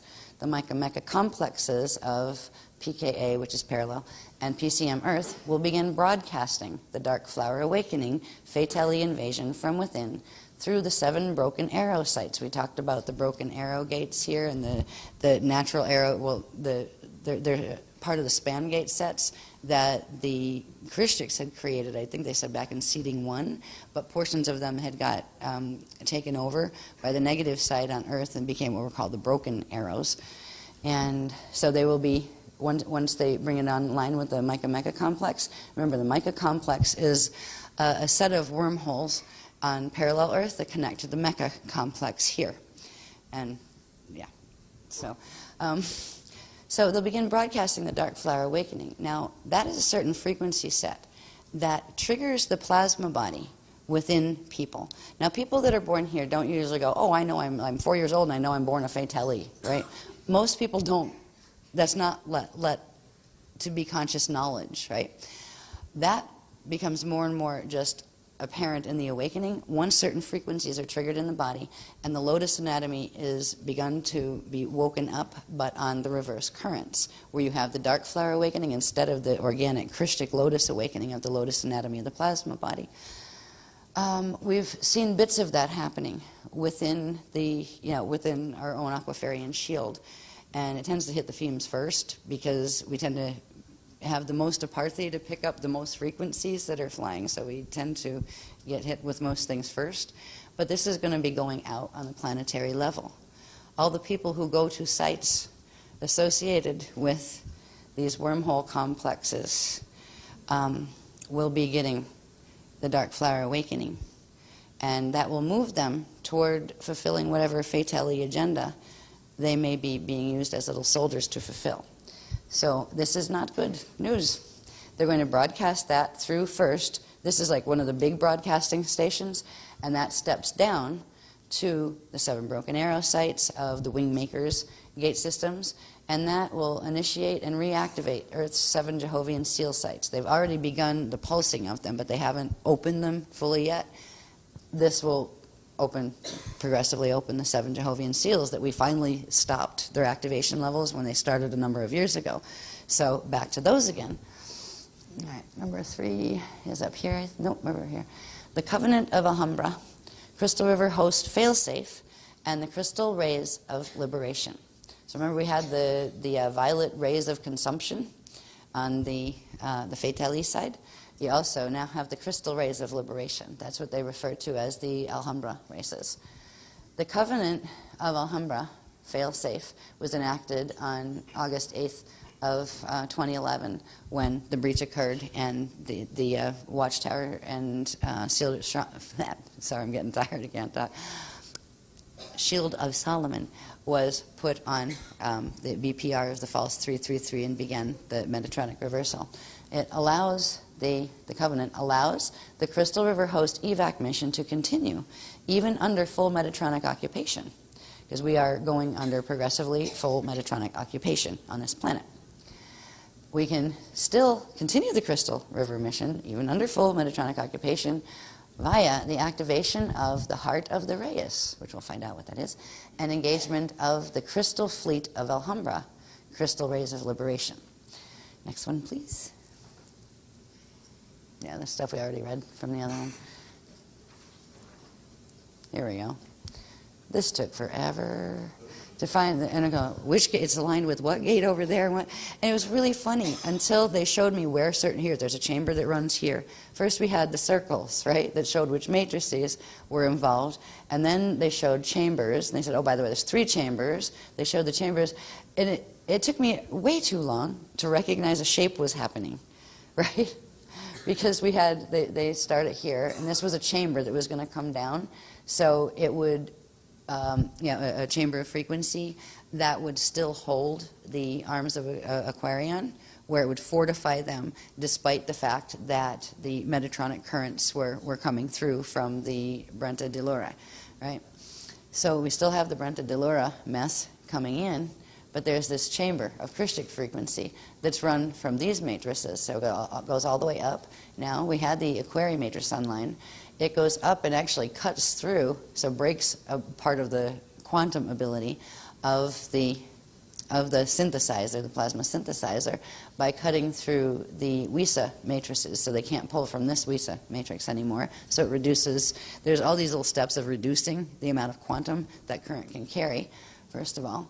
But they showed me first, okay, it involved the central areas of each of the Akasha Ayas. So it's our central suns and those kind of things. Not only the Aquarian matrix is involved now, but this whole central matrix is involved, and it's these central ones that the Alhambras are associated with. Because the Alhambras are, again, they're the crystal consciousness fields that exist on the outside of the Cosmea level. But when they come in, they come down through the meiotic tubes into the core of the Cosmea, and then they come out through the core suns. Now, they don't incarnate very often, but they incarnate into false systems to do this. So they can stop certain levels where they will always reset the Christic balance, and that's why the Christic formula is an eternal life one, because it is not allowed to go that far out of balance where it would override the mathematical formulas that the Christ code is actually built on. So what's going to happen is, while we're experiencing this mess down here, remember we are where? We are here, right?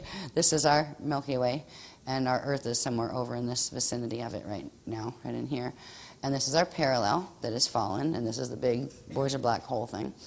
So one chamber is going to come down here. There's another one that allows the quantum power of these two matrices, these Christic matrices, to link. So we actually, and they call these eyes, we'll see, on, I think it's on the other diagram. No, I think it should be on this one actually, somewhere. Yeah, here we go. They call these the eternal eyes of Reyes. There are 3. And again, they are overlap points that allow frequency to come through. And so we have one chamber that comes down and holds the system stable. There's another that allows these two systems to link their power quanta and link it through where they can run the meiotic pillar, because they would not be able to run the meiotic frequencies from the Cosmea level skin if they didn't link the matrices together, because one matrix alone wouldn't be able to hold even a small amount of that level of current, of Partakai power, if you want to look at it in terms of Partakai power. It's actually pre-Partakai power, which has to do with consciousness power, but the smallest increment of measuring quantum and power that they've given us so far is the power of a Partakai. That would be like the constant, and everything is like, well, how many Partakai power does that have? What's its quantum? So this is actually the power before Partakai are even birthed. So it's the closest, okay, they're giving me this now, the closest to pure God source consciousness that you can get in any individuated form. So it's literally the layer of consciousness before you are full at one with source. And it's also a frequency. Consciousness is frequency. Thoughts are things. Yeah. Beings are frequency. So we're linking these two and then linking them this way, and it forms literally 3 interwoven chambers, which are standing. I'll read it over here. How do they word it?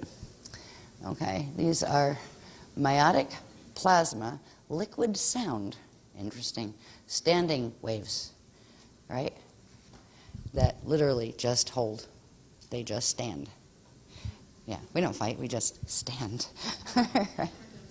Yeah.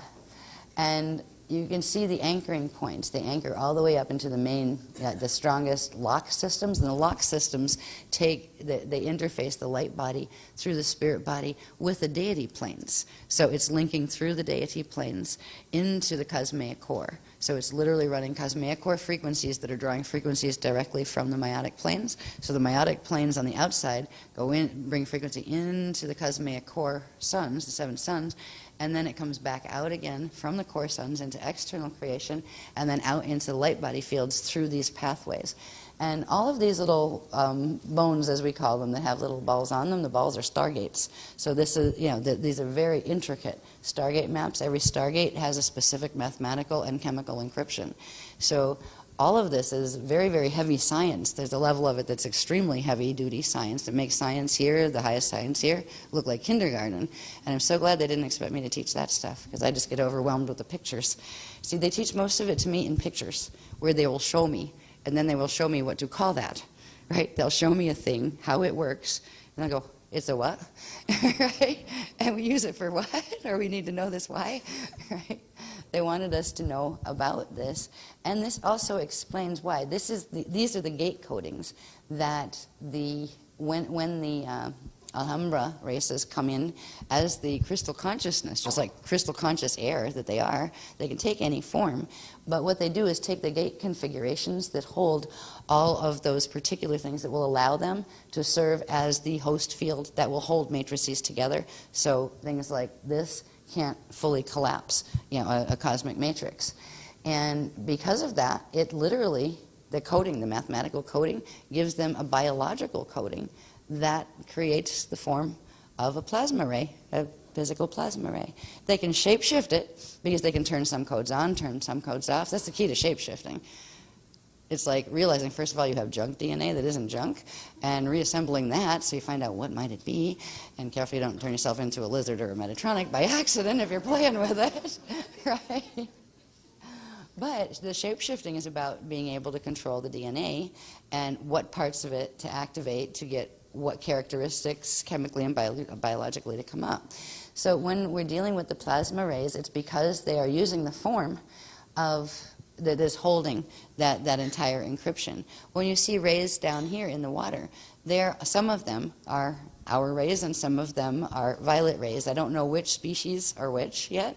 I was always very fond of all of them. But I have a feeling that maybe some of the ones that have those little fins on the face, or I don't know what they call them, but they're like little feeder hands that they push like plankton in with or whatever. And some don't have those. I always felt really akin to the ones that didn't have them, but I don't feel negative about, like, I don't sense that just because they have those means they're negative, but some of them are, manifestations, smaller versions of on-planet violet rays. It's really funny. People think aliens don't exist. Did you ever look in the ocean? Seriously, did you ever look under a microscope? Yeah.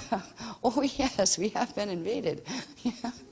Everything pretty much is alien on this planet, including humans. So, anyway, we'll get back to this. But this ray form, it's literally the gate coordinates, that what gates are being used to link what frequencies to allow the running of the meiotic plasma liquid sound standing waves that will allow us to hold, even though the Metatronic mess is running, certain parts will be dragged in, but it will allow us certain parts that align and accept this host and are able to hold it. It will allow us to not get dragged in. And that means we will once the Metatronic stuff drags whatever quantum it harnesses in, it will allow us to get out through the deity planes, because these chambers are running the frequencies of the meiotic currents through the core cosmea and then back out through the deity planes. So we'll open the deity planes, the real ones, gate systems, the D-plane gates, and keep them open for us as the evacuation from this planet continues. And it's going to, the human level of it really is going to continue, I think, till about 2047, as they'd said. But I'm getting a feeling that because of the release of the Metatronic spiral the way it is, there may be some kind of change in something. And I think it has to do with the paths of Kali, Rama, and Dima, where they may be staying on the planet as opposed to, like, not the councils that are helping those on those paths, but where, okay, if you're say, part of the teams that are trying to help people that are on those paths, and the people don't have the DNA to be on any other path, where are we going to put them? If they can't go into deity planes because their DNA can't hold it, or we're going to move them to another planet, another star system, or are we going to leave them here? The path of Kali Rama is the step back path, passing back through the Ring of Fire into the Eden, so they can start re-evolving back out again. That's what the White Dragon First Falls, most of them, want to do. And that's the path that Earth chose. So doesn't that mean that the White Dragon First Falls may actually be the ones to inherit the Earth? Possibly. Who else might be here? The path of Kali Demas, the people who, what are they going to do? Perhaps they'll be like the Galactica crew, where as the sun makes it where progressively you can't live here anymore, they're the ones that are going back space dust. Earth is going to end up space dusting, but it's actually pulling its spirit body back into step back. So the Kali Ramas can ride back to the Eden step back with the spirit body of the planet, while the Kali Demas, who are doing, they're in service to the Christ, but they realize that they will have to do the space dust fall, they could just as easily stay on this planet and do that. Or they could do the Galactica scenario and try to find another place to live until the time when their quantum runs down. These are beings that have become fully Metatronic, but are still choosing, just like Fateli. If a Fateli chose that it wants to go on, serve the Christic path, it can do that. And it can have a hosted space dust return, which means its quantum is kept together and its original imprint is located, like the original encryption that it was created from, will be given back to it once it gets home. But it's like passing through, and you have to, it's almost like going through one of those beam me up Scotty machines they have in the Star Wars, not Star Wars, but Star Trek. Yeah, where, I forget what they call them, particle whatever, where they disassemble you, right? But then you get put back together on the other side. That's kind of what a hosted space dust return is like, where you're not just gone. That's what happens if you do it when you're not doing it in a Christic way, where you just end up hanging out, stuck in some of the outer domains until the next big domain wave takes everything that's going home, inhales it back. When you do the controlled one, your template can still be, located, your original template. So you can have that back once you disassemble your molecules and put them back together, because your template's there to put them back together with. So there's a reason why it's worth doing the path. Like if you're a person who's going to fall, it is worth doing the path of Kalidema, because yes, you can get it back, but you do have to go through that, the experience of that, because there's so much compromise in the template, you can't bring it through any gates to get it home. But you can have somebody that can get through gates host you through and bring your quantum of your consciousness, like hold it so it doesn't go flying all over the place, and then bring it back to its original encryption where it can regrow itself. And that's what we would be able to do in the deity planes. So even the Fatali are very welcome to come home into the deity planes, with the Femes and all of that, because the Femes live in the deity planes. That is their, reality, their living reality. And they would love to have their family come home, and they still have the encryption that they can return to them. So if the Fatali choose not to fight and choose to work with the Christics, they will be able to get, most of them will have to do the Dima. Some of them that aren't born Fatali would be on like the path of Kali Rama, and some are actually on a hosted ascension path where they can actually get through right into the deity planes. So there's still hope for people who had saturation by Fatalies, trying to attach to your field and steal your body, and people who had that happen in your last lifetime and were born one this time. So there's still hope for everybody. And the hope is getting back life after Earth. Where? The deity planes. And there are various layers of them. We've seen them in other, some of the other diagrams and things where we have the levels of Reyes Island and coming down, where we have Sanctuary Island, coming down where we have Salvage Island, I think was the next one. Sanctum Island, and then Salvage Island. And they call them islands because they're actually like platforms within the deity plane structure, where you can bring your consciousness and your biology, actually, if you can, get your gene code to the point where it can go through a hosted gate structure. And you can evolve in those systems until you bioregenerate enough to go to the next level, and then to the next level, and progressively expand where you get your whole encryption back. So really the structure of those planes, of the islands, as they call them, is about bioregenesis and healing ourselves and getting progressively all of our ascension codes back into our system. So anyway, with this is where the ray shape came in when I get through with the writing, because I still have tons of diagrams to get done before we come back together again. I'm frightened. Anyway, all right, that was one. Number two is here. Actually, these go together. Yeah. Okay. Two has A, B, C, D, and E, and they run down here.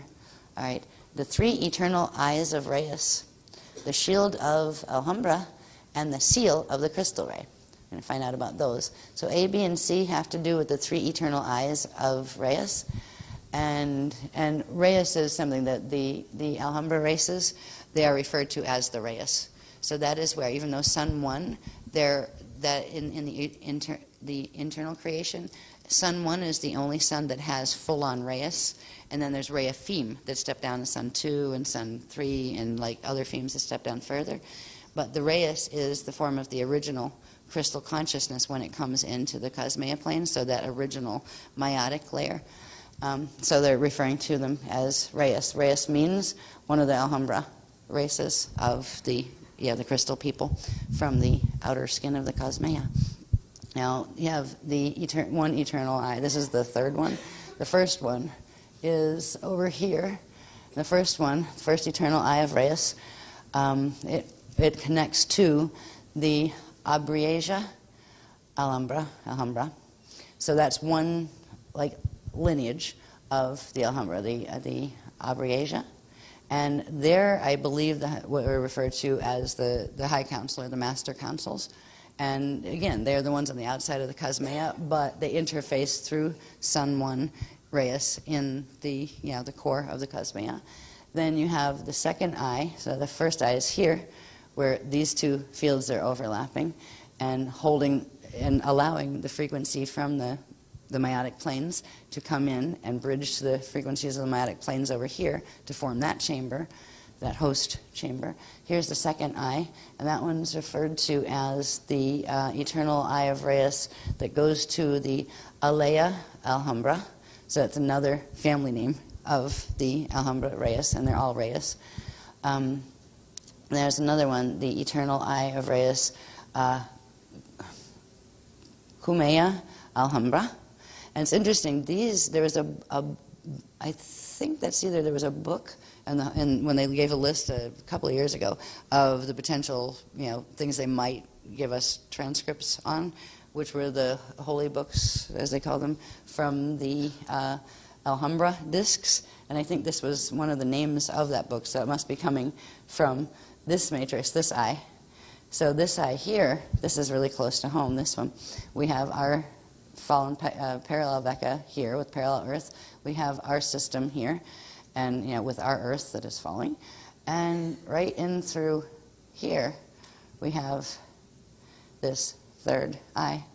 And when this one opens, it allows for this chamber to link here. So the power of this can come down this way, and the power of this can also come down this way and open into this matrix. And it creates a 3-point lock on the shield, and it creates literally a field of standing pre-plasma sound waves, liquid sound they called it, that will, even though the Metatronic stuff will flow, whatever has the codes turned on or is hosting through someone or a shield that has the codes turned on that link to this, the Alhambra frequencies, then those beings will be they will be protected from being pulled in to the fall, and will still be able to be pulled up and out into the deity planes and the gate systems of ascension and back into the Adashi return cycles eventually. So it's a huge mission at this point, but this is kind of the end game, as the beloveds have said, because these are the highest frequencies that can come into a matrix without the whole thing exploding, which isn't allowed on the Chris code. So we're not dead in the water yet, even though the Metatronic spiral is rolling. So there were the three eyes. Let's see, we're going to learn about those. Here it says the three eternal eyes of Reyes will open, bringing meiotic plasma liquid sound flows from the Cosmea meiotic planes into the Cosmea core Aquiline Sun 1, then outward into our cosmic matrix. Okay, so that was those three eyes, and that's what they'll do. Next one, please, up here. Like, not next diagram, but can you shift up? Yeah, thank you. Okay, now D, where is D? Oh, they're the three chambers, actually. The three meiotic chambers, which are those that form the ray shape, right? The three meiotic chambers, collectively known as the shield of Alhambra, so that ray shape there is the shield of Alhambra, right? Will open, anchoring the meiotic flows into Earth's aurora shield to number 3, which is E, which is where? It's taken me a while to look at these because I wrote them really fast and I didn't typeset them myself. Where is E? Let's read it and then I'll see if I can find it. Okay. And shield 2, activate the seal of the crystal ray. Now the seal of the crystal ray is different than the shield of the crystal ray. The shield is those 3 pillars, right? So they'll activate the seal of the crystal ray within Earth's Aquafarian shield and Aurora Crystal River host shields. Now, can we go up to number 3? And that tells us more about that. And I'll try to find E as I float around here. Here. The seal of the crystal ray is an intricate formula of cosmea through cosmic gate codes. So all of these gate codes, plus the ones that go into the deity planes, plus the ones that go into the cosmea core suns, plus the coding that goes out through the chamber, through the meiotic chambers out into the meiotic planes. So they're very, very intricate formulas that are gate codes, but they're carried within the shield, but they're also carried within the DNA of beings who birthed out of those matrices, right? So the seal of the crystal ray is an intricate formula of cosmea through cosmic gate codes carried by incarnate members of the Alhambra Reyes, and subharmonics are carried by the Sun 1 Aquiline Sun Tantriasia shield. So that means the blue-white shield has the subharmonics of those codes, and the Reyes of that shield would carry a full set of the seal of the crystal ray, which is that formula that allows for the opening of all those gate systems, and the bodies of those persons would be able to anchor those currents from the meiotic thing to make them available for the host shields that are running. So that is the actually role that the white-blue shield is serving for the rest of the host mission, because you can't birth a whole bunch of people in that have those codes because the coding is too high. And there's also a very high risk that if that body got taken before it was awakened, what would a fatale do with that? So there's, the fewer amount, the less the risk as far as being taken goes, fewer targets. And to try to take care of and make sure that they get to wake up before something snatches their body out from under them, that kind of thing. It's also a quantum issue, where if they are activated, and there's too many in one matrix, it would frequency blow the matrix. It could like explode a planetary core just because of the heat generated by, say, having, instead of like 2 people that have full Reyes codes, what if you had 4? Uh-oh. Right? You better have 2 planets, right? Because it would overload the frequency capacity of the planetary core, and it would shatter the morph field. So there's reasons why. It's not an elitist thing. It's just when we're all up there floating around as part of God's source consciousness field, it's like, it's almost like we're going into to do a play, as if you're actors and actresses, and we want to experience what it would be like to go do this play that we thought looked kind of cool, and we're going to go and dress up in costumes and and go on stage and do that. Well, everybody can't play the same person. Everybody in a play has different roles, and they're there for different reasons. Their character has various things to bring to the production of the play. So everybody's valuable in the play. And that's kind of like what it is here. There are ones who have certain codes that go with the high gates. There are ones that have certain codes that go with the low gates. There's ones that have codes everywhere in between. And when we work as a team, it works perfectly. And it's not about, oh, I have such low self-esteem that I feel that I resent you because you have something bigger or better than mine. And that means you think you're better than me. And it's like, no, you think that. I'm fine, right? Here, you want the codes? Take them, right? You can have them, right? Be careful what you ask for. Yeah, but anyway, there are differences in the genetics of all life forms everywhere. Nobody is is a replica unless you are literally a clone, and then your consciousness is still not a replica. It's just the biological imprint. So if there can be a respect for the ones who do say carry the higher codes, and the ones with the higher codes don't do the elitist snob thing, where it's like, oh, the commoners and that kind of stuff, like you see it all through history here. That's not Christic. That is total fatality mentality, where the little workers do all the work, right, and get none of the pay, and the kings and queens get to float around and have everybody else, do everything for them. That is a distortion of power, just as much as it's a distortion of power if you have people that, for whatever reasons, say they were not, born into a wealthy family or something, but they decide they hate rich people. Why? Because they're rich. And if they're rich, it must mean they're bad, or they did something bad to somebody to get that. There, you have that same thing. Just like you have some rich people that are sweet and wonderful and nice and the kindest people in the world, and they try to help everybody. You also have some that look down on other people, and they think they're just great because they have it, and they're miserly, and they treat people that aren't rich badly. You also have the same thing with poor people, where you have poor people that they have hardly anything, and whatever it is, they'd be glad to give it to you, even if you're rich.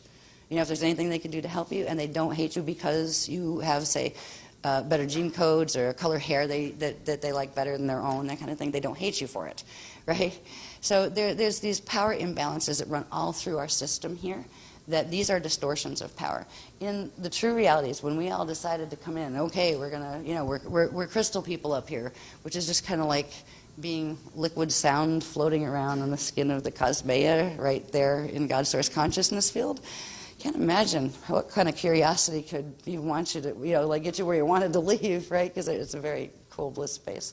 But you decide to come in and, come in as a collective of selves, because you have so much frequency as your own self. Your own self is a collective. So you'd come in and you'd have to use smaller versions of yourself bodies. So you'd have various different forms and that kind of thing. But it was done with an agreement. It's like, okay, this part of my consciousness collective will carry these codes, and this part will carry those codes, and this will carry those codes, and all the gate codes are essential. Somebody had to carry the whole set so they could anchor the first burst that comes in. And if somebody didn't carry that whole set, that first burst wouldn't come in from the meiotic planes, which means the meiotic frequencies would not be able to spread in the grids. So it's not an elitist, snobby thing at all when it comes to what the Alhambra are. The Alhambra Reyes came specifically in as fail-safes. Fail-safes of the Christ, where if it got that bad in a matrix, they would have the codes available and do their darndest to make sure they got activated so all of this could happen for the protection of all life everywhere.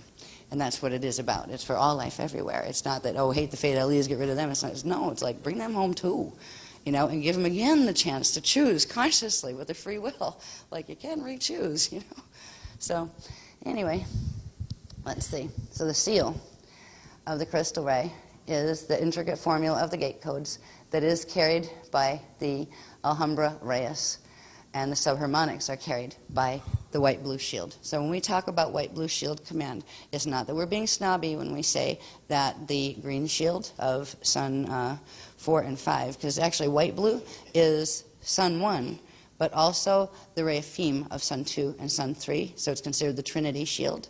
That is the one that holds all of the codes sufficiently where it can, anything, even in the Cosmea suns, the Re'afims and the Aphims below the Re'afims, can evolve back up through it.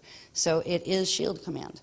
And, there are lots of fallen Equari and stuff that decided to go off and be Fatali because they wanted to be the ones, say if they were on a green shield, but they didn't have all the coding yet to bring in the full frequencies of the aquiline Sun 1 or the meiotic frequencies, which means they couldn't bring in the conscious understanding yet. Right? So instead of saying, okay, I understand that because that person can bring that much frequency in, they probably know a little bit more than I can perceive with the package I have and the genes I have to bring that in. So I can evolve into having that too. But instead, they decided they would do the opposite. Hate them, let's get rid of them, then we'll be the top guy. Right? Because they're still missing. There's a saying that Asan used to use in England. A few bricks short of a load or something. There's a few codes short of getting it. A few codes short of home is the same kind of concept. So when the equerry fell from being aquery, there was a lot of those issues about not remembering the original agreement that we're all of equal value. Just like you had to carry those keys, I had to carry these keys. What is the problem now? And so those problems were part of what actually created the fall among the equerry. We're watching the same thing here on the larger level because we're having issues within the levels of the shields. The ones who are in the Trinity shield on the blue-white shield, the ones that are on the green shields, and the ones that are on the violet shields. The violet shield is the one that is, I'll let you know this, is the one that is most susceptible to first getting whacked by the Metatronic spiral because, first of all, it has the lowest frequency of the three. That doesn't mean it's bad. It's just as sacred as the rest of them. But because its quantum, its Partakai power is smaller than the greens and then the blues, it is the easiest one to mess with, especially if you're running a reversed violet plasma current. So that's why the violet shield got hit first, actually, here in Aquafarian shield. And not just here, but this has been a mess all the way up through the Milky Way, where they went after the violets to get at the greens, and they went after the greens to get at the blues. And that's the war that's kind of been happening in other places in our time matrix, in our galaxy.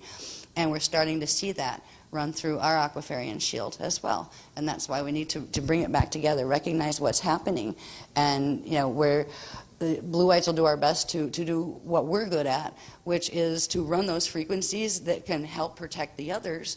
And the ones in the green shield and the one in the violet shields, they can do what they're good at, which is running the codes for the ones we couldn't actually reach. If our frequencies are running at a certain level, and say there are people that aren't of Feme-born, but they're on violet shield and they need to go the path of Kalidima, can you see if they tried to receive a frequency host transmission from a blue-white? It'd fry them. Yeah. So we had to have teams that stepped down the frequencies. That's what it was really all about. It wasn't about, the blues are better than the greens and the greens are better than the violets at all. It was a step-down agreement so we could reach more people.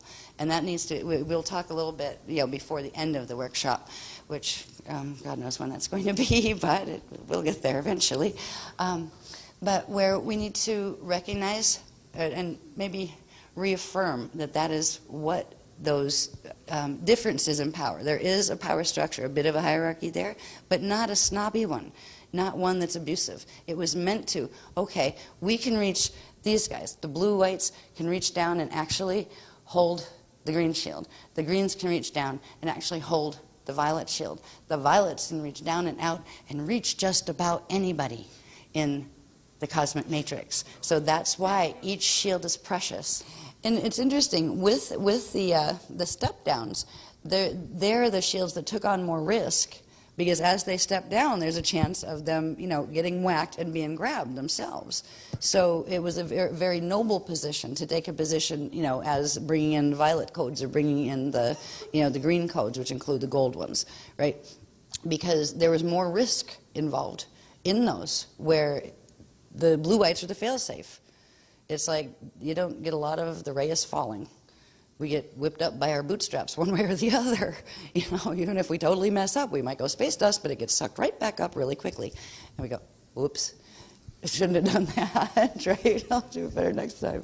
But there's more risk involved for the green shields and the violet. So there's a huge amount of respect from the blue-white shields toward the people that are serving those shields and those paths. So it's not at all where there should be infighting among them, basically. Anyway, we'll get back to this, because I'd love to get this done long enough where I can then go back and work for God knows how long on the rest of the diagrams to come back at whenever and do the rest of this. So, yeah. Okay, next, let's see. The eye of the Reyes, which number are we on? There we go. Okay, that was the seal of the crystal ray. Let's see, using cardinal formula, I think I read all of that already. Yeah, okay. Once activated, the crystal ray seal activates the heart of the Reyes. Now, the heart of the Reyes is this area right in here, and it's actually a very small triangle that forms from the diameter of these chambers. So that's one chamber that runs there, the other runs there, and the other runs there. And there's a little spot where they don't cross over, and I just put this shape around it. And maybe because there might be a crystal around it, they didn't say that. I just did it because I didn't want to use a circle because it would have got lost. And I didn't want to use a triangle because you wouldn't have been able to tell that there was a different shaped triangle in it. So the heart of the Reyes is there. Now, what they have to say about the heart of the Reyes, it's also known as the torch of Alea Alhambra, is a meiotic plasma liquid sound standing wave that, once activated, broadcasts to, activates, and fuels the sets of 48 cosmic crystal ray plasma ships, calling the crystal fleet of Alhambra into active duty. And this is interesting, because this is how they're wording this as far as the larger drama, the external drama that we're dealing with, but there's also a level of this that has something to do with our biology that they didn't tell me about yet. So that's going to be some of the things that probably come out with the diagrams that they're going to have me work on after we leave here. But for now, they want us to understand that it is in that spot. And I have a feeling when they had us use that Alhambra spot, when we were breathing through that spot in chakra 3, I wouldn't doubt that that's what that spot is. They haven't said so yet, though, so I'm not sure. But it is where a meiotic plasma liquid sound standing wave literally activates in that spot. And then it begins to broadcast and activate and continually fuel the sets of 48 crystal ray plasma ships. Now, we must have an equivalent in our body. I don't know what that is. I don't know if they're corpuscles or what. I'm having like one of those fantastic journey things where they shrunk the people and shot them in a needle into the bloodstream or whatever. One of those. But on the larger level, when they're talking like the planetary, solar level, and galactic level, this gets very interesting about what are these sets of 48 crystal ray plasma ships. They are the Alhambra crystal rays. So they're living, conscious being plasma ships, or living conscious beings of the Alhambra crystal people, taking the form of the plasma ship because they're expressing in their full form of those gate codes. All right? And this is calling the crystal fleet of Alhambra. This is not just a little ship here, a little ship there, a little visit saying hi. No, this is a fleet. Fleets usually come in when there's wars or an air show for demonstration of flying ability. I don't think they're coming in to demonstrate their aerial skills right now. When that ship appeared, and they said that was a visiting one last night, that wasn't one of the 48, but that began the activation of all of them. Something fascinating happens when they activate. Okay, now we'll go from 4 to 5. Now, this is mentioning yesterday, April 6 through 8, 2012, stand 2A, the heart of the Reyes will, that standing wave pillar, will activate, which it did, and raise the 48 crystal ray plasma ships from Earth's mantle, initiating the fly order for the crystal fleet. This ought to be interesting. They haven't exactly described what exactly the fly order is, but they did let us know more about what these 48 ships are and what they do. It's quite fascinating. We'll see that in another diagram soon. I think there's number 6 over here. What? Oh, oh yeah. Yeah, I read that. Yes, yes. There's many, but there are groups of 48. Yes, many sets. You have cosmic ones, you have galactic ones, you probably have atomic ones inside your body, I wouldn't doubt. Yeah. Okay, so we're going to find out more about what are the 48 crystal ray plasma ships from Earth's mantle. So there are 48 of these big plasma ships that have to do, that are sleeping in Earth's mantle, and we just started their wake-up process. And it was really interesting because we had an experience in a projection when we were doing the Arctic thing during March, and we ended up in this ship, realized that we were on the inside of it, realized it was a ray ship of some sort, and realized a generator was starting, a very, very ancient generator. But it was like when you turn the car over and you just let it kind of idle out front. You didn't like hit the gas just enough to get it moving, and that's what it felt like and sounded like. So now we're learning more about what these are. So we did begin the activation of something when we were up there, one of these ships, but I don't know if there's 48 plus like a mothership or something that does something different. They haven't said anything, but I have a feeling that they'll eventually let us know more about them. But they let us know enough in the diagrams to come that was quite fascinating. So anyway, I just want to read number 6 now, and then I think is on the bottom. Yeah. The crystal fleet of Alhambra, the mirror in the sky, deflector field. Hey. When the 48 massive crystal ray ships of the Alhambra fleet activate, they raise upward from their ancient resting place within Earth's mantle. And they said they were placed 5.5 million years ago by the Alhambra races, and that means during the period of the Electric Wars, when seeding 1 ended, of the angelic humans on this planet. All right.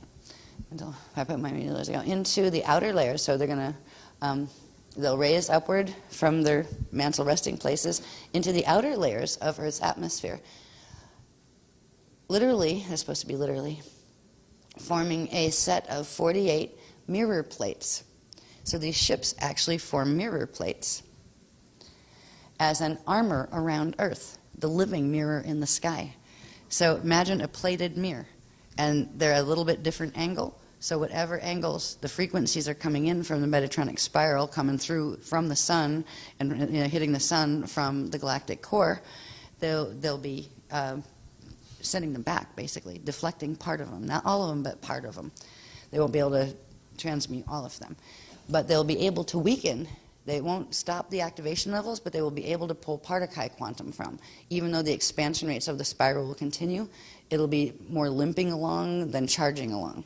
And that will allow the crystal host to still hold, where normally if the Metatronic spiral was allowed to absorb the frequencies of the crystal, like they were trying to do here, like, cut the host and then take what was left of it down here and internalize it, they would have been able to push the planet within about 3 days to 3 months, they said, depending on how much thrust they had, to actually make the crust of the planet roll over the mantle and create total pole shift and the 6th extinction of the angelic human race here.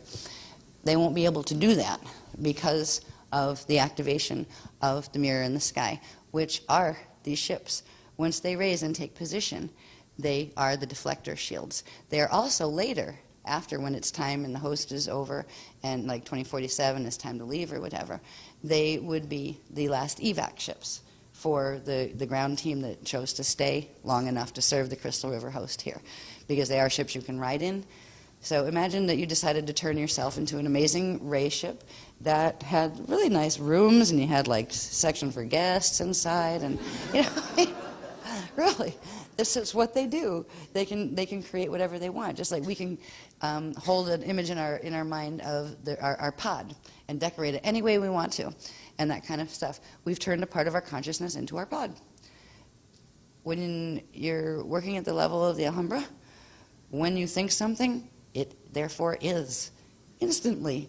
So when they do the ray ships, it's not like, well, where's your room? Oh, that's in the intestines. Where's yours? Mine's in the stomach. You know? No, only the distorted violet ray forms have that kind of digestive apparatus. Because these live by just breathing frequency. So they're basically a shape that they could turn themselves into anything they wanted to. They don't have to eat with teeth and digestive tracts because they just breathe in cycle currents, and they don't need lungs to do that. Their consciousness itself does it. So they look like ships inside, where, you know, when you get absorbed, it's like, wow, cool spaceship, nice design. You know, it's like really like rounded walls and stuff, and a lot of curves as opposed to angles. It's pretty neat. You know? Anyway, I will get back to this. So they literally form a set of 48 mirror plates that collectively forms an armor around the Earth that's the living mirror in the sky.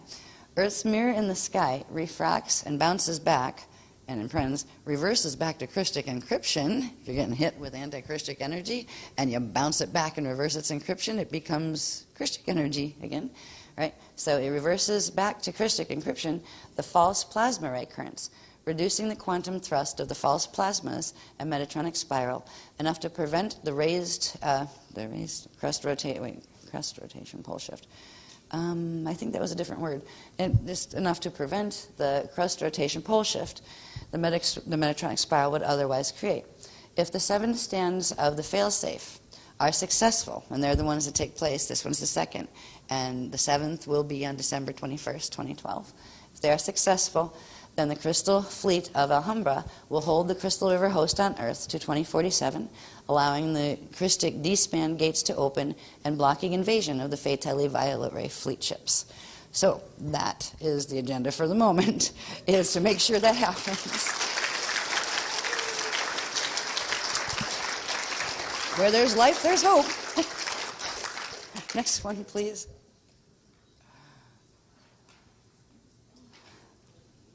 This one's just to touch base with something we've looked at before that has to do with the gravitron, which are these set of nasty Metatronic vortices that run through the planet and kind of oscillate over long periods of time. They're connected to the false sextant clock that controls the false precession of the equinoxes and all that kind of thing.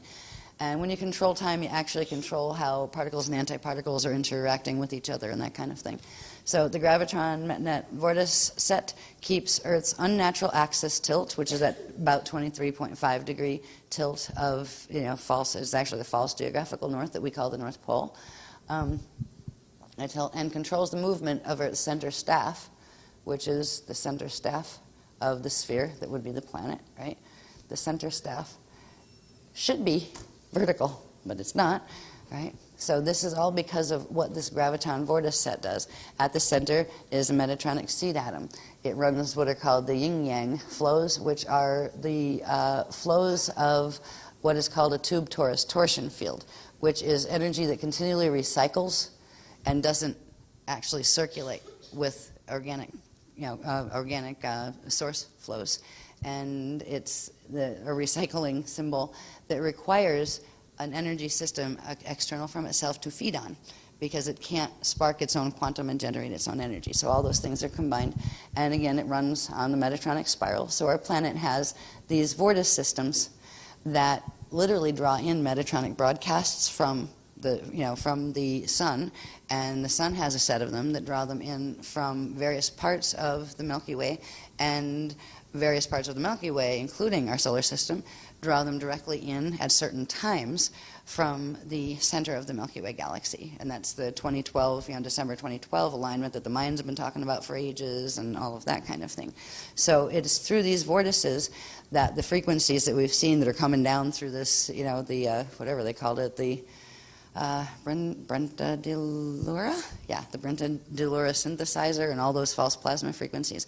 All of those step down through a series of artificial gate sets and things into our solar system. Our sun has a set of these that picks them up, and then it transmits them back out through the solar wind into into Earth, and Earth picks them up through its vortex set, send it into the core, and sends them through Earth's core. And the biologies of the life forms on the planet do the same thing. As they breathe the atmosphere, eat the food, they bring in the Metatronic frequencies into the body.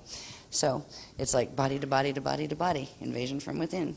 So I just wanted to remind you of this. I'm not going to read all of that right now. It'll be in, if we ever get a chart pack, we have to figure out what we're going to do with that, because I don't know if we have time to get that photocopied or not, because there's still probably at least 10 diagrams I have to get done before I come back. Anyway, we can go to the next one, please. This is just to remind us of the gravitron vortex system. And this is to illustrate a little bit more clearly of how it does step down from where we are up here looking at the echo maps and seeing where our parallel Vecca and our Vecca 5 here, and how this actually corresponds to the probability systems here, where we're looking at M31, the Andromeda galaxy, and our distorted galaxy that fell, Milky Way, fell from Andromeda, and how these frequencies step down. The dark fallen violet Echo sun of the Borgia black hole system, which is the source of the violet plasma ray. That's the sun that actually reverses the organic plasma ray to make it as an available source to make the other false currents from. So it steps down from there. And then, so it goes, the Brenta de Lura synthesizer down steps the reverse false plasma ray currents through the eye of Fatali, which is the big one up here, which you don't see on here because this is an enlargement of this. So the eye of the dragon here is actually what you're looking at here. So this is, just enlargement so you can see what's in there. So through the eye of Fatali and the eye of the dragon, so it steps it down from here, into here, into here, then through the alpha omega wormhole matrices, which are the ones that link parallel and our system together, and brings them into the M31 Aquinas Milky Way Vecca 5 core. So it brings them from here, like from these places where you have these frequencies running here and through here and through here, and then it goes after the core, which looks like this. When you come off the eye of the dragon here, right there, that's where it's hitting right there and coming back here. So this is showing the step-down process of how these currents enter. And then once it's here, it goes into here, which is here, the center of our Milky Way galaxy. And here it spirals out the frequencies. And actually here, it looks like the Milky Way is spinning counterclockwise, and science tells us it's spinning counterclockwise. But that is I believe they call it the deflection field. There's a field underneath it that is actually the invisible Merkabah field. So if you see something that is visibly, or its particles are spinning in one direction, its field beneath it that you don't see is actually spinning in the opposite, and that is the deflection field that's being created. So I wasn't important on this one. It was just to show that the Metatronic spiral comes out through the spiraling galaxy. But we had a whole set of Merkabahs that talked about those fields, the deflection field, which is the particles being thrown in the opposite direction from the thing that's actually spinning in the opposite to where you're seeing the particles, that kind of thing. So this is the black hole at the center of our Milky Way, connects to the larger metagalactic 6 Procyon black hole via the Metatronic spirals. Okay, this is a little note that was on some of the others too. We perceive only the probabilities in our metagalactic 6 as being in our own Milky Way galaxy. Even though there's all these versions of Milky Way galaxy around us, we are keyed and coded. We're on the time waves of this one, the space-time waves. So this is actually the only one we'll see, and we can go out into space forever, and we're not going to run into another one unless we shift angular rotation of particle spin and base pulse rhythm. Then we'd be able to pass from one into another.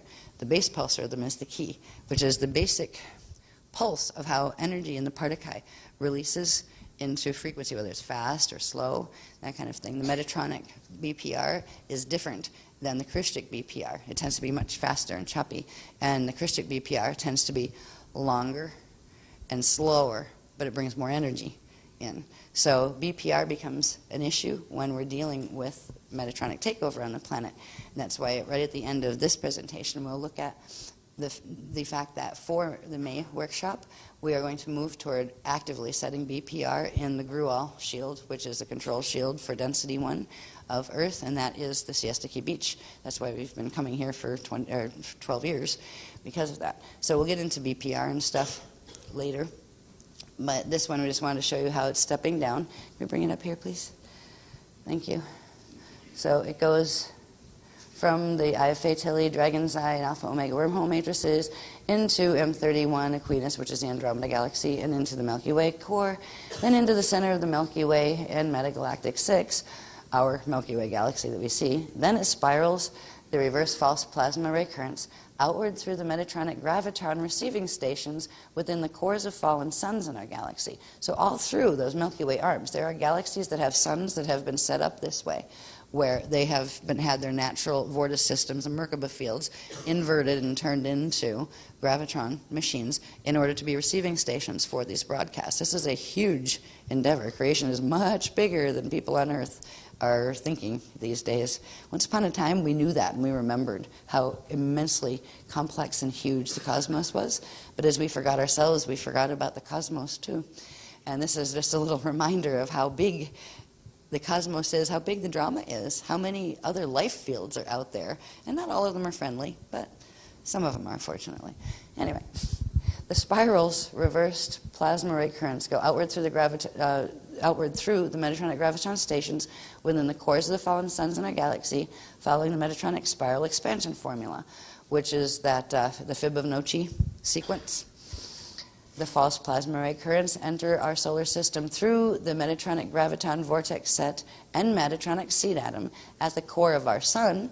So it goes from out there in the Milky Way into the Orion arm, in where we are, where our sun is, into our sun through the gravitron of the sun, and then enters our planetary graviton vortex set and the Metatronic seed atom of Earth. And that Metatronic seed atom of Earth, even though it's at the core, can be accessed through Andorra, which is that little country by Spain.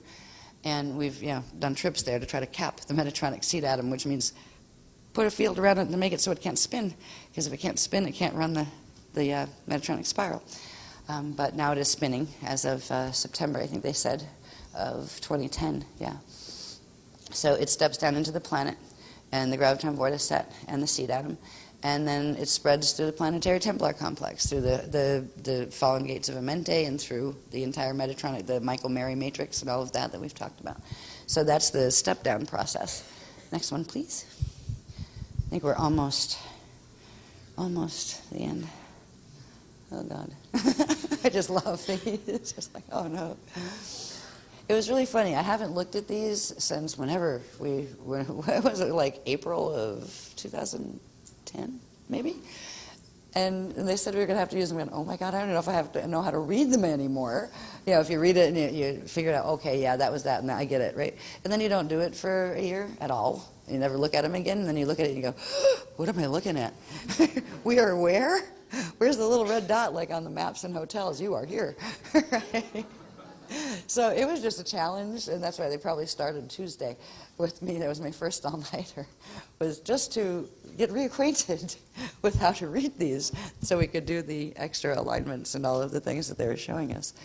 This one, the April 7 through 8, 2012, that's this workshop, Failsafe Stand 2B, crossover initiates, completes Mashayahana vortice opening, 5/27, 2012. So we start, the Mashayahana vortice is, we'll look at that in some of the stuff we'll see this later, and how they didn't show me yet how it corresponds in with the other chambers and things. There's a lot more detail of how, okay, where do those chambers and all the things we saw with the ray on the big map, if we take those down in, what's coming in from where and what does it do with the Messianic vortex?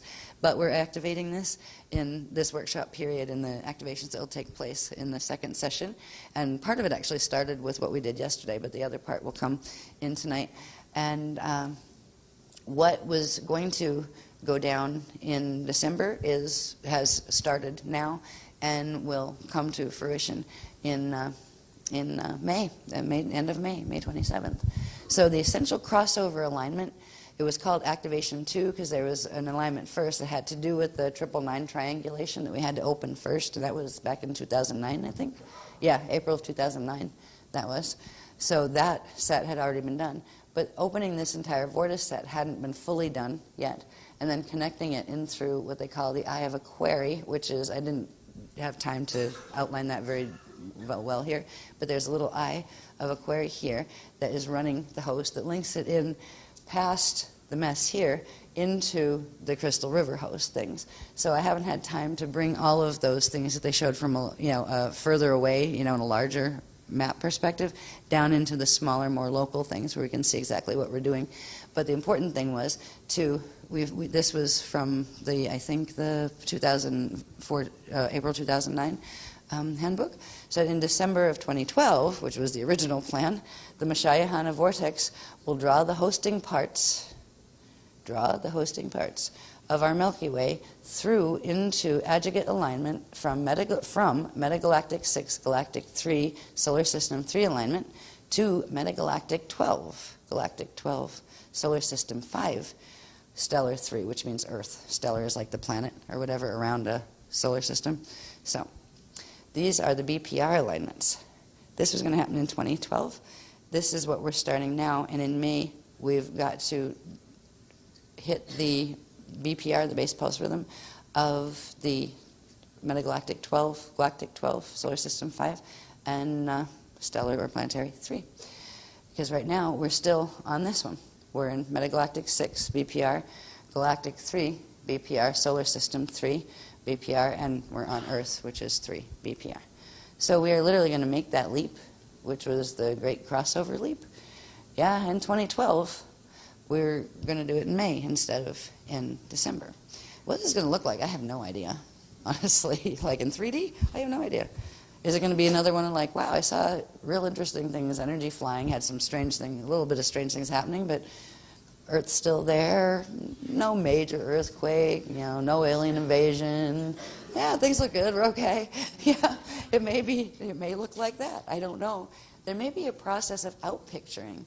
Because I remember this coming up quite a while ago, just in a conversation with the beloveds. I said, all right, if we do a certain group of energy work, in these time cycles, is there an outpicturing point? I know there is, we've talked a little bit about it. But what is the time frame? If something happens, say, in May on the energy level, when does it appear on the physical level? And they said that it's very complicated as far as like getting into the core of the laws of manifestation and that kind of thing, that they couldn't explain that without confusing me more at the moment. But it is something that they do know the answer to. So I'm wondering if I'm hoping not, because we've done a lot of energy work since like 2000, and so has the Metatronic side. And I'm really hoping it's not like, you got 13 years, and then it goes boom, and it all starts to manifest, because it's been pretty stable for all the invisible energy wars that have been happening here since the United Intruder Resistance broke the Treaty of Altair in 2000. And there's been, it's like no major earthquakes. There were some big ones, but nothing major. The Mississippi is still where it is, and it didn't rip the continent apart. It's been really pretty mellow from what it could have been. So I don't know the answer to that yet. Maybe they'll give me a little bit of insight, before this workshop's over. I hope so. But so far, if this is the outpicturing that we've seen, we do energy work, we'd see a few little things. You'd see shifts. I've felt like even in my personal life, I'd watch like little but subtle shifts, but big ones. And the little ones would build up that over time you'd look back and go, wow, from where I was at this place to where I am now, I didn't even realize I was moving. But I did, and wow, it's really shifted. Things have really, really changed a lot. So it may be occurring that way, where it's so like subtle that you have little changes, and then you ignore it again, everything seems just like it always was, until you look back and say, wow, when did it change, right, as you're moving along. So hopefully it will be like that instead of like the bang, zoom, poof type. Anyway.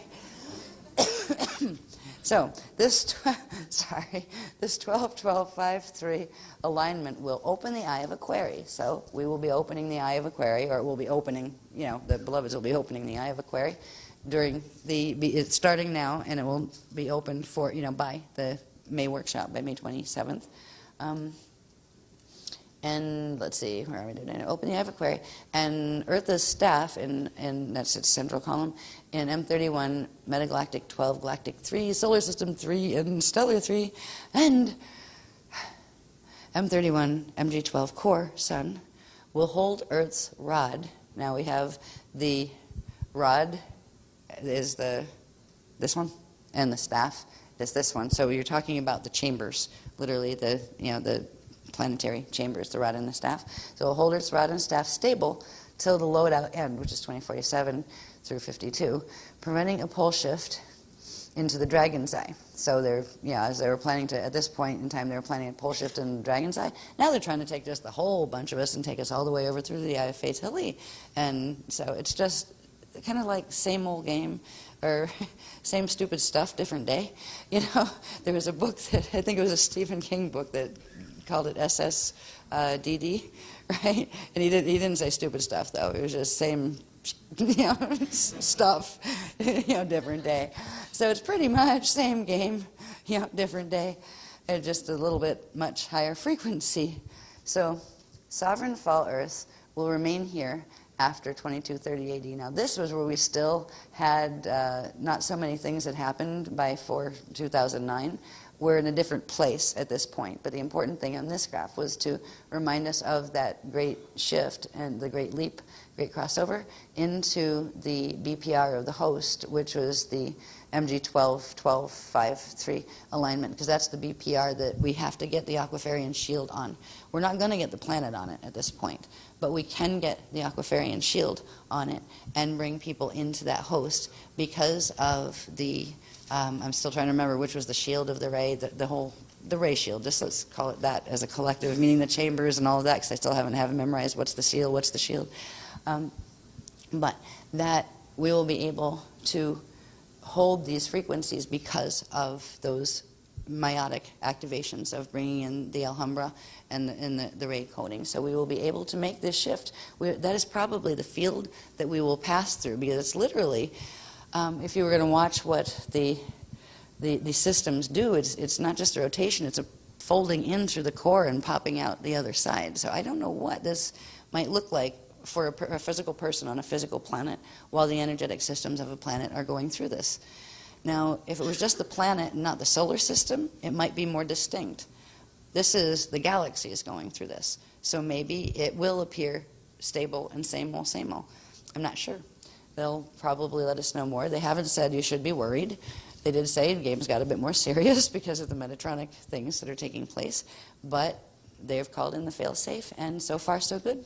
If we do the 7 stands, we will be able to keep the host open as planned, and things should be fine. And we get to meet our first family, because everybody, I do believe, started there at one time first.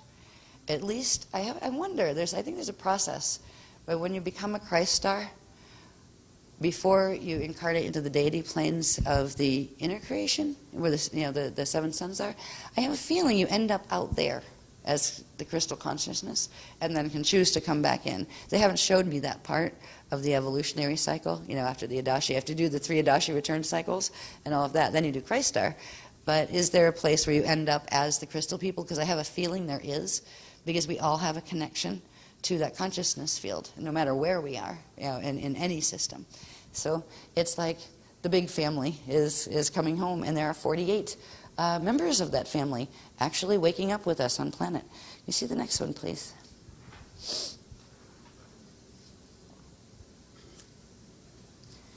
The crystal fleet of Alhambra, mirror in the sky, deflection field, and the 48, how do I pronounce that? Abriasia Alhambra Tantriasia Reyes.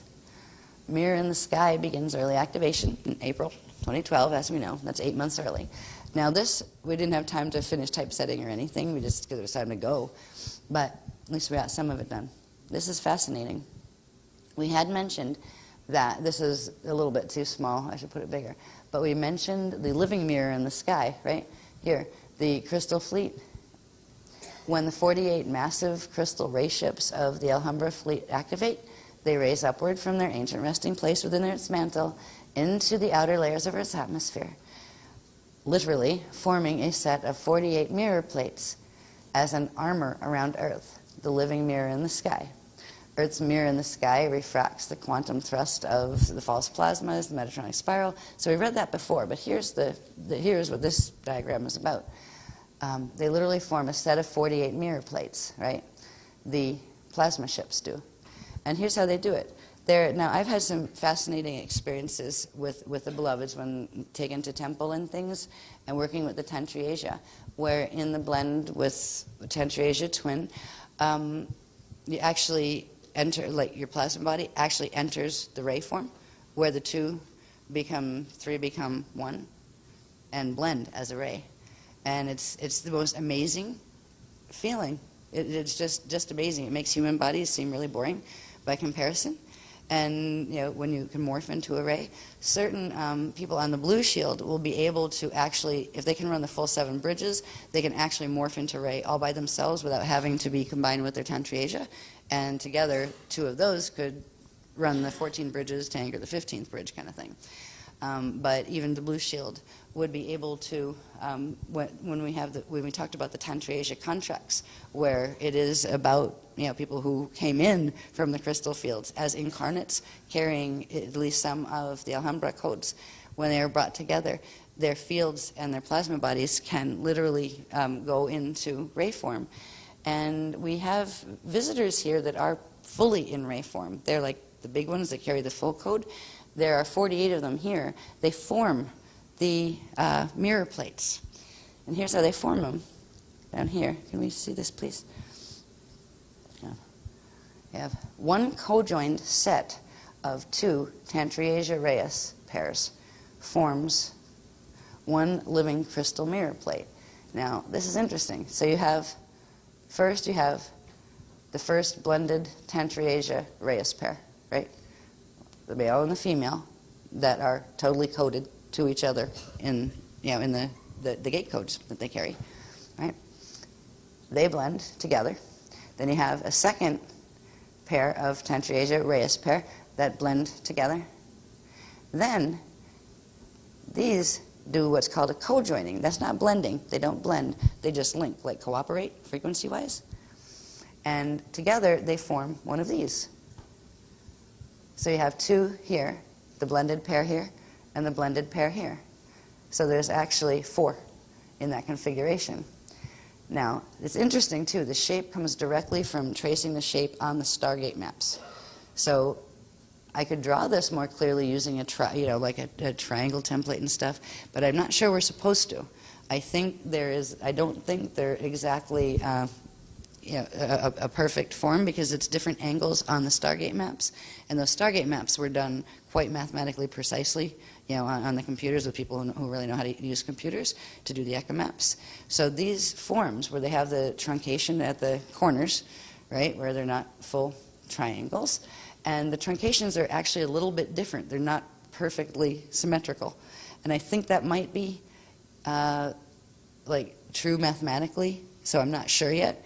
For now, we can just show them if we wanted to show them as just perfect triangles. But what you're seeing is these 2 blend together and form what looks like one. These 2 blend together, form what looks like one. And then the tails and the hearts link, right? So they can run frequency, the 2 sets of them. So it's like having 2 couples that are friends and they're just running frequency together, where these are fully blended, as a pair. Now, these also have each mirror plate. They form a living mirror plate, because these are the crystal rays. So they refract. They're made of billions of little sparkly points that are like little mirrors. So they make this huge mirror, and each one of the sparkly points is like an aparthy that will let frequency hit it and then reverse it back and throw it back. So they will allow themselves to be hit by the reverse currents coming in from the solar and galactic Metatronic spiral.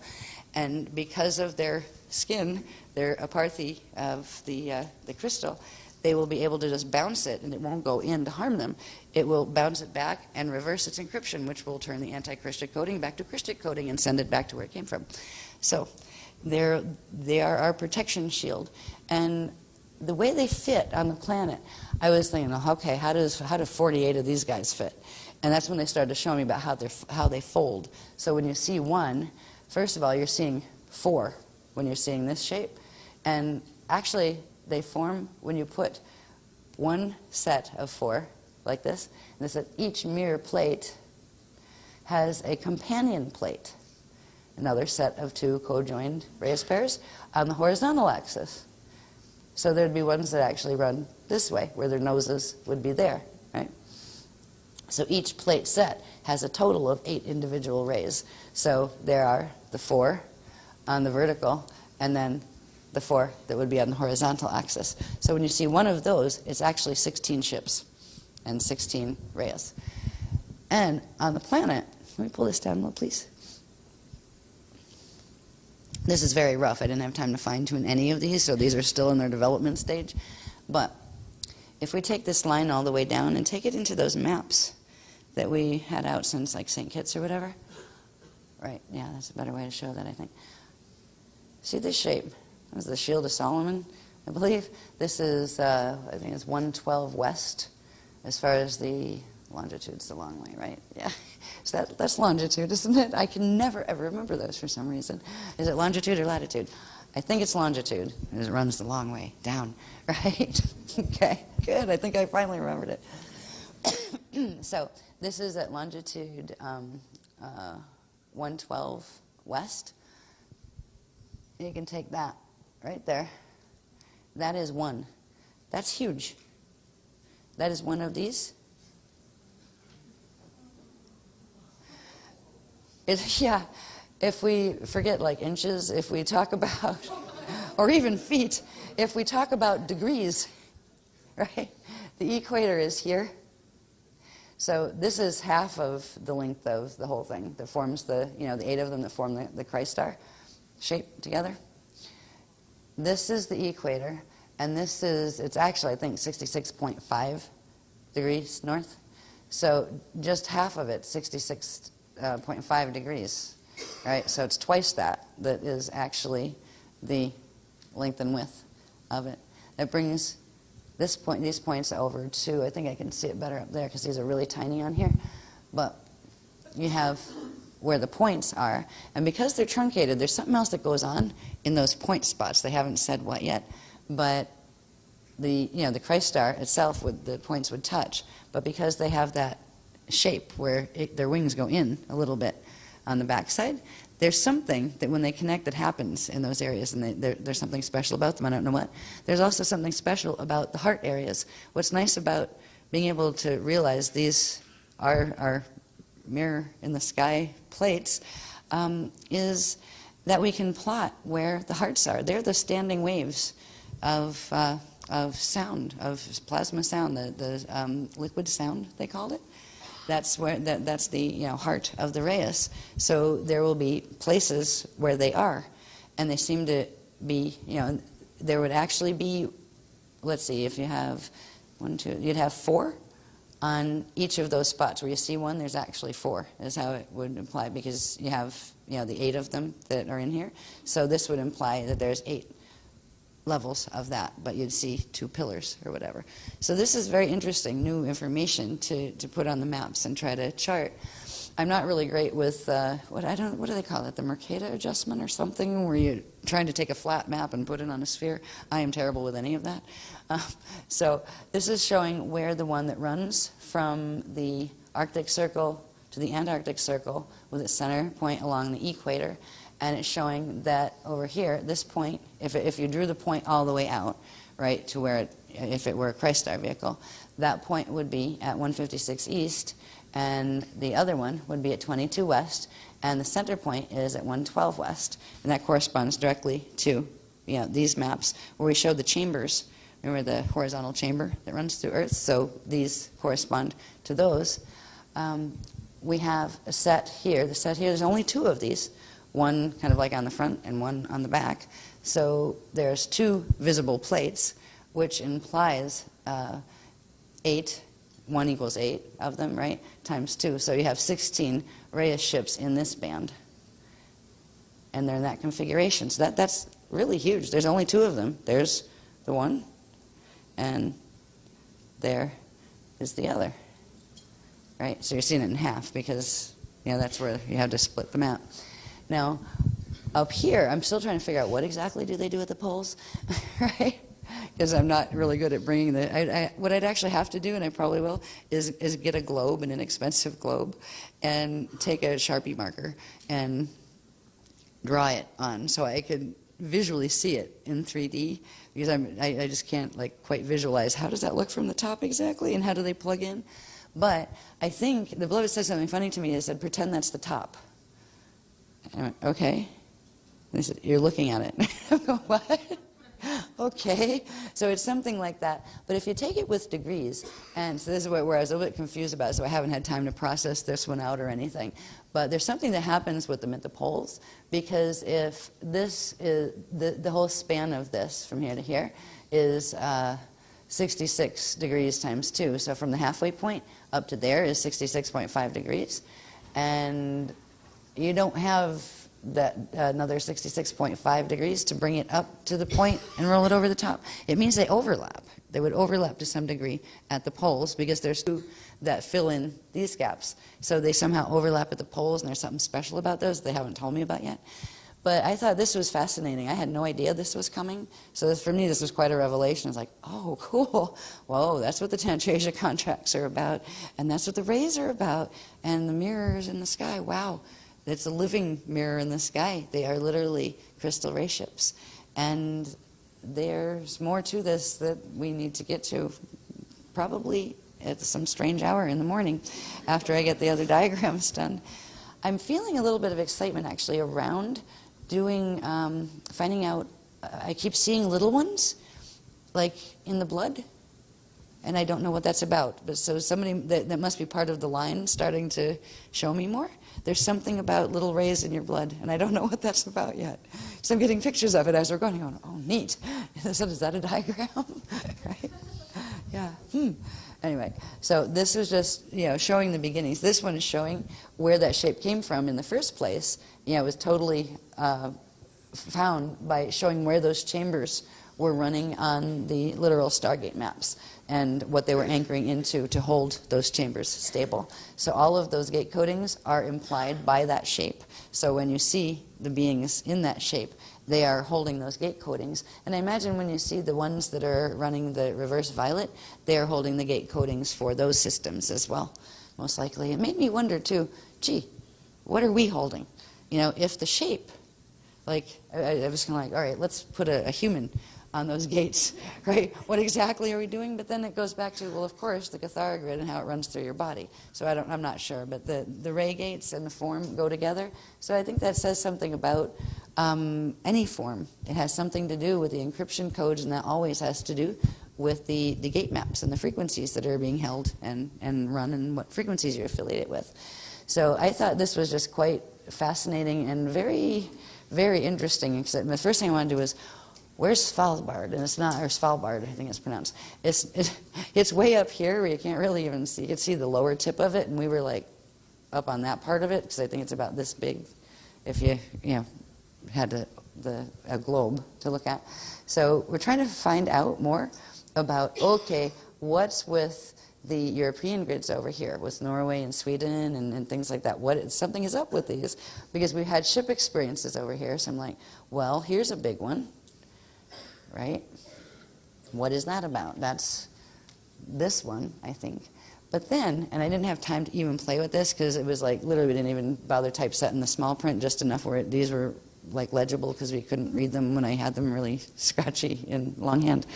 But if you look at this, this is what's called the true equator. And that's going on what's referred to as solar north, which really is solar south, because I believe our sun is like tilted upside down 180 degrees too. But at least it's on the vertical with the rest of, like when you're looking at the solar system maps in relation to the galactic ones and those kind of things. Where our solar axis is at least on a vertical, which means its horizontal shield is horizontal, but our Earth's isn't. It's tilted. So we have our false geographic north that we call the North Pole, which means like Svalbard and stuff is somewhere around up in this band, right? Either if it's on the front, it's here. If it's on the back, it's over there. That kind of thing. If we take this that is based on, and they're lined up along with what would be like the true north-south, the true vertical, and you put that over here, and you look at it on the map, that means it's going to be running diagonally. So I have to make, do it the old-fashioned way, take a Mylar and, make a Mylar of that and place it over this and also over that to see what angle it'll be at. I don't know what angle it's going to interface with this axis on, but I mean, that's like a next stage to do, just to see, because there's some fascinating things we'll be able to learn about that. Not only where these 48 ships are located, and their hearts and their central pillars, which, well, if you find that you hear like the earth cracking and you're thinking, uh-oh, it's probably it. If you're anywhere near one of those pillars that are where the heart, anchor, probably a good place to go. Talk about the safe sites, that kind of thing. So I'm wondering if they're going to give us a safe sites map or something once we can get the mathematics on this, more accurate, because I'm just, showing it in relative forms right now.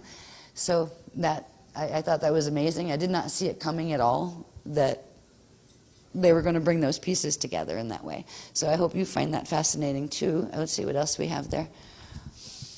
Oh God, this is just, we've looked at these before, and this is some of the things we're going to have to look at in the next session. We've looked at this one before, and this is the period, this is the octant clock, and it's showing the time period when our crystal spiral and Metatronic spirals actually crossed over. This is where we got sucked in to the Metatronic spiral. There's a very detailed one that I don't know how much of it will be past the stage it's at right now, which is really, really scribbly, but where they're showing where what happened in that cycle in relation to the spirals, and they're showing where and what time frame the other stands are taking place in, and that kind of thing. So this is one I have to work on first when we get back. Let me see that one. Is that one? Oh, that's a work in progress. Yeah, I am not thrilled about having to have this done next. Yeah. So these are just like scribbles, like notations. These will be blocks. I wouldn't doubt there's about 6 diagrams in that, where they show it in layers, so you might actually be able to read it. Because right now it's just little scribbly things that are, indicating when what happened that progressively ended up in this, where we had the, what do they call it, the Delura breach, where the Solomon shield, began the BPR of the false 333. And this is taking us up through where we are right now, somewhere, where are we? Up in here. So we are here, and this is where stand 2 begins, and stand 1 was during the March period over there. So I don't have these, I have to, this is like done really sloppy just to get the information down as they were giving me information.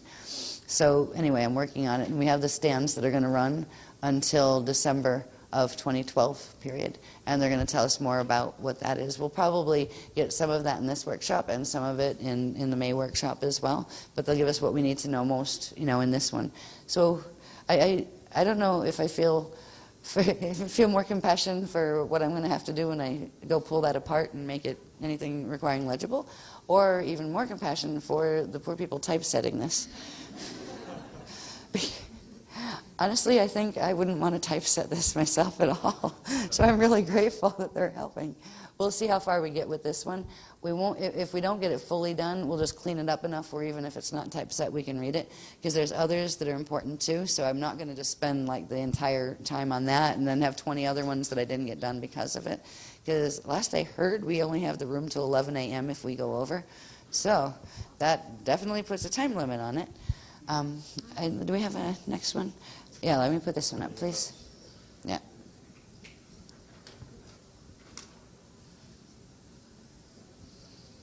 These are just the basic things we were going to cover in the workshop. There's a whole bunch more things, like the meiotic planes. Where are they? What are they about?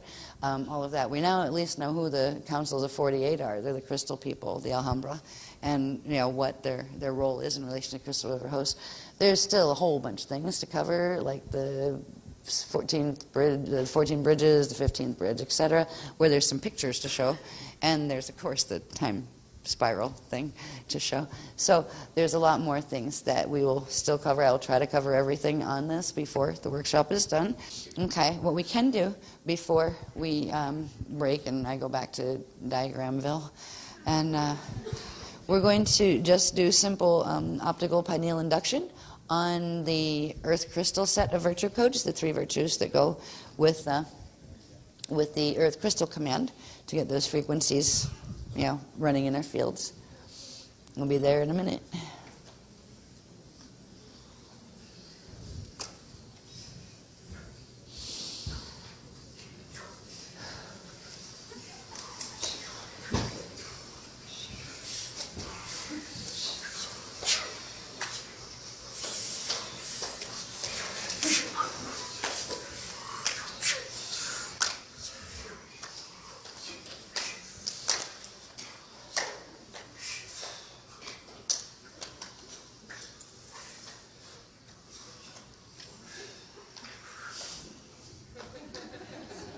I love it. It's just lovely. It's like music to the ears.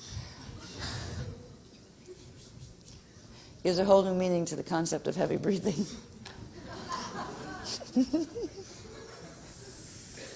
See, I fixed mine on that. The tones are missing there. On my Mylar, I actually have them because I fixed it.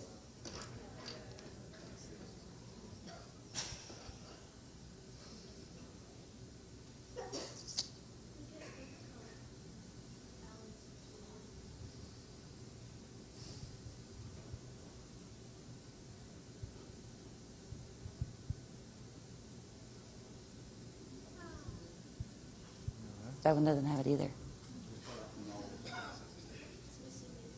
Yeah, it's missing. It's whatever after the. Yeah. Okay. Yeah, we're just going to do optical pineal induction on them now, but we're going to do it a little bit differently, where you just kind of look at it and bring it in. This time, just bring it in as if you're bringing 2 images of it, one into each eye. Then bring them into the pineal that way with the inhale. And then exhale it down to chakra 3. And that spot we don't know about yet, that's called the Alhambra spot. And expand it out in chakra 3 into that plasma ball that we activated yesterday.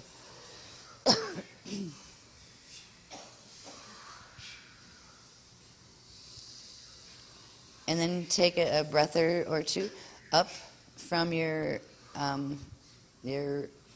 burner, from your Akasha flame, your flame of Alhambra, from the Maharic shield level, all the way up through the one that's on the privates level, and breathe that all the way up into chakra 3, and then expand that out into chakra 3 as well.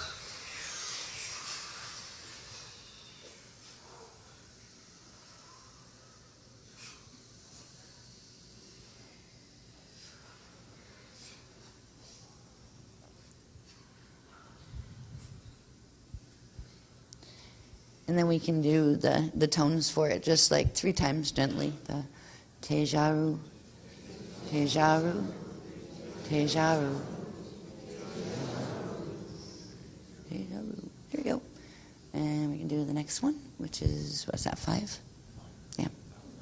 Yeah. The Zendao, Zendao.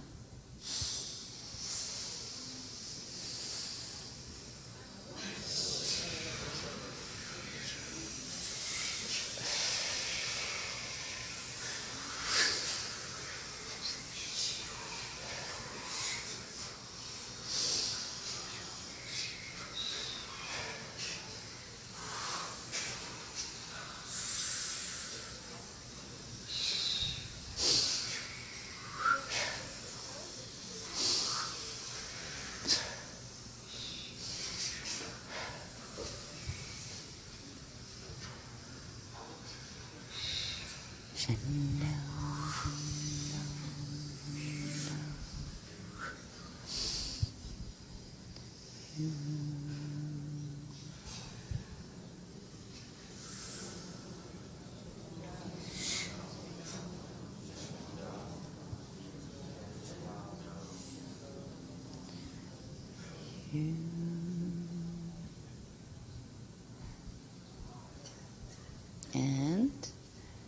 number 9, Tatsu.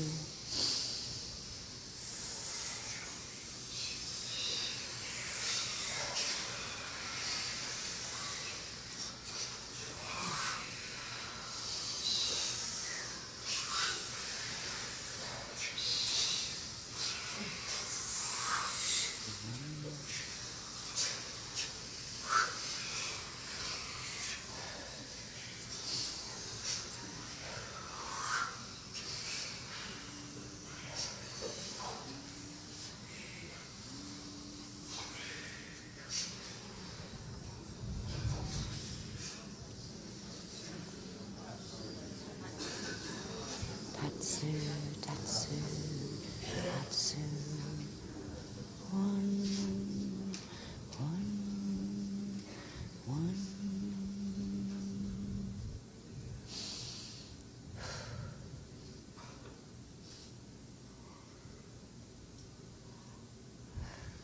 There we go. I'm listening now to see if there's anything else that they want to, say before we depart, so you can have a pleasant time until 6 a.m. and I can go back to work. Let's see, don't do anything.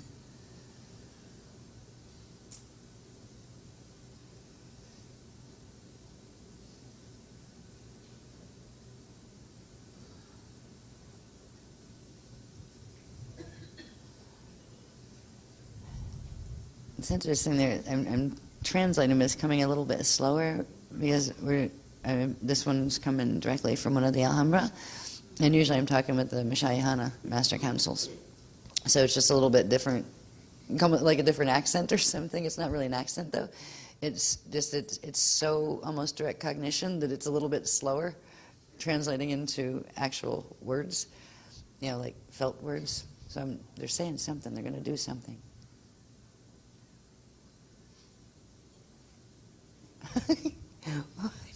They're funny. They just said, we have a gift to bring, and then went into like the drummer boy song. They're gonna begin transmitting the shift BPR for the shift for the Great Crossover from Metagalactic 6 that we're in into the Metagalactic 12 host alignment. And they're going to begin the transmitting of that in the shields starting what time?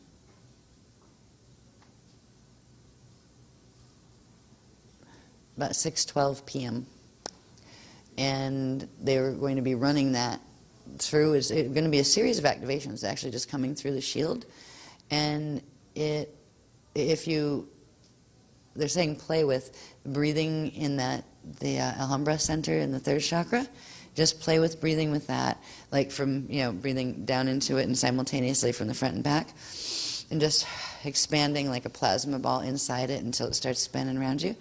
And then play with it where you send your top lotus all the way up to your Christ star and your bottom lotus all the way down to and they're saying until they heal certain aspects of the Aurora shield. They're not having us link into that yet because it started to run part of the twisted spiral. So they're doing something else. There's a platform, like an interface that has to do with the ray ships. Okay, okay. They said, imagine you're standing on a ray rug. When you put your lotus, and not standing so much, but when you send your lotus downward into the 3-mark shield and down into the shield of Aurora, imagine that before it goes into the shield of Aurora, there's a crystal ray rug that your lotus sinks into, so that'll actually create like a crystal glove around it so it can pick up the Christic frequencies from the shield of Aurora, but it won't pick up the Metatronic frequencies from the shield of Aurora. Yeah. Yeah, but now it has the yeah, the ray rug, as they're calling it. Go through the ray rug, and I'm getting the visual of like, okay, shield of aurora, flat disk down there, and big one, Earth's core type thing down towards Earth's core, and I think it's past Earth's core actually, and this ray rug that's about a couple inches thick, but it's actually alive, and when you send your pea lotus, the one down here, down, it kind of goes like the tickles when it goes through, its back, and it just gives some of its plasma frequency as a coating onto your lotuses until they are running enough of their own where they could transmute it themselves. It's like a transmutation glove that'll burn off any of the, or vaporize basically any of the Metatronics that are running down. So you can begin the lotus breathing where you have your top one connected to your Christ star. And I just aimed for Sun 1. That, it's just like, whatever, we all came from there originally. So, so I still aim for that. They may teach us something else at the other part of the workshop. But to breathe, when you keep your lotuses up there when they're not doing anything else, like the top one and bottom, and keep one up and one down, and breathe frequency simultaneously from both, but from the Alhambra center.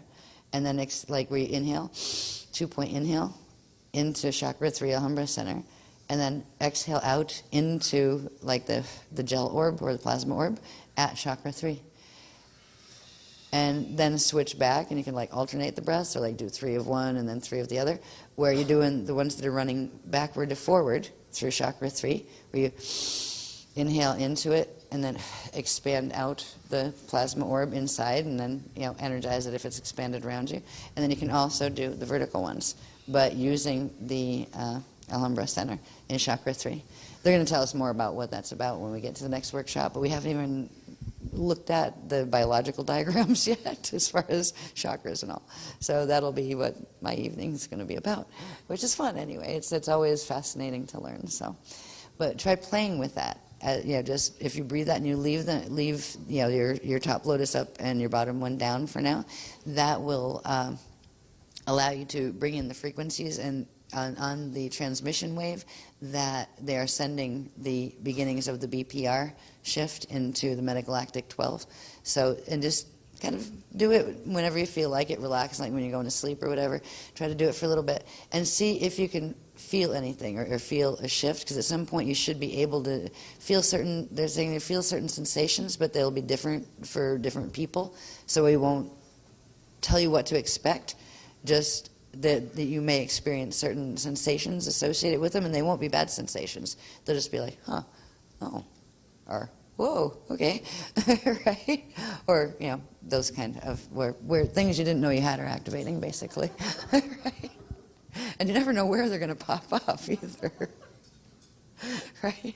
I've had some strange things like the fingertips. When the little tiny lotuses in the fingertips popped, I didn't know they were there. I didn't know to expect them. And they just kind of went one day, and it was like, and they're like out on their little stems and going, and they're like little tiny ones. And my fingertips felt really strange. Like they went numb. And it was one of the, and I've had like numb fingertips for no reason apparently, like once in a while before, and I never figured out what that was about. But this time it was like they really went numb, and then really quickly there was a pop sensation to where I like closed my eyes and looked, because I can see better when I close my eyes, when I'm seeing those kind of frequencies. And there were these little lotuses popping out. I've started to see them recently in between molecules or atoms, where they're coming out of the skin, like maybe where the kaolin crystals are or something, I think. Like little tiny ones, though, not the big ones that were here, but little tiny ones. So if you play with energizing with those breaths, you may find things like that occurring as your whatever exists in that heart of the Reyes starts to respond to the frequencies that the beloveds are transmitting through the seal of the crystal ray. So we're moving through this workshop, we're moving through these activations. So far, so good. And I was really excited, I don't know about you, but I was really excited when I saw what they were opening to counteract the stuff. It was like, by the time they got finished with the diagrams that showed the mess coming in, I was like, can I just quit? I just don't want to. I don't want to think about this anymore. It's just so depressing. It's just wait. And it's like, okay, let's do the next diagram. Okay, right, and I do the next diagram, and I felt much better. So it was like, oh wow, and it's shaped like a ray. Wow, go figure. Sometimes I'm really slow. But I think we're doing really well with the activations, and I think people are handling the information really well too, like not getting all scared about it or all depressed about that. Oh great, metastatic spiral did activate. Oh great, we're going to hit 55 spin in May. Wonderful. Not so much. But it's really nice that all of you, as individuals and as a collective, are at peace enough within yourselves to be like, okay, kind of like, oh, it's all in the game, another day at the office kind of thing, where you're not getting all upset or freaked out about it or anything, and that there's a quiet confidence in that and a trust in the Christ that, somehow it'll work out all right. Even if all right is different than what your vision of it might have been, it will still be perfectly all right in the action of the Christ. And there's a freedom in that, from getting caught up in the negative emotion about it. And I'm really proud, not of you, because I didn't do it for you, but I'm proud for you.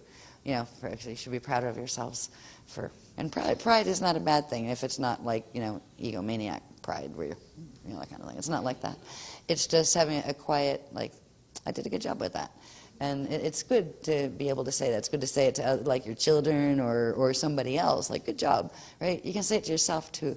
And you guys have done a really good job, a great job, with handling the information that we've given you so far in a very mature and peaceful way, while you're still upbeat and you're still cheerful. It's like, yay, and thank you again for your patience, for the time, craziness, and sanity.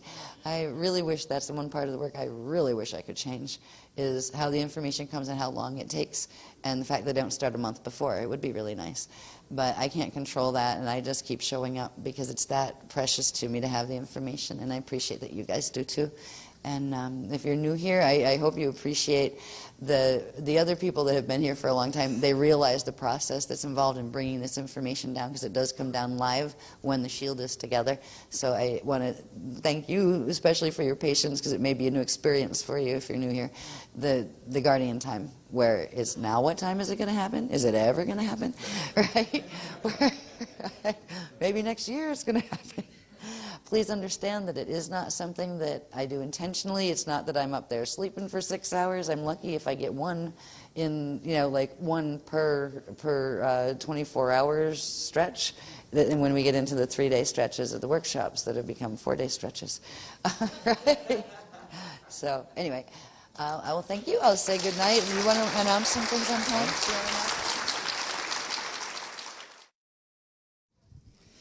Hello, everybody, and thank you for your patience.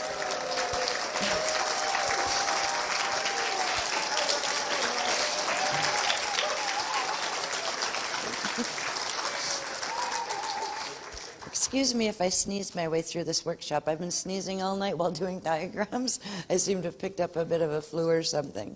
So if I break periodically to blow my nose and other unsavory things, please just ignore me when I do that. So anyway, well, we have 12 new diagrams in that period of time, like not just ones that were the old ones that I put new stuff on, but like literally had to be pasted up and all of that stuff. So it took a long time to get the information down, but it's some fascinating information. We don't have a lot of time for delivery, so I'll try to move through it as quickly as possible. There are activations coming in at the end that I think they're referring to them as a gift from the Alhambra races, which is, it's pretty neat. It's certain activations that will help hugely with the dark flowering problem and help everybody, dark flowering or not, to be able to not succumb to more of the Metatronic spiral frequencies running through. It'll begin the process of transmuting them more rapidly. So we will look at those toward the end of the program.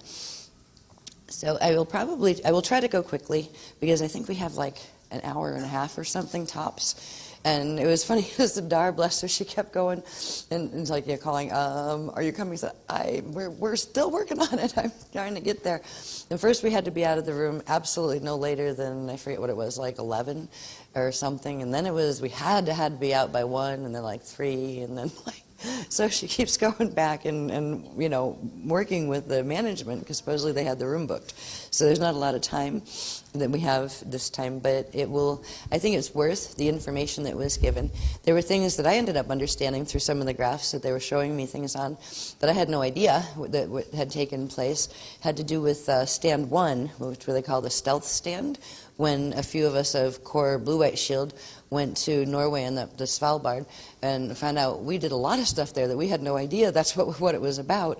So we'll see some of what that was about. And we'll see, I did get not quite as, remember the really messy graph that I showed you that was going to be one of the ones I was working on?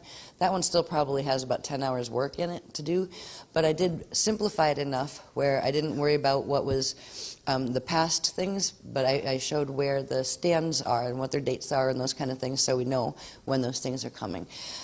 So we did get the time one done, and that's what we'll start with. We'll start with this we've seen before, which is just simply the 2010 to 2012 MRA activations of the Milky Way metagalaxy and the net Earth ascension alignments. On this one, we don't really show the Metatronic spiral at all. We just show the area in which it crosses through the Christic, in which they cross through each other. But it's that area we'll be dealing with when we're talking about this part of the presentation that has to do with how our shield ended up getting netted, basically, by the Metatronic spiral. So we've gone over these in a lot of different workshops. The time frames started in April. This particular round started in April, on April 13th, 2009, and then various things have occurred through this period. When we get to the other graphs that show the Metatronic spiral and its evolution with the Christic spiral, there's other things that have happened that will be put in as dates, but right now, these dates, I didn't even have time to typeset that diagram yet, so you don't have these dates in either, you just have this one, I believe is on there. Now, sorry, when we get to here on the diagrams to come, we'll start to see more information about what takes place in through this area where the pole of the Metatronic spiral starts. We'll also learn a little bit more. We're not going to cover the spirals heavily because we've covered the spirals of creation before, but we're going to learn a little bit about what's called the axis 4 and 1/3 and what happens in that time frame, and also axis 6 and 2/3, and what happens just with the spirals in general in that time frame, because those two time frames were part of the key events that created weaknesses for the crystal spiral that were taken advantage of by the Metatronic races, by the Faitali. And it was this point that we ended up in September of 2010 that we ended up with the reverse violet plasma ray anchoring and the progressive after that being dragged into the Metatronic harness. So this was just to remind you that of this visual of the octant clock. I also refer to it as the octant clock because these are octants. There's 8 main octants and then there's little increments in between them. And it's a way to chart the expansion of energy and the movement of events through space-time. So next one, please.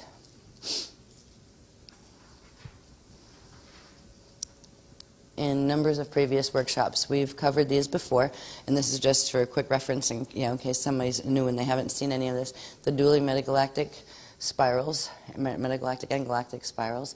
You have the organic eternal life crystal spiral over here that has that shape to it and it has its specific number sequences that we'll see on the next page. And we have the inorganic Metatronic Death Star spiral, which is a different shape.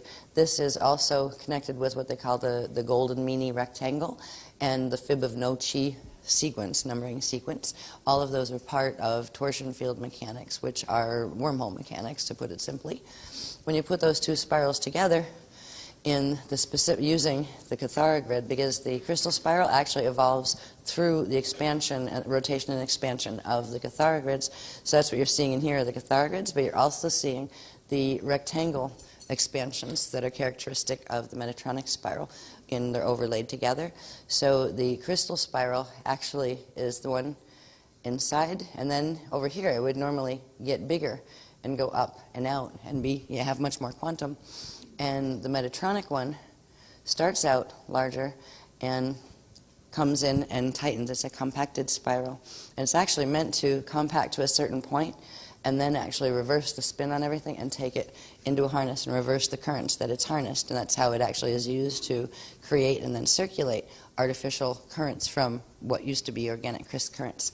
Next one, please. Here they give us a little bit more information on the spirals, not a whole lot, but enough information to realize the differences in the sequences. And there's a little bit of difference here too, that when I believe it was Noel or Asan or both of them identified the numbering sequence after I had been given the spiraling rotation to show actually what the spiral looked like with those specific rotations of the specific proportions of the Cathara grid. They were able to pull the number sequence from that. And the number sequence of expansion is good, but there's something else in here that occurs that I didn't realize either. And it answered a question for me because I was wondering what happened to the times 3 times 12 times 12 times 12 that's characteristic of the starborn cycle. Because the way we've been teaching crystal spiral is it's based on times 2 times 2 times 2, etc. So they kind of explained this a little bit. They said, first of all, the octant clock and the spirals. The octant clock corresponds to the expansion rate, the rate of expansion of energy quantum from cosmic, galactic, solar, planetary, and biological center cores into materialization. In organic, eternal life, Christic creation, energy expands into materialization following the times 2 expansion rate of the organic crystal spiral, which gives you the number sequence 1, 2, 4, 8, 16, 32, 64, etc., through which quantum increase in Partakai power unfolds in increasing increments of quantum power per expansion following the starboard cycle formula. So the expansion rate is the times 2, but at certain points, the Partakai power or quantum thrust of the spiral, even though it's expanding at the times 2 rate, it is actually carrying more energy at certain points. So that had answered a question for me that I wasn't sure what happened to the times 3 and times 12 and times 12. So that has to do with the actual quantum of Partakai power contained within the spiral that is expanding at the rate of times 2. Okay, let's see. Okay, so let's see. One of those really, really long run-on sentences I'm seeing here. Yes, unfolds in increasing increments of quantum power per expansion following the starborn cycle formula. And in parentheses, they said, 1 Taran light seed on axis 1 in the starborn cycle has Partakai power of 3. And then you take that Partakai power of 3 and go times 2, times 2, times 2, times 2, times 3, times 12, times 12. And they were starting to show me the numbers and what happens after that. So they're starting to show me more information about the building of quantum thrust within the crystal spiral. But there wasn't enough time to get heavily into the numbers and things like that for this workshop, and it wasn't that significant to compare the numbers in quantum. That'd be more something that maybe Asan and Noel would be interested in seeing, when they're teaching their spirals of creation and those kind of things. Yep. Yep.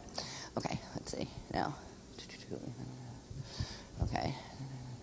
In artificial finite life Metatronic Death Star creation, organic quantum from the crystal spiral is harnessed and drained to progressively create the inorganic finite life Metatronic spiral harness and vortex torsion field, which expands into materialization following the inorganic expansion rate of the Fibonacci and golden mean rectangle spiral, which is the 1, 1, 2, 3, 5, 8, 13, 21, 34, 55, 89, 144, etc.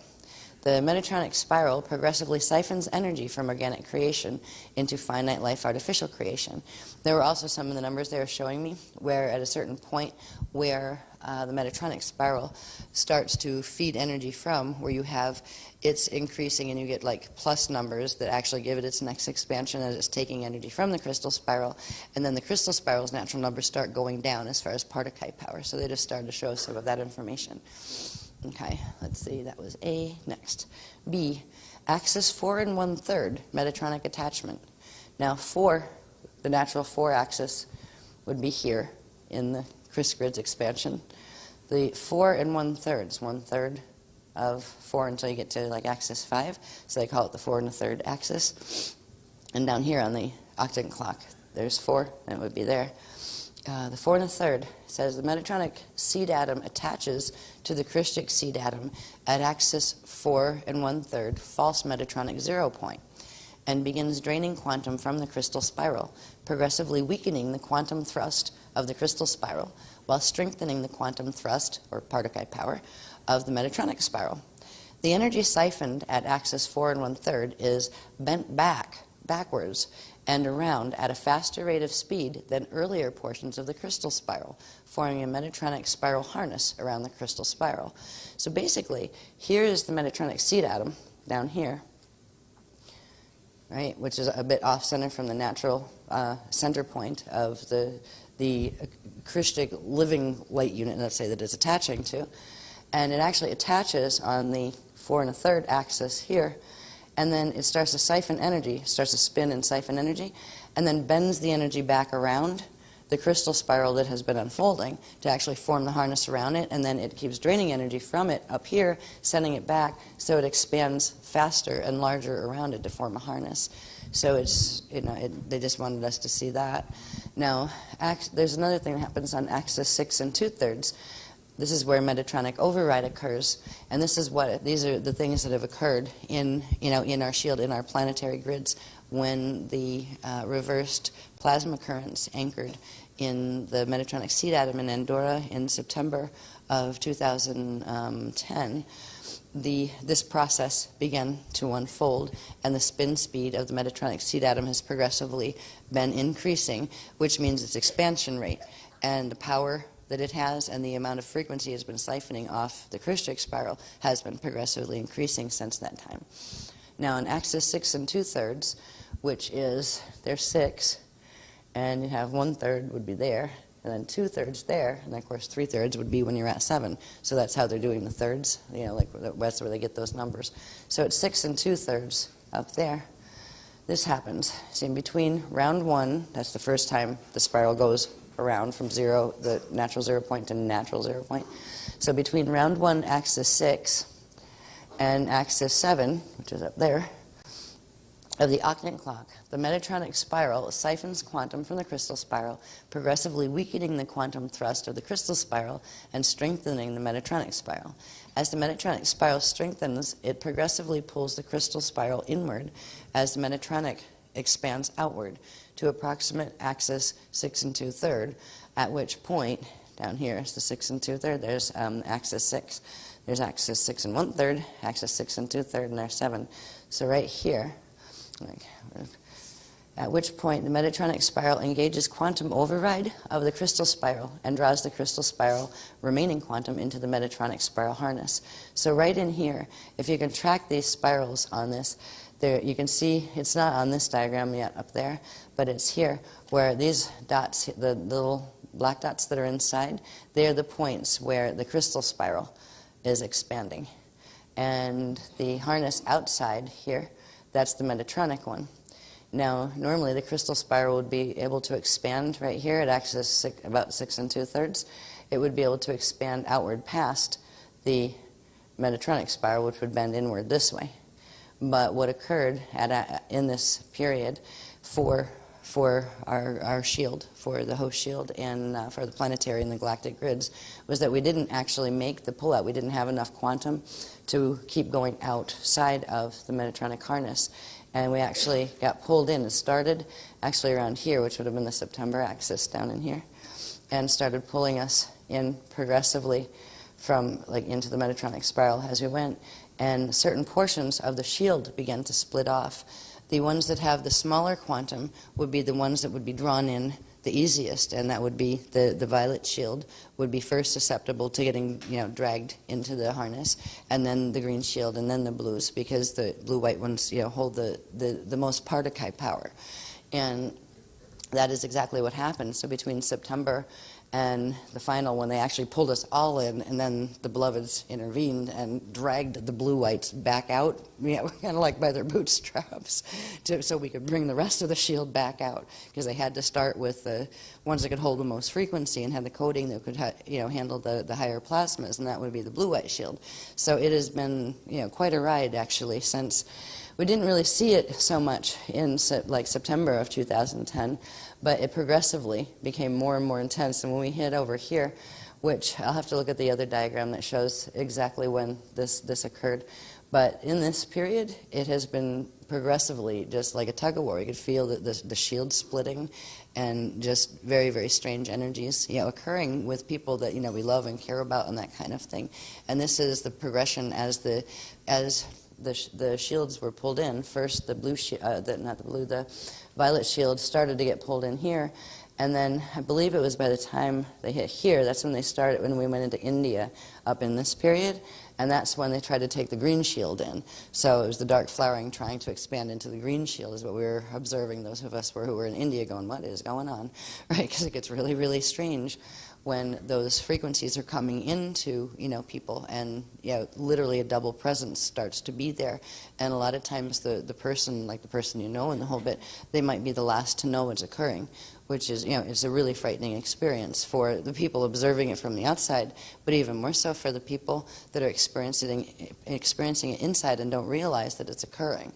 So there has been a progression of that in the shield. And fortunately, by the end of our discussion tonight, the beloveds are going to send a transmission that has to do with it's called Stand 2 Part B, and it's for the galactic and planetary grids, but also for our entire shield that will help begin to build the frequency that will transmute whatever of the dark flower has been within us, and it will strengthen the plasma freeze that we'd put on it in FOL, and give us the ability to start dragging ourselves back out of the Metatronic harness. That is not a harness that just our minds get put in, but our atoms themselves get put in it, which means our biochemicals get ensnared in it, and they make different chemicals than they would if they were riding the crystal spiral. They make chemicals that keep the body where it can't do transfigurative ascension, and it keeps the mind locked in as well, where it can't reach the states of higher awareness that it's looking for. So it's almost like after all these years of working so hard to awaken and to get our DNA where we could hold more consciousness in our bodies and more frequency in our bodies, that now some force is trying to take that away from us by ensnaring us in this harness that progressively uses our own biochemicals against us and shuts down the neural networks that we need and that we've worked so hard to open. So fortunately, there are remedies, but when it's a fatally level, it is a serious problem. I mean, usually it takes so long, that's why they call them fatally, it takes so long to clear the damage. Once it's frozen, if you hit certain saturation points, that the lifespan of the body would not be long enough for the clearing process to be completed enough for that person to be able to go into biological ascension. It doesn't mean you have to get trapped in your body, though. I mean, it's no more than people on this planet pretty much are already. Most people don't even think about being able to take their body through a stargate in ascension. They're happy with the fact, they're not happy, but kind of resigned to the fact that you're born, you pay taxes, you die, and that kind of thing. But if you have the dark flowering happening, it will also interfere with the Bardo process. But there are things that can be done, and they're beginning the process of a very, very high level of hosting from the Alhambra, consciousness fields that we've talked about, and some really beautiful gifts they're going to offer us if we would like to participate in the activations at the end. So when we talk about the scary stuff, it also does have a solution. It's serious, where you don't go, oh, it has a solution, so I don't have to worry about it.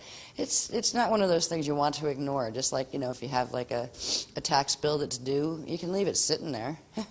You can leave it sitting there for 6 months. You can leave every notice you get, and you can leave all the fines that you're accruing, but eventually that will, not paying attention to what was a small problem will become a larger and larger problem unless you do something to take action to remedy the problem or the challenge. And this is a Metatronic challenge. It is a Metatronic problem that if we just ignore it, it will literally consume our biochemicals and drag us into the Metatronic frame and the evolution of the Metatronic falling races. So it's a good thing that the beloveds are around, is all I can say. And because without them, it's like I wouldn't want to know how bad it is, because if you don't have a fix for it, sometimes you're better off not knowing, so you can just go and enjoy your day. You know, if there was going to be like a tidal wave that wiped out everything tomorrow, I think I probably would want to know, so I'd get a few things in order, and then I'd just like get my favorite people together and let's go have fun, you know, and just then, you know, get ourselves ready to make a smooth transition when it happens or whatever. You know, I know people that live on islands, a lot of time you hear that they have like hurricane parties. You know, where they'll hang out at the house, and well, maybe the house will be standing, maybe it won't, but they just have parties, invite their friends over, and you know, that kind of stuff. Anybody staying on the island, you know, come on, and we'll have hurricane parties. So anyway, we'll get back to spirals. Yeah.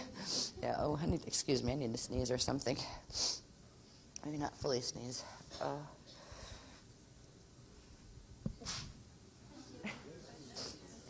Thank you. Sorry. Okay, so this is basically the processes. That's why they went back in and just explained a little bit more about how the spirals work on the Metatronic spiral, how, you know, how it consumes the Partakai power of the thrust from the crystal spiral till it weakens it to the point where it can draw it in at that axis 6 2/3. And just so we would understand that this is what has occurred in our galaxy. Actually, it's not just on Earth. It's because the what is the name? The Brenta D-E-L-E-U, Delura. There we go. I have to see it sometimes when they give me new words and stuff. If I can see it in my head, I can pronounce it again. That kind of thing. Or on a chart. It takes a while to remember them. But anyway, it's because of those frequencies, the false plasma rays coming in from the parallel system, from the Borgia, dark fallen sun at the center of the Borgia matrix, that all of this has occurred, because it gave the Metatronic spiral that was already activating or trying to activate. We'd had the Metatronic seed atom on not fully capped, but where it couldn't spin. And if it can't spin, it can't feed. It's the spinning of the Metatronic seed atom that actually gives it thrust momentum, where once it attaches to something, it can spin energy off of it. And we had the Christic frequencies, and what had been done in the Templar here when we'd gone to Andorra, quite a long time ago, is we had done I think a D12 cap on it or something, where it just made it so it couldn't spin, so it couldn't eat. Basically, it couldn't feed. And that was breached completely when the frequencies of the reverse plasma rays came in. So it very, very rapidly went into spin, and then very, very rapidly started its expansion cycle. We'll look a little bit at the expansion cycle, too, in another diagram, where it shows how the golden mean rectangle fits in with those expansions. And that shows, too, how at what points in time that the different spin speeds are going to be hit, and why we're going to end up with the 55 spin speed occurring in the Death Star Merkaba on the planet and in the galaxy in May, as opposed to what they were going to try before, which was December 21st. So anyway, remembering a little bit about the spirals helps to understand, what the drama is that we're actually in the middle of right now. It's the dueling spirals still. Okay, now up here, this is just really kind of reiterating the same things. It says the Metatronic spiral fully interfaces and overtakes the weakened crystal spiral, drawing its remaining quantum into the Metatronic harness at axis 7. So that's up here. Down here, the Metatronic spiral engages quantum override and begins drawing the crystal spiral into the harness as the spirals begin to interface at axis 6.3. So the 6 2/3. Sorry, I'm a little tired. So this is the point where those spirals, you can see it a little clearer here, where the crystal spiral is on the inside, and normally here it would cross over and have enough thrust to pull out and up, and it wouldn't be harnessed. But once it has been being drained from over here with the spin of the Metatronic seed atom drawing frequency from it, it's weakened in Partakai power enough where it can get trapped in the harness here of the Metatronic spiral, and that's precisely what happened. 666. Is it 6.66? 6 2/3. Interesting. Another application of the 666 being evil, right? Right. Yeah, I wouldn't have caught that. I'm not good at numbers, but Asan pointed out, he said 6 2/3. That's 6.66. Another 666. Yeah, good old Metatron. Okay, and over here is just like reiterating in smaller bit what happens at the axis 4 1/3 that we already read. So we can go on to the next one, please. This is the one we didn't have, one of the numerous we didn't have time to typeset because some of them came in a flurry at the end, and some took quite a while, so others got typeset in between them when there was like one that like would take 2 hours to get one diagram done, but others were, this one I said we have to have at least some version of this, because it helps people see where the stands are. In the scribbled version that I had, that's how most of my notes look when I first start, taking the transmissions down. I could hardly read what it said, like where is stand 2? Where's stand 2 is here. Where's stand 3 exactly in time? That kind of thing.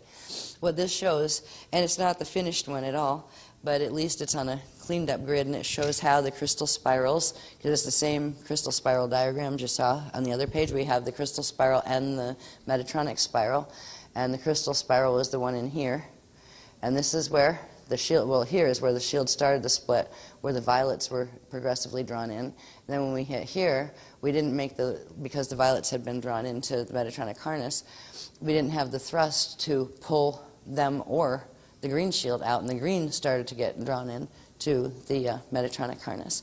So that started, there's a number of things that occurred in 2009 that there's more dates on the typeset one that you saw before, like the first one I started with, that talk about various things in 2009, and there's a bunch of other ones that occurred that were actually attempts to do this in 2009, but they didn't work. But finally, because the general FAs of the time and the Borgia ended up with the assistance of the Wajieta Thankana, those white dragon first fall fatally, and they are the ones that had the artificial plasma synthesizer and the reversed violet plasma ray. So that just gave a whole level of quantum Parnakkite power that was just not in the wormhole matrix before, in this wormhole matrix before.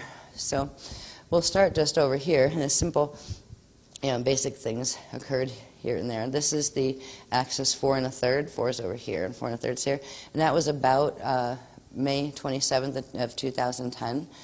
And that was when Solar Bardo Ringwave 3 released, and they've been using, when the solar Bardo ring waves are, this is when you'll see accelerated activity on the Metatronic side, where they're pulsing more frequency in and reversing more of those they're trying to reverse the ring waves, and they're gaining some of the quantum from the ring waves. So there are times when we have those Bardos. There used to be times that were to our advantage as Christians with the Hitharo electrical peaks, but at this point, because they have enough of the Metatronic technology working in the black hole at the center of the sun, they are able to pull part of the quantum and strengthen their own quantum during those periods. So the Metatronic spiral gets a kick of juice during the solar Bardo ring waves because it is actually siphoning energy from them. So here we had ring wave 3. And here is where the false plasma ray attaches to Earth's Metatronic seed atom. So this is where the first attachment of that false plasma ray coming in from the other matrix has actually attached, come through the Milky Way and downstep through, come through our sun, and attached from our sun into Earth's Metatronic seed atom in Andorra. So it attached there. Over here by September, and this is where the violets got hurt, where they had a France trip, and they went to do grid work in France, not knowing that any of this has happened. We didn't know that any of that had happened.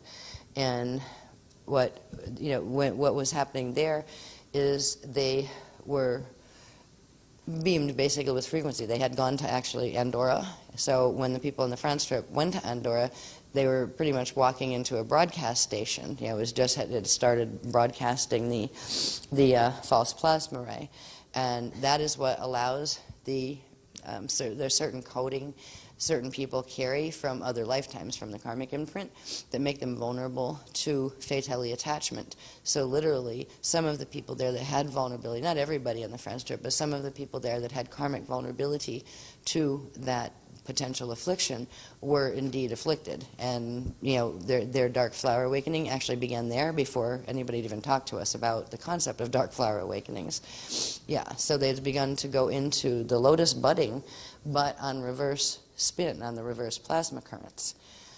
Yeah, and not everybody. There are just, you know, a few people, but enough where they could actually use those people to create reversals in certain shields that culminated in the Shield of Solomon being put on the core of the Shield of Solomon being put on reverse spin and on the false 333 BPR.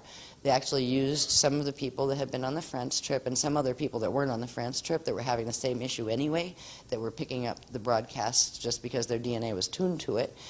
And this is how the fatally work. They'll attach, if they can, to your fields, and they will use your coding. If you have gate coding, that's for certain gates or something, and they're able to reverse part of your DNA, they can use your body to run reverse currents into the grids. And that is actually, they actually use portions of our Aquafarian shield to create the override of the Shield of Solomon. Yeah. So it wasn't very pretty. And there was nothing horrible that happened, like on the outside or anything on the France trip. You know, some of the people seemed to think it was fine. It was like, you know, it was nice. I went to France and various places there, did some grid work. But that is during that period is when, you know, they were actually, you know, shield attacked and not realized it, where certain codes were put on reverse so their shield could be used to amplify the reversals in Andorra, which allowed the spin speed to increase on the Metatronic seed atom to the point where it was able to break free of the resistance harness that we had put on it when we'd gone a number of years ago to Andorra before. So this is where the chaos began. Well, it really began earlier because they were trying for quite a while to do this, but this is finally when the dark side got a bit of victory as far as being able to get the Metatronic seed atom spinning at a sufficient rate where it could start its feeding cycle and its expansion cycle. So that's the point where the violets started to get pulled in because they were losing Partakai power in their own currents. Their part of their Partakai power is being siphoned off and drawn into the Metatronic spiral. So the Christics here, some of them started to go this way right after there, right? And into the Metatronic harness. Now over here we have the Axis 6 thing. This period was around February 15th through 16th of 2011. And here, this is where I remember thinking, what was happening with me in that period in 2011? I'm going, oh yeah, I remember.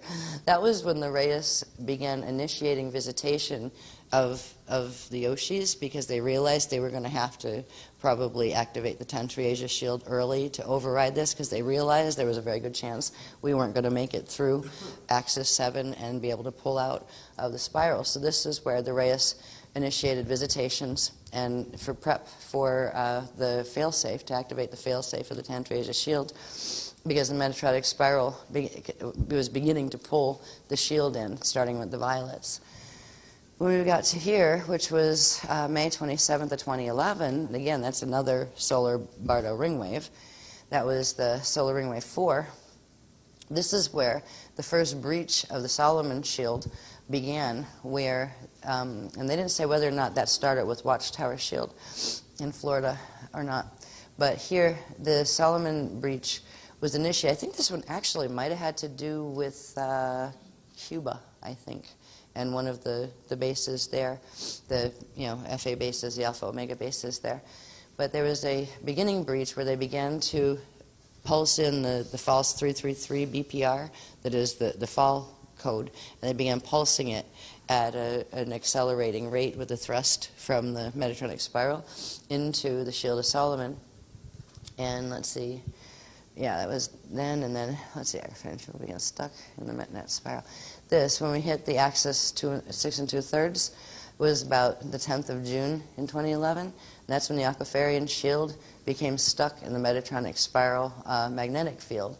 So not only did the violets get dragged in, but the greens were stuck and couldn't go one way or the other, and the blues couldn't pull the greens hard enough to drag them out, and the violets were being pulled on to pull the greens down. So this is where the tug-of-war and the shield began. And it really drags your emotional body around and stuff too. And then you had people starting to run double lines because they were getting the other thing coming in, the fatally coming in on, trying to manipulate their thought forms and that kind of thing and their emotional bodies. And it's very hard to tell. Fatally are one of the best trickster races, FA races, because they're very, very skilled at what they do. They're not easy to, they can actually like attach and start talking in your head, and it sounds to yourself just like you talking to yourself. They can mimic encryption patterns, like almost identically, in an identical fashion, except there's that hollow tinniness I talked about behind it. So you can catch that if you know how to catch it, but if you don't, most people wouldn't be able to pick that up in someone or in some part of your own self talking to you. You know how you think, do you ever catch yourself thinking where you're going like, I'm doing something, and, gee, I wonder what I'm going to do later. Maybe I'll go do this. You're doing something else and you're thinking about what you might do later. I don't know if everybody thinks in words to themselves or if they just think in like pictures or ideas without words, but I'm forever talking to myself in my head. It's just like something I do, and I talk to the beloveds in my head all the time and that kind of thing. So that's just my orientation. But it would be as if they could come in, and if you have the field vulnerability to this, where those spirals of frequency start to reverse your template, they could use your own self-talk voice and tell you anything and get you to do certain things or get you to perceive certain things one way when they actually weren't that way. So it's a real infestation. It's an attempted takeover from within that is the worst type of takeover from within. There's other FAs that do possession and all of that. But these guys are the big league as far as those things go. That's why they named them the Fatali. So it's nice to know there are some things that we can do, especially for the Violet Shield, because they're the ones that got hit first. And it's not that the Violet Shield are bad and you run away from them. It's like these people need help. We need to stick together, and the Greens need to help the Violets, and we need to help the Greens. We need to help each other and fix this problem and get the Metatronic nonsense off us, so everybody has their clearer lines back, and there'll be much more cohesion of decisions and what directions people want to go. Because what the Fade Ali are trying to do is actually, in coming at Core Shield, in the Aquafarian host, if they can split the shield and use each of the colors to have a different agenda, where they take over the work, which means they take over the highest level of Stargate teaching on the planet. And that's part of the plan that they have in mind that they would like to do. They would like to have the freedom teachings and use them and turn them into some kind of cult where people are, theology I won't say the first part of, that's run by Thetans and those kind of things. I won't name it because I don't want them to sue me. But there are certain Fatali that would very much like to do that with the shields, with our shield here, and split our violets and our greens and our blues away from each other and make it where we can't work together. And then there would, of course, be fights over trademarks and copyrights and all sorts of things. And that would be interesting, because the work that I had written, that are the freedom teachings that the Beloveds and I was the transcriber. I had the verbatim translation contract. And to protect the work, Asan and I had actually had the work trademarked, that and the Cathara work that I wrote with the Beloveds, under both of our names. So if they split the shield, there'd be all sorts of chaos that would occur within the group, within the group of people who care about this work enough to come to workshops and that kind of thing. And we were starting to see bits of that happen, not with Asan so much, but just with different agendas running, where Violet Shield might want to do this, but Blue Councils are saying, wait a minute, that's not advice coming from us, that kind of thing, where Blue Shield was being ignored completely. And that's not about me. I just mind my own business, but if somebody asks me, what do Blue Councils think about whatever the question is, I will answer. I will go, okay, let me ask. And I'll go vertical, and sometimes they'll say, no comment. Other times they will give an answer. And there are certain problems emerging with other people in the core shields of the other shields, where if they liked the answer they heard, everything was fine. But if they didn't like the answer they heard, or something was pointed out to them about somebody had field problems, was in danger, and maybe shouldn't be practicing Cathara at the moment until they got their fields together, it was being ignored, and it was being like, oh, don't listen to Ash, that kind of thing. And this is not okay.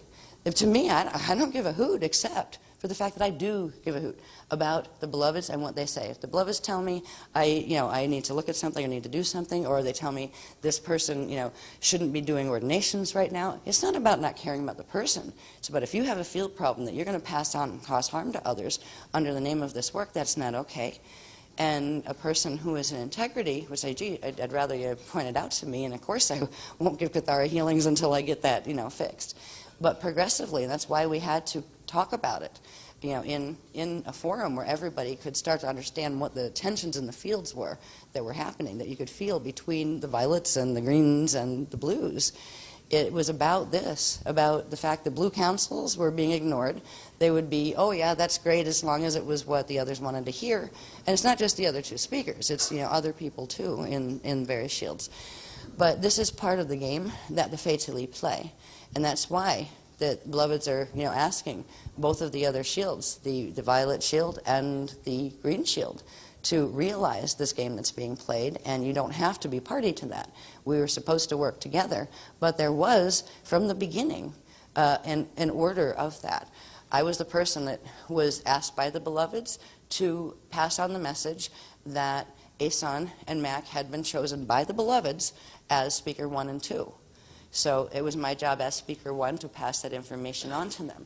And right now, I'm being asked to pass that information on about the fact that the double lines have been running and that they're trying to mess with your shields and with you, and that we need to be able to talk together about it, because the whole group can sense this and they don't know what it means.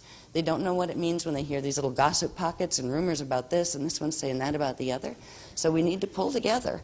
And the techniques, it's a very simple technique they're going to give us to use, but it's the activation that's coming through that will start to give us a chance to heal this problem, because the problem isn't about people not liking each other or having issues, really. Any issues can be found when you're having dueling spirals happen, and that is what is occurring within the shield. So if we, as core members of the shield, of the three speakers and the people who hang out with them, can work together to bring this shield back together and to recognize these problems are being caused because of what has occurred here. Nobody's trying to pick on the violet shield and say, oh, the violet shield's to blame for anything. Nobody's picking on the green shield and saying anybody's to blame for anything. We're being asked to look at a problem and to work together to solve it. So anyway, we'll get back to what's been happening. Thank you.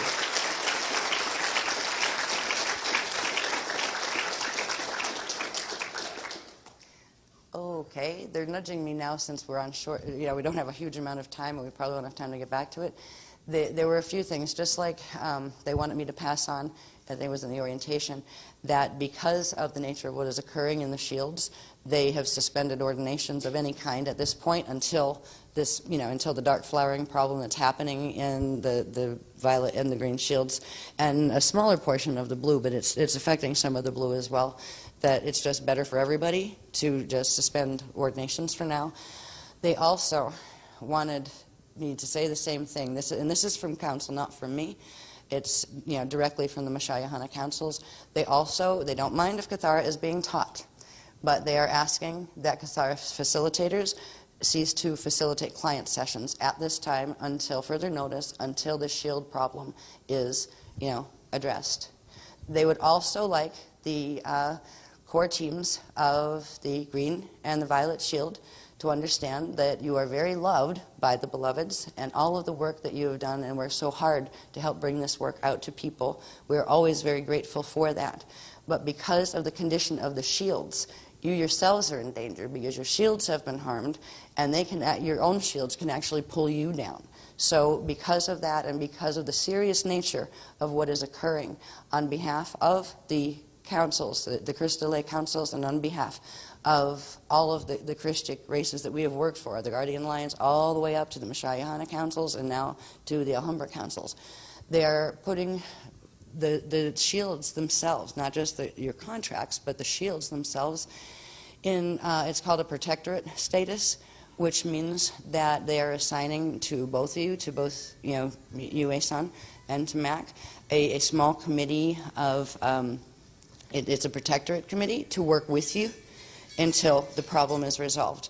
And they will be members, they haven't said who yet, but it will be a couple of members from the Blue-White Shield that are specifically, asked if they would assist with that. And I hope that both of you will be okay with that. It is, it's called a custodial status of your contracts, where they're afraid that you're going to get harmed because of what is occurring in your own cells, but also especially in the shield around you, that you're actually being assigned custodians that will assist you and help you hold those shields until we can overcome the dark flowering problem that is occurring in those shields. So there was official notice they did want me to give to you, and they wanted it done this way. So I hope you're both all right with that. I love you both very much, and as spiritual comrades and everything. So I did need to pass that information on, and they did want it done in a way where the shield was aware that it wasn't something to be had in a private conversation. It affects the entire shield, so the entire shield was, did want to know. So that was one of those messages that I'm like, why don't you talk to them? Because I don't like to pass on certain messages. I don't like to have to, say something that might upset somebody. But this was an official council edict. It is, you're under protectorate. Both of your shields are under protectorate right now. And because of that, there will be a small team, just a small committee to help you and work with you in whatever ways. The beloveds will figure that out, and we'll let you know. Or if you need anything, you can talk with me, and I'll pass on the messages and that kind of thing. But it will help us to work together. And we are supposedly serving the same Christic shield and same Christic mission, and the beloveds would like to make sure that it stays that way. And I hope that's okay with both of you. We can talk, together privately at another time, but they did want that announced in this way. So I did my job there. Now I'm going to go back to the dates. Okay. And the word is custodial status, okay? It's not you're in trouble with them or anything. So, for Mac and for Asan, it is a protectorate, just so you know, so you don't misconstrue that, or anything trying to mess with you doesn't misconstrue that and try to make you think it's anything else. Your speaker contracts are not being pulled. You're not being, saying, oh, you were, bad or anything like that. It's a protective, custodial assignment because of the condition of the shields that you are both, in protectorate of your shields, and your shields were hit. That wasn't your fault. All right, so just please understand what the custodial contracts are about. Okay. Now, let's see. Here we are. Here we go. Okay, Axis 6 to Thursday. I think we just did this one. Yeah, that's when we do the Falls 333 BPR. Do it. 40 minutes remaining? Okay.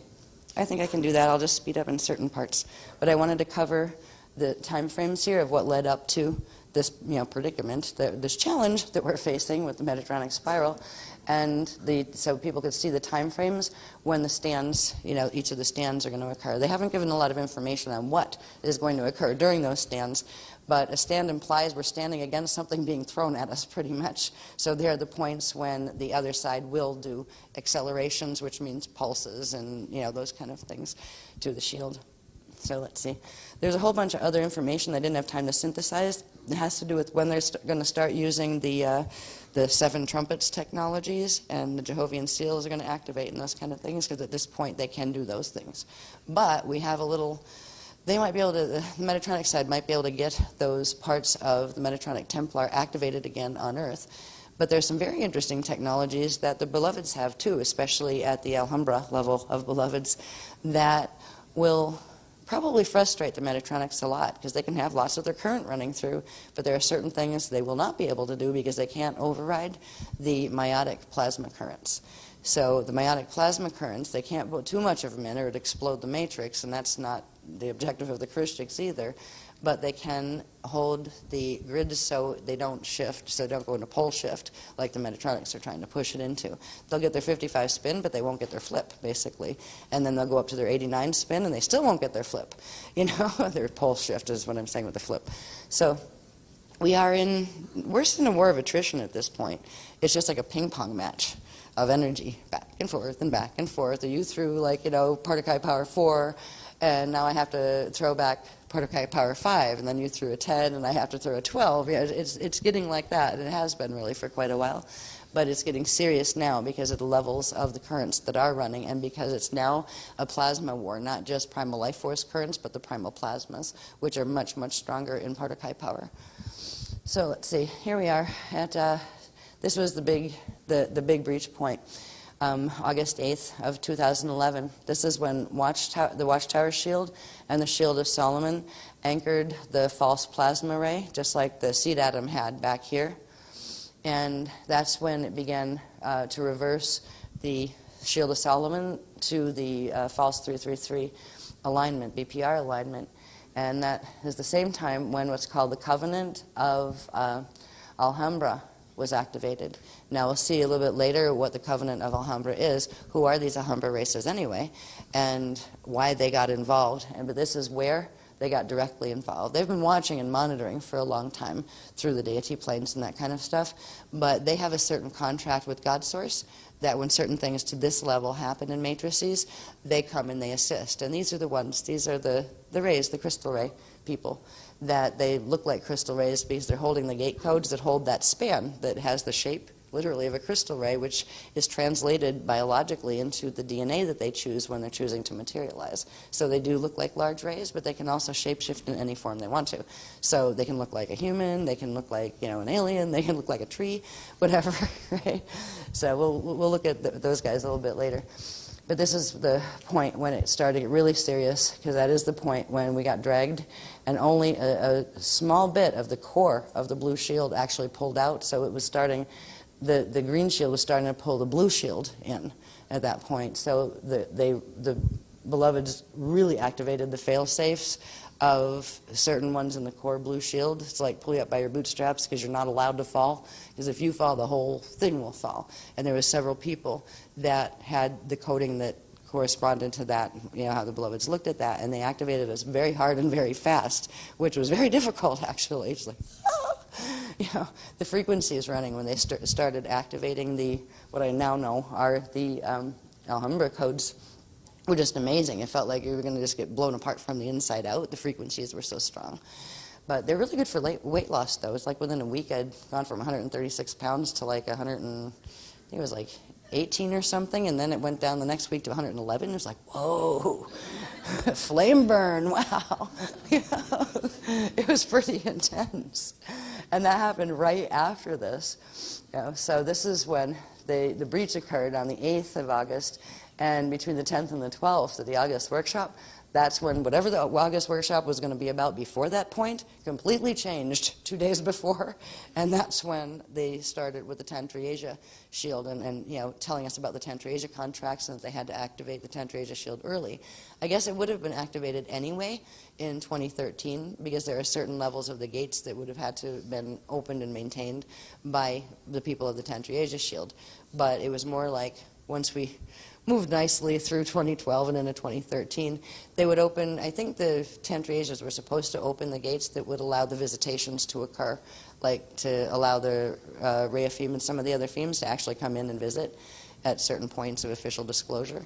So I think that's, if things had gone nicely, we probably would have been looking at some type of visitation like that in 2013, probably toward the end of 2013, and that's when they would have activated the contracts to open those particular gates. But instead, we had to blast them open and start running flame. And we're going, okay, set gates, how do we do that? You know, like, how do you set a gate? You run flame. And they said, just feel it and let it move. And it's like, okay, and they taught us the Nyadra stand really quick and all sorts of things. So it's been quite the, almost like getting your shoelace caught in a very fastly moving train and you can't get your shoe off. So you're just kind of being dragged behind the train going, ah, right? A little overwhelming. But it's getting a lot better now, actually, since they've made contact. The Alhambra race has made contact in, I think it was around the first or second week in March when we were beginning our Arctic adventure over in Norway. And it was just a total shift. They said, you know, it's a game changer now that we were able to open enough of the frequencies that they could ride the 15th bridge in and actually, you know, come in from the Maiatic planes, that we would be all right now, even though we had a challenge on our hands. So I hope that you guys will be able to feel some of that frequency that comes with them. It is just very, very, very precious. It's very special and very soothing. It's like even when you look at, oh gosh, Metatronic spirals and potential pole shifts and all of that, it's kind of like, well, all right, It might happen, but I'm not going to worry about it right now because there's a safety that comes with the frequency of this consciousness that their frequencies bring in. So I hope you will enjoy working with them. And we're still working with everyone else, too. We have our Waz and our Buddhas, and we've got the Mashayahana Master Councils and the Theme Councils. So it just keeps getting bigger and bigger. It's like a huge United Nations in the sky, which is kind of neat. All right, so here's where our fail-safe Tantra Asia contract's activated between the 10th and 12th. Here is when we did the India trip between October and November of 2012. I think that should be 11. That should be 11 there. That was just writing really fast. This is where the green shield initiates dark flower awakening. So they started the dark flower awakening down here in the Andorra trip with the violets down in this period. And once they got a sufficient quantum of the violets dragged in, they started going after the greens to the point where they had enough quantum of the greens attached that they could go for trying to do dark flower awakening in the green shield. So it was beginning to spread in the green shield as well. And what they'll do is they'll go for the weakest members, like the ones who have the smallest quantum, and they'll use those to take some more quantum and take, say, the next strongest, and they'll work their way from the weakest up to the core, and that's when they go after the core. That's why you know, Asan, you and Mac are put on a protectorate contract, because your own shield will try to eat you alive, if, you know, frequency-wise, if they go from the outer rings that don't hold much frequency and progressively reverse it in towards you, they swarm you. You have nowhere to go. So it is a protective thing because of that, because it's a real problem when that happens. Just like they start with the violets to take out the greens, and they start with the greens to take out the blues. That's how they take out shields and drag their quantum into fall. That's the specialty of the Fatali. So anyway, now we're here. This was FOL of 2012. The crystal plasma shield initiates. And this was good because this is where we did the plasma freeze on the lotus system, where any of the dark flowering that might have started would be frozen and plasma locked at the level of plasmas we were running at that point. And at this point, there wasn't a high level of plasmas running in the shield and in the bodies of people yet. But they progressively have upscaled that with the frequencies that they're bringing in now. So we have to go up above the level of frequency we were using to do the plasma seal during this period, in the FOL period. So here we have, let's see, oops, I put the date in and it was the wrong one. I whited it out and I forgot to put the next one. I forgot to put the right one in. Let's see, 214, that was that one. This was, what was that? I think it was about the 15th. I believe that was January 15th, in that time frame, that we finally were able to, the core blue shield was finally able to activate the 15th bridge. And that meant first, all through this period, they were really fast trying to get us to first activate the 7 bridges within our own field so we could anchor the 7 bridges into the gate sets. And then we had to activate the 14 bridges so we could do both, and then we could pull the 14 together and anchor the 15th. So there was a struggle frequency-wise of just being able to accelerate your code activations fast enough to bring in enough quantum of the frequencies needed to do the next step to keep up with what the Fatali were doing. But we did finally anchor the 15th bridge on the 15th of January 2012. And then on this, I called this my crappy Valentine's Day, right? Because it really stunk. Because the Archangel Michael matrix, they used their whole Michael-Mary line complex and their turnstiles to actually harness some of the 15th bridge frequencies that were beginning to run through the core blue shield, and out into the planetary shields, and reverse it and throw it back at us. And it was like literally having acid poured on your atoms from the inside out. It was horrible. And it was physically painful, physically, mentally, emotionally, spiritually. It was like and I remember like them trying to pulse me like, why don't you just throw yourself off something high? And I was like, no, I don't think so, you know what I mean? But it was like, it's not a bad idea because I can't take this like this. It was awful. The feeling was really terrible. And I was like, I hope it doesn't hit the shield. Because this is, like almost shattering me. And it literally felt like something running in your body, that it's your own, like, Christic frequency, your 15th bridge frequencies, which are very powerful plasma frequencies from Sun 1, being turned around and thrown back at you. And when they turn them around, their polarity is reversed and their encryption reverses. So you're getting hit with the anti-Christic version of your own 15th bridge. And that was not pleasant. So I called it started on Valentine's Day, and I called it my crappy Valentine's Day. Right? Yeah. But it got a little better after that, and I had a lot of support from from friends and my country Asia, and it was really, so we got through that, but it was really rough. And this had to do with when they haven't used the trumpet pulses yet. They've been using some of the turnstile mechanisms. They haven't activated the Jehovian seals fully yet or anything. But when they start activating those things in the Templar, in the planetary Templar that we had capped quite a while ago, these frequencies will get stronger and stronger.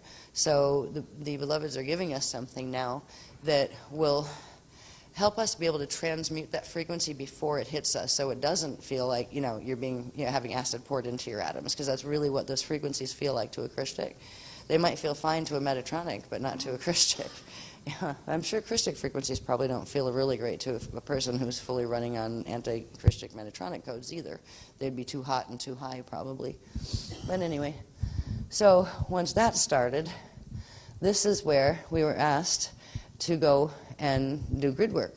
And I was asked to go, to do grid work in Europe, and the core blue team was asked to go. So we had our, my Tantri Asia twin and myself were there, and the Tasia of our the person's twin isn't here right now, but the Tasia set went, and so did our Fantiasia's twin set. So we went out to do grid work up there. We didn't know the extent of the grid work until today, actually. They didn't tell us a lot. They told us, okay, you're here, do a little bit of this here, set a gate there. Then you need to go up to Svalbard and do things up there. And okay, sure, okay, we'll do that, and we'll see why that was about. But this one, this took place. It started around the 3rd of the stand 1, where they considered stand 1. I left a little earlier in the last part of February, but March 3rd is when they consider when stand 1 started. And then it pretty much went up to the time we came home, which is about the 23rd of March. So this one, stand 2, is starting. It started during this workshop period, where a couple days before there were some pulses from the other side sent through the grids, and this has to do with activation sets. Because I won't get heavily into this right now because I don't have the diagram cleaned up enough, but you see these little numbers here. You can't really see these. That's a 5. Then you have 8. Then you have 13. You have 21, 34, right? And 55 doesn't belong there. It belongs up there. And tracing the growth of the rectangles, and then bringing the end when one stops and the next one starts out, is where you can actually find on the octant clock the time period when that number is going to activate in the spin speeds. So we, right now, since, where did this activate? See, I don't have it done clearly. I can catch it really quick. I think here is actually where the 34 started, as far as that 34 level of expansion, the Metatronic spiral. And that goes all the way up till it goes to 55 next, and that starts in when stand 3 happens, and that's the May 27th when solar ring wave 5 goes off. So we have stand 2 is already, 1 is already done. Stand 2 is what we did on the beach, and the final activation of which will come through before we leave this evening. And stand 3 will be in May, during the May workshop. Stand 4 will be July 2nd through 5th. I don't know what they're going to have us do for this. It's not a workshop period at all. And we'll just see what we're asked to do to assist in the process there of avoiding being dragged further into the Metatronic spiral. Stand 5 is during the workshop period in August, I think. I have to look at the workshop dates, but it's between the 26th and 31st of August of 2012. And this is, I think that's a Sarasota workshop. The stand 6 is between the 20th and 31st of October, and August doesn't belong there. I should say Peru workshop. That's during the Peru workshop when we're going to be at Machu Picchu on the 31st. We were asked specifically to be there for the 31st. And I was like, great, Halloween at Machu Picchu. Oh boy. Right? What might pop out of the parallel universe there? Right? Can hardly wait. After India, it's like, oh dear. Right? Because that was rough, because it was rough for the group because they weren't sure what was really going on, and there was fractioning, within the group, and weird energies running, and it was very uncomfortable. So hopefully we'll be much more cohesive and much more at peace and much stronger within the Alhambra host that we're being offered now by the time we get to Peru, because that is going to be the stand 6, and then that goes up till about the big action happens in the end of October. Sorry, I'm tired. Then in December 15th is about here, and then stand 7 is what's going to occur on December 21st, 2012, with the big drum circle thing that we're going to have on Siesta Key. So they are the 7 stands of the failsafe, and if they go well, we'll be able to still, we can't stop the Metatronic spiral or the fact that this place is going under full Metatronic occupation, but we can still coexist here with the frequencies we can bring in through the Messiahanic Alhambra hosts that are now coming in because of this. Okay, so that at least you have a little bit of the octant clock and what's happening, and at least we have the idea now of where those stands are going to take place, and that means when energies are going to be flying in the shield. That's when they'll try to push, the Fatally will try to push in harder. That's when it may be more difficult, where you're going through more trying times, or you feel more drained, or those kind of things. Or strange eruptions might occur on the planet, both geophysically or amongst peoples, because there's going to be progressive pulsing of masses of people to have conflict with each other, because that serves the Fatali's agenda, their agenda down the road a little bit. So anyway, excuse me, I think I have to sneeze again. Yeah. Sorry.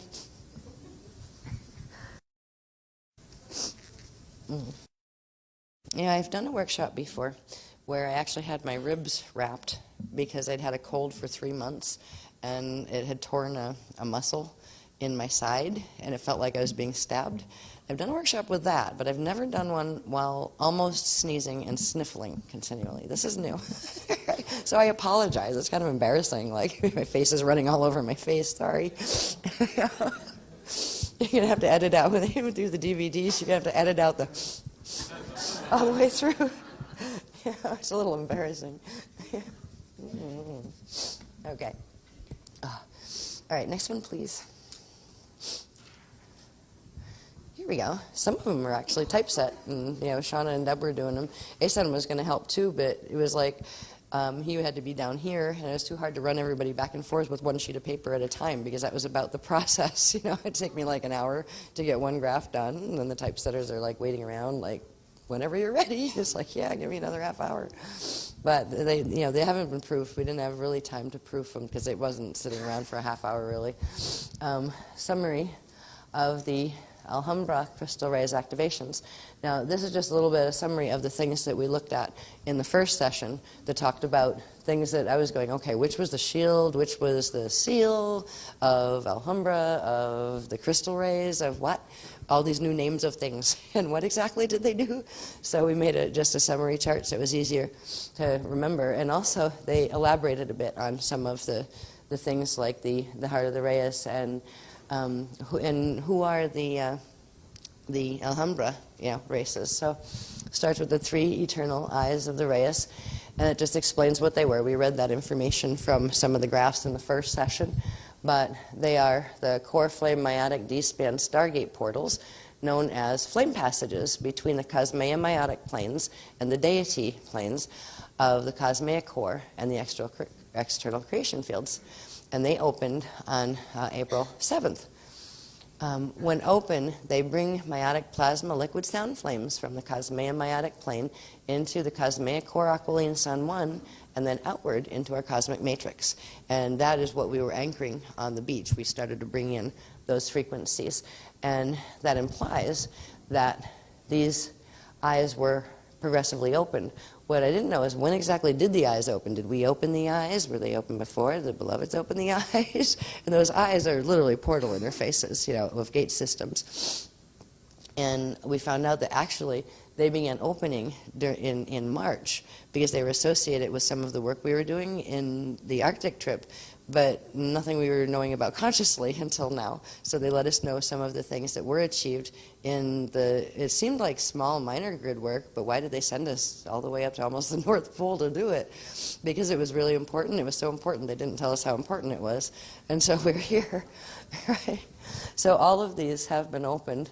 And these are the different names. These are the Abriesia, Alhambra, and they're the ones that are, if you look at the Eka maps, they're the ones that are on the left side, on the top.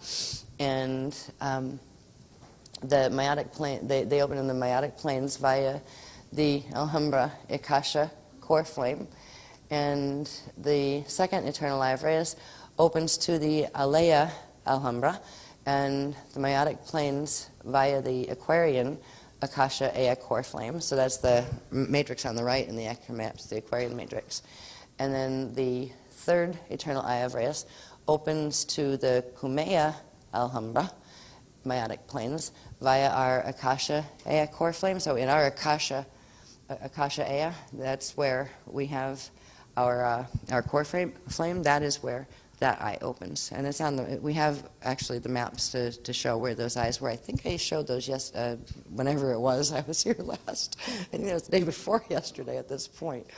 But anyway, we had the maps that showed where those eyes were in relation to the Eka maps and all that. Now, number 2, the Shield of Alhambra. It activated between the 6th and the 9th, which is Friday through today of this year. The 3 Mayatic chambers that open into our Eucatharissa cosmic matrix light body to secure the seal of the crystal ray as part of the Crystal River Host evac, failsafe. The Mayatic chambers triangulate, forming the shape of a ray within the Eka gate maps through the stargate systems of our cosmic matrix, forming an impermeable, indestructible Alhambra Mayatic crystal plasma host shield through which the D-span gate networks can open and remain functional for fulfillment of the Crystal River Host evacuation. So even if we're under Metatronic occupation, the Metatronic stuff can't mess up these gates. The gates will still be there, and we can still progressively move forward with the Christic evacuation and the Crystal River Host, as long as our scams go well. It all comes down to the 7 stands. And so far, so good. We've done 2, and everything's looking good so far. All right, number 3, the seal of the crystal ray. And that activated again between Friday and today. The seal of the crystal ray is an intricate formula of cosmea through cosmic gate codes carried by incarnate members of Alhambra Reyes. And subharmonics are carried by the Sun 1 Aquiline Sun Tantriasia shield, which is the blue-white shield. And it also, like the subharmonics are also carried by ones from Sun 2, the whites, and Sun 3, the blues. They just have smaller subharmonics where, of them, that if you have blue-white, you would still have subharmonics, but the ones who carry the full codes are actually the ones that are from the this matrix, the one that was over on the left in the Eka maps. They have the full spectrum of those codes that go with the Mayatic planes, and then, 3 matrices, full matrices, basically. Or even the Aquari races, they have as far as 2 Akasha Ea, they have 2 Akasha Ea. This would be the codings of 3 Akasha Ea sets. So it's quite huge compared to other things. So that is the seal is what they're calling the formula itself, the coding that carries all of these gate codes for all of those systems that allow the Mayatic frequencies to be brought into manifestation in the external worlds. All right. Once activated, the crystal ray seal activates the heart of the Reyes. Number 4, the heart of the Reyes is also called the torch of Alea Alhambra, activated again between Friday and Monday today. Excuse me again. Oh. I spent, before me and my walkout, I talk about that a lot. Like I said, me and Katie, she was my walkout, but I was an overshadow when we were a child. We were allergic to cats, and my mom had a whole bunch of them. So I spent the first part of my life like this, where I'd learned to draw pictures and stuff, and tears would be falling down on that thing. So it's like, gee, old days, walking through the old days here. It's hard to read a little bit because my eyes they're like tearing and things, so if I'm a little slow, I apologize. So the heart of the Reyes, torch of Alea Alhambra, is a Mayatic plasma liquid sound standing wave that once activated, broadcasts to, activates, and fuels the sets of 48 cosmic crystal ray plasma ships, calling the crystal fleet of Alhambra into active duty. All right, so that's what the heart is, and that's that little crystal area in the center of the ray shape. Next one, please. The crystal fleet of Alhambra, initiated March 2012 in the Arctic. This is where we met the councils of 48. When we were up there, that's when they made themselves be known. The Mashayahana councils actually introduced them to us, and it was like, okay, hi, another mission upgrade, I take it, right? Like, how far is up anyway? Does it ever stop? Yeah, I lost track, I think, like in 2010, I think, of keeping track of the mission upgrades. So I still have a whole year's worth of the handbooks to go back through to even say, what was that? What did we do in that workshop? What did we do in that one? I do try to keep up with it, but it's been since 2010 since I last tried to. So we won't be having that in the chart packs quite yet. So this is interesting. I could feel when they described them, when the Mashayahana councils described them this way, I could feel that was the vibe that I had been feeling when I first met them. There was such a peace that I felt when they contacted, and it was very, very direct cognition communication as opposed to like verbal talking. They can talk with you verbally, but it was just this like beaming. We were like beaming back and forth at each other. It was really neat.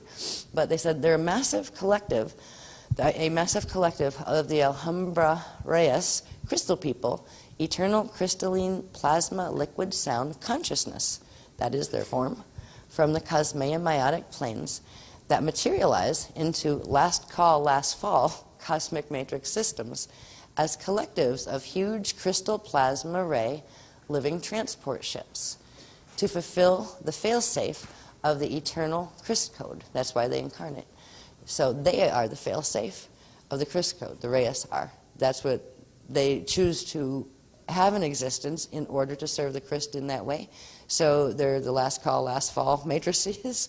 They will come in and ensure that the Christic balances are reset. They'll help with evacuations. They won't let a certain amount of damage can be sustained in a time matrix before it would start compromising the intrinsic mathematics of the Christ code as far as how energy quantums balance.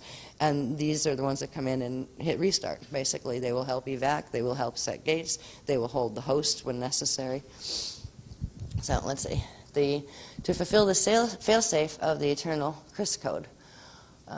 The Alhambra Reyes appear in materialization to engage reset of the eternal balances of the Christ code. When a cosmic matrix reaches critical mass fall quantum, which it has here, they specialize in ascension, bioregenesis, and evacuation of viable life fields from falling systems. So that's the main purpose that they engage, is they will try to set the balances, repair gate systems and stuff, but repairing gates isn't their big thing.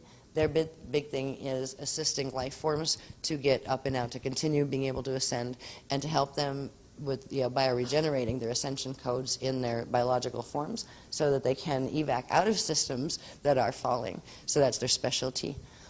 The Alhambra Reyes crystal people of the meiotic planes are those whom have completed ascension beyond Cosmea Christ star fulfillment. So they went through the three Adashi return cycles, back to core Adashi, became Christ stars, did the deity plane thing for a while, and then decided to do something else, right? So they've chosen to return to the Cosmea meiotic plasma liquid sound planes on the outside skin, as I've called it, of the Cosmea, where the next thing outside from that is God's source consciousness field itself, right? So they've chosen to return to the Cosmea meiotic plasma liquid sound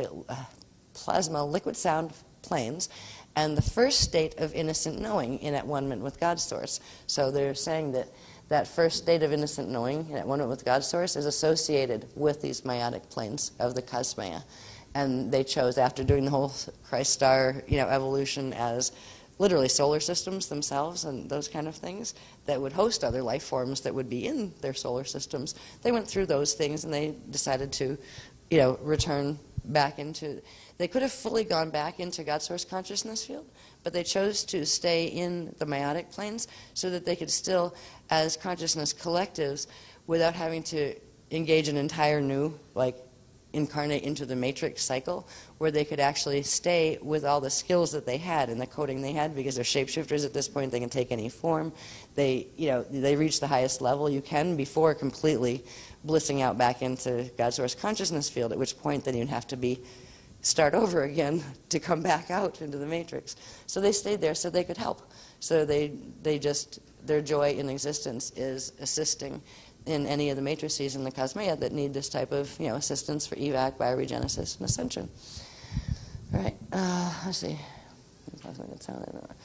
As eternally living plasma liquid sound consciousness fields, that is their form, they can adopt any form desired or no form at all when interacting with the materialized worlds of internal external creation.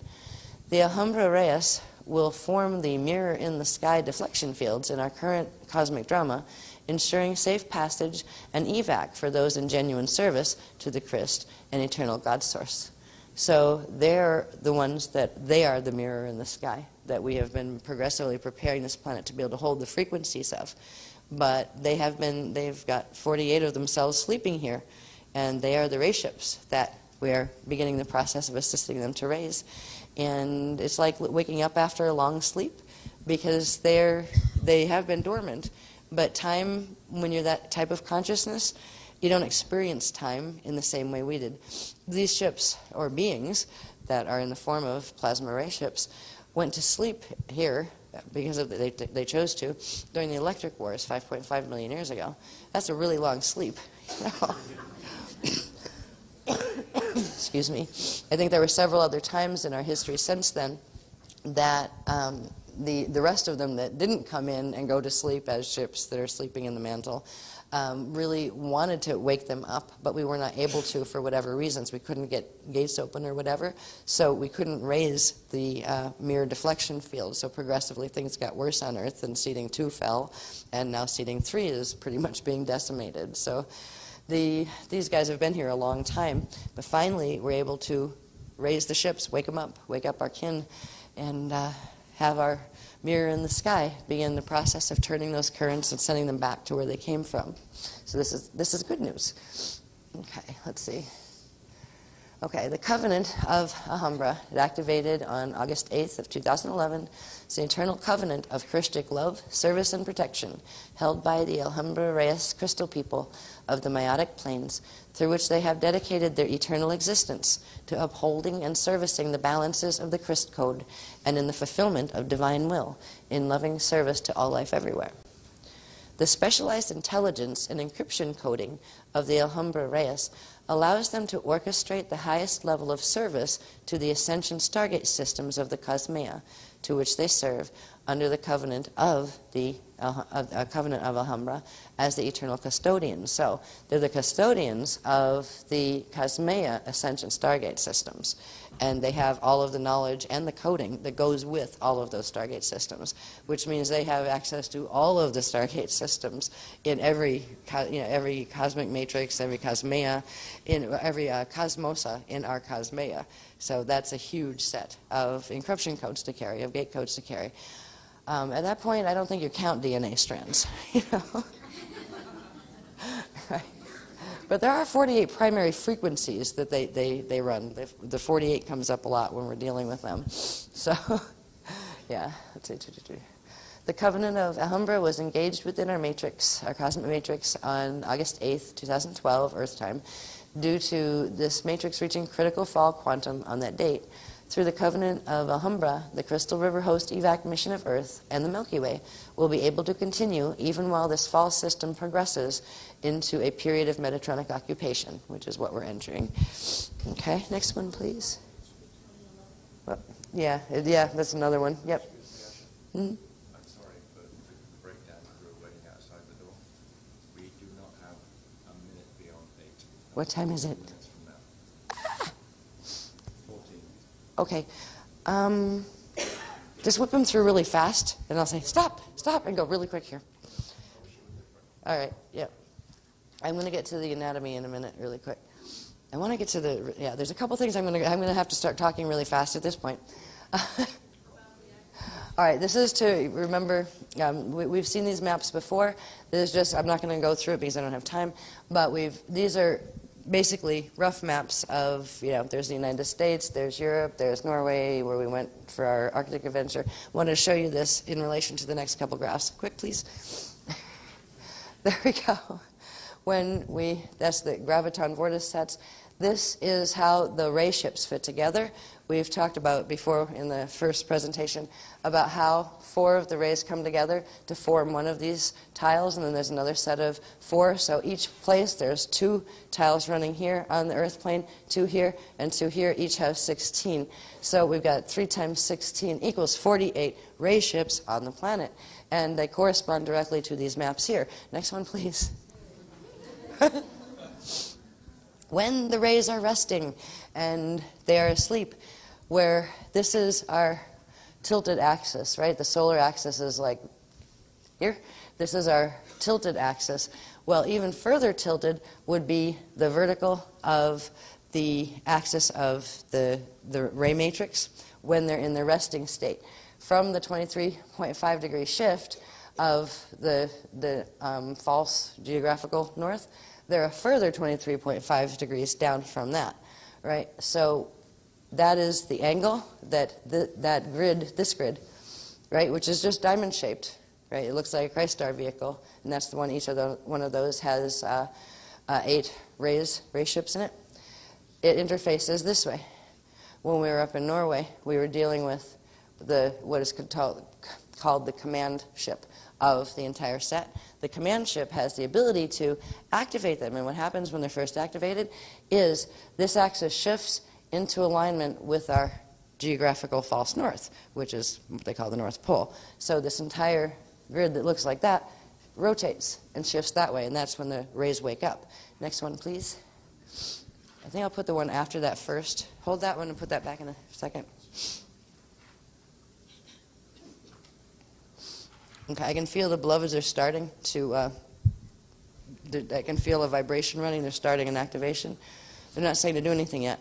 When the rotation occurs from that angle back to this is what that ray ship pattern looks like. And this is where the ray ships are located. See their tails? Right? This is the tail. Here's one, its head and its tail. The other one's tail and its head. That's how they link. The 16 of them. We were dealing with the ones over here, the command ships that are over here. This one that has its tail down that way, and then this one that has its tail up that way when we were dealing with the Norway grids. And let's go back one really quick, please. I just want to really quick show you what happened in the Arctic adventure so you know what that was about, and we'll talk more about it in other workshops probably. Failsafe Stealth Stand 1 mission was between March 3rd to 24th of 2012. The Crystal Fleet command ship activates beginning the shift, that's supposed to be 23.5, of Crystal Fleet mirror in the sky deflection shield into alignment with Net Earth's Templar. Metatronic seed atom Andorra tethers to the tail of the Reyes to slow. So we used actually the tail of the Reyes to go down here and tether the Metatronic seed atom in Andorra. So the ship is huge, right? This is Norway up here. This is where the heart of the Norway and Sweden is where the heart of the ray, the command ship ray, is located. The tail of the command ship ray goes all the way down to Andorra and actually started to hold and tether and pull energy back from the seed atom to slow its spin. All right. The heart of the Reyes activates in the Crystal Fleet command ship and anchors the meiotic pillar and chamber. So the heart activated. Can you pull this over here a little bit, please, this way? Thank you. There's this here is the heart of the ray, right? That heart here. Okay, that activates and anchored the pillar, the sound pillars, right? The planetary Messiah vortice opens, engaging Earth with the Eye of Aquarius host. Messiah vortice runs, again, we're in Svalbard, and runs down through around the Andorra area, and again, it's tethering into the seed atom to help slow the Metatronic seed atom spin, and it goes up through Norway and Sweden, and then to a spot out in the ocean between them. So that's where the Messiah vortice actually anchors, and that opened while we were in Norway. The Eternal Eye of the Reyes, 1 and 2 open. They're over here someplace. There's 2, the eyeball, and there's 1. So all of those things we saw on the Stargate maps plug into our planet maps as well. and let's see, the 14 bridges, 15th bridge, and the shield of Alhambra, 3 meiotic chambers activate Nurse Templar, and the meiotic despan gates were set in Norway. So we accomplished a lot that we didn't know we were accomplishing when we were over there. And I have to keep talking really fast or we're never going to get to the end of these. Another one, please, quick. Thank you. That's just to remind you that we have span gates, the big span gates, and I'm not going to cover that right now or it'll take another hour. Go quick, please. This is to remind you of what the deity planes are, that they're on a different angular rotation of particle spin than the regular planes are when we're dealing with, the cosmea. Next one, please, quick.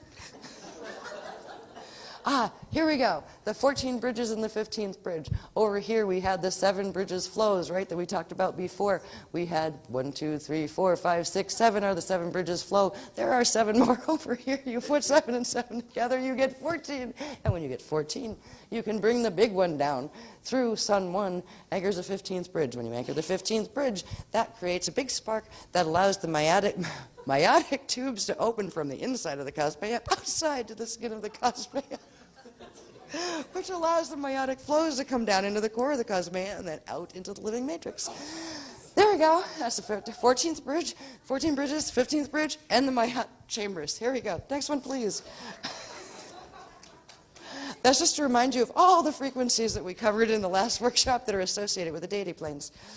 And more. Another one, quick. And more frequencies that are in the deity planes. And these are the progressive frequencies which we've been activating, and now we're activating more. Yes.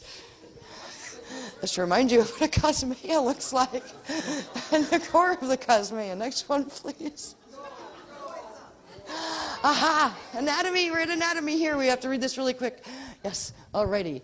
The shield of Alhambra and seal of the crystal Reyes Alhambra. This was originally the personal 777 Christ star deity span Reyes Aminus flows, and I took that diagram and added really quick, as you can tell, what the pillars that we activated on the beach. They were the meiotic pillars of the liquid sound plasma. The Akasha flames, the one that has the burner right around here and goes up and over your head, and the one that has the burner down below your feet in your Maharic shield, and that's an even bigger one that goes up around there. This is interesting. Seal of the crystal Reyes Alhambra. This is fascinating. These in chakra 3, that chakra 3 Alhambra point they're talking about, actually forms aquos and oros, meiotic plasma, liquid sound blood crystals, little microcrystals, and they're shaped like rays, little micro ray shapes that then bond together into sets of 4 and then 8 and things like we saw on the plates. They form as microcrystals of sound plasma myotes in the blood. They activate the Abriasia Alhambra meiotic host shield within the atomic structure to expedite up. Please. One last line. Thank you. To expedite transmutation of fatally attachments. Yes. All right, next one. Yes, quick. This is just to remind you of the lotus body structure that we introduced earlier. Remember that this was 6-point chakra lotuses. All the chakra lotuses have the 6 different, chambers associated with them. This gets even more interesting. Go. Here we go. This is called Failsafe Stand 2. This is the activation that is beginning to come in the room right now, so you can just breathe and feel it rumble under your feet a bit, perhaps. Failsafe Stand 2B, the Ray of Hope, this part of it.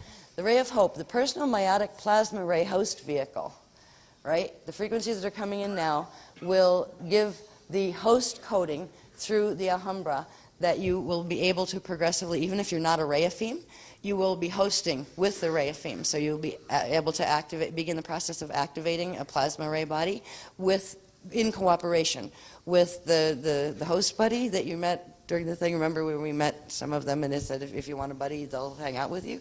Well, if you want them to hang out and be your ray ship with you, Because if you're not born a Rheapheme, you won't have the codes to be able to do full plasmaship. They will assist you with that. You also get this plasma seal on the body, which is a thing that helps to transmute any of the Fatale stuff that's coming at you, but also any of the stuff that's inside of you. So you get all that. And instead of having the 6-point chakra lotuses, they go to 48-point chakra lotuses. Every one of them. Yep. Next one. Failsafe stand 2B, the eternal eyes of Rheas. So these three things, remember the three eyes of the Rheas that we're opening on the planetary map and in the galactic and cosmic maps, where our fields will also open them. We have the first one, the first eye is the Abriasia, and they're the ones with the biggest coating. That one's actually here. Number 2 is this one, and they are the Alea Alhambra, so that's the frequencies that correspond to that matrix. And the third eye of Rheas is the Humea Alhambra, and they're the ones that are down closer to our matrix. And actually, they're the ones that are in here. Sorry, that's the big ones on the outside that are number 1. Yeah, so I'm just learning this stuff too. And then we get this massive 48-point meiotic lotus body actually emerges within those capsules. So this becomes part of our active anatomy. Next one, please. We had this from the last activation where we had our little lotuses activating in our pineal glands and in our 3 eyes and that kind of thing, and in our heads. Next one, please. We get an upgrade. Yeah, through the host. Again, the 48-point. This one, the title of this one is called Failsafe, again, stand 2B, the vision of beauty, unity, and healing, which is the frequencies that are given today are beginning the activation of this set, which is the full Alhambra host. The vision, that shouldn't be there, the vision upgrade to 48-point lotuses. So the 3 eyes become the 48-point ones. The pineal begins the activation of the 48, and literally the brain centers where you end up with this. It's kind of like having all your broadcast networks turned on. So this is the beginning point of these activations. These are the activations that will hold your pillars strong, the pillar that we activated on the beach. So you begin progressively to be able to transmute or vaporize any attachments of Fatale that may have gotten at you from the inside out, and it will protect you from any more of them trying to get at you from the outside in. So it is the beginning of making a stand as persons, regardless of what shield you're on, of not allowing the Fatale to mess with you that way. So this is some pretty powerful stuff. Next one is the last one. I made it. Alhambra Center 48 flow breathing. This is a simple technique. It says extend your crown chakra lotus upward into the Christ star shield and your P lotus downward into the ray rug. Remember the rug that's making a sheath until the aurora shield is pulled back the way it's supposed to be. Ray rug on the aurora shield. Let's say like lotus. Leave the lotuses in this position throughout the breathing technique and afterward. They'll return to the body when they're finished filling with frequency. So they'll return at their own will. You don't have to pull them back down. Once they're finished having enough frequency from the Christ star, they'll let go and just come back in to your body. All right, now what you do is it's a 6-point breath. We're inhaling into chakra 3, into that Alhambra center. From inhale down from the top lotus, up from the bottom one, and then from side to side, left and right, and front and back, all into the chakra 3 area of the Alhambra center. Right? So you just inhale. And as you're inhaling from the 6 points, imagine that each of the 6 points are drawing in 8 meiotic current flows from your meiotic lotus body, that big lotus around you. So each of the 6 points will draw in 8. 6 8s are 48. So it'll bring in the 48 currents. Hold at the top of the inhale and allow more currents to flow in as you're holding, right? As you hold it, more will come in. And then when you exhale again 6 points from the Alhambra center at the chakra 3, outward into the 3 outer eyes of the Rheas. Remember those? They were the rings outside of the lotus body. Just, yeah. And it says continue breathing in this manner as long as you desire to, here, see this please? To expedite your meiotic awakening and healing of the dark flower affliction, not to mention amping your fields really, really well. So it's a very simple breathing technique. Someone had asked a question too, I don't know who, but they left a little note. They said, should we like stop doing the other techniques and stuff that we've learned in other workshops like Maharic Seal and everything? No, they're still fine. They're still fine to use. But do this one because this is amplifying the Alhambra host. And the Alhambra host is what will give us the power to walk among the Metatronic and not become Metatronicized. So this is very special. They're also saying that they're going to give 3 really powerful frequency bursts through the Aquafarian shield to put it online with some of the gate sets that were opened up in the Arctic.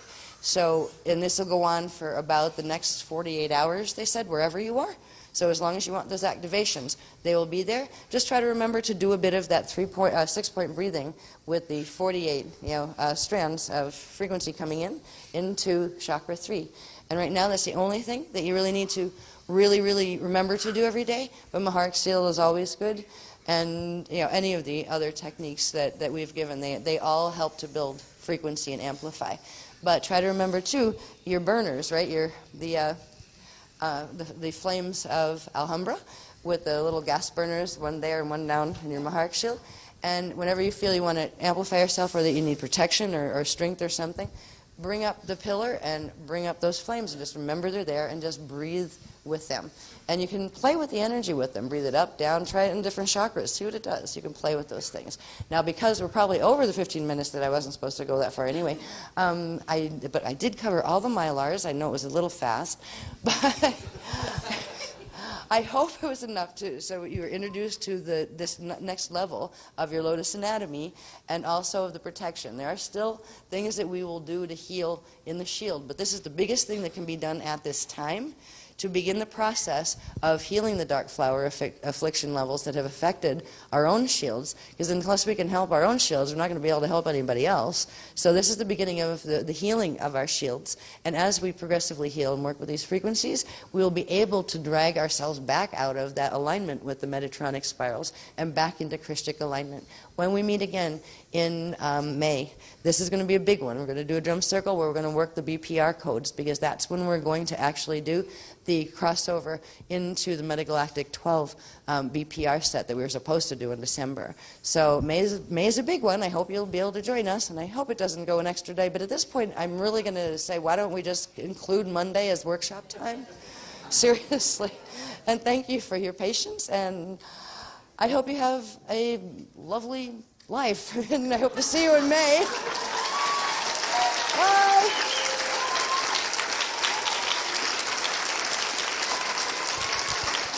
Thank you.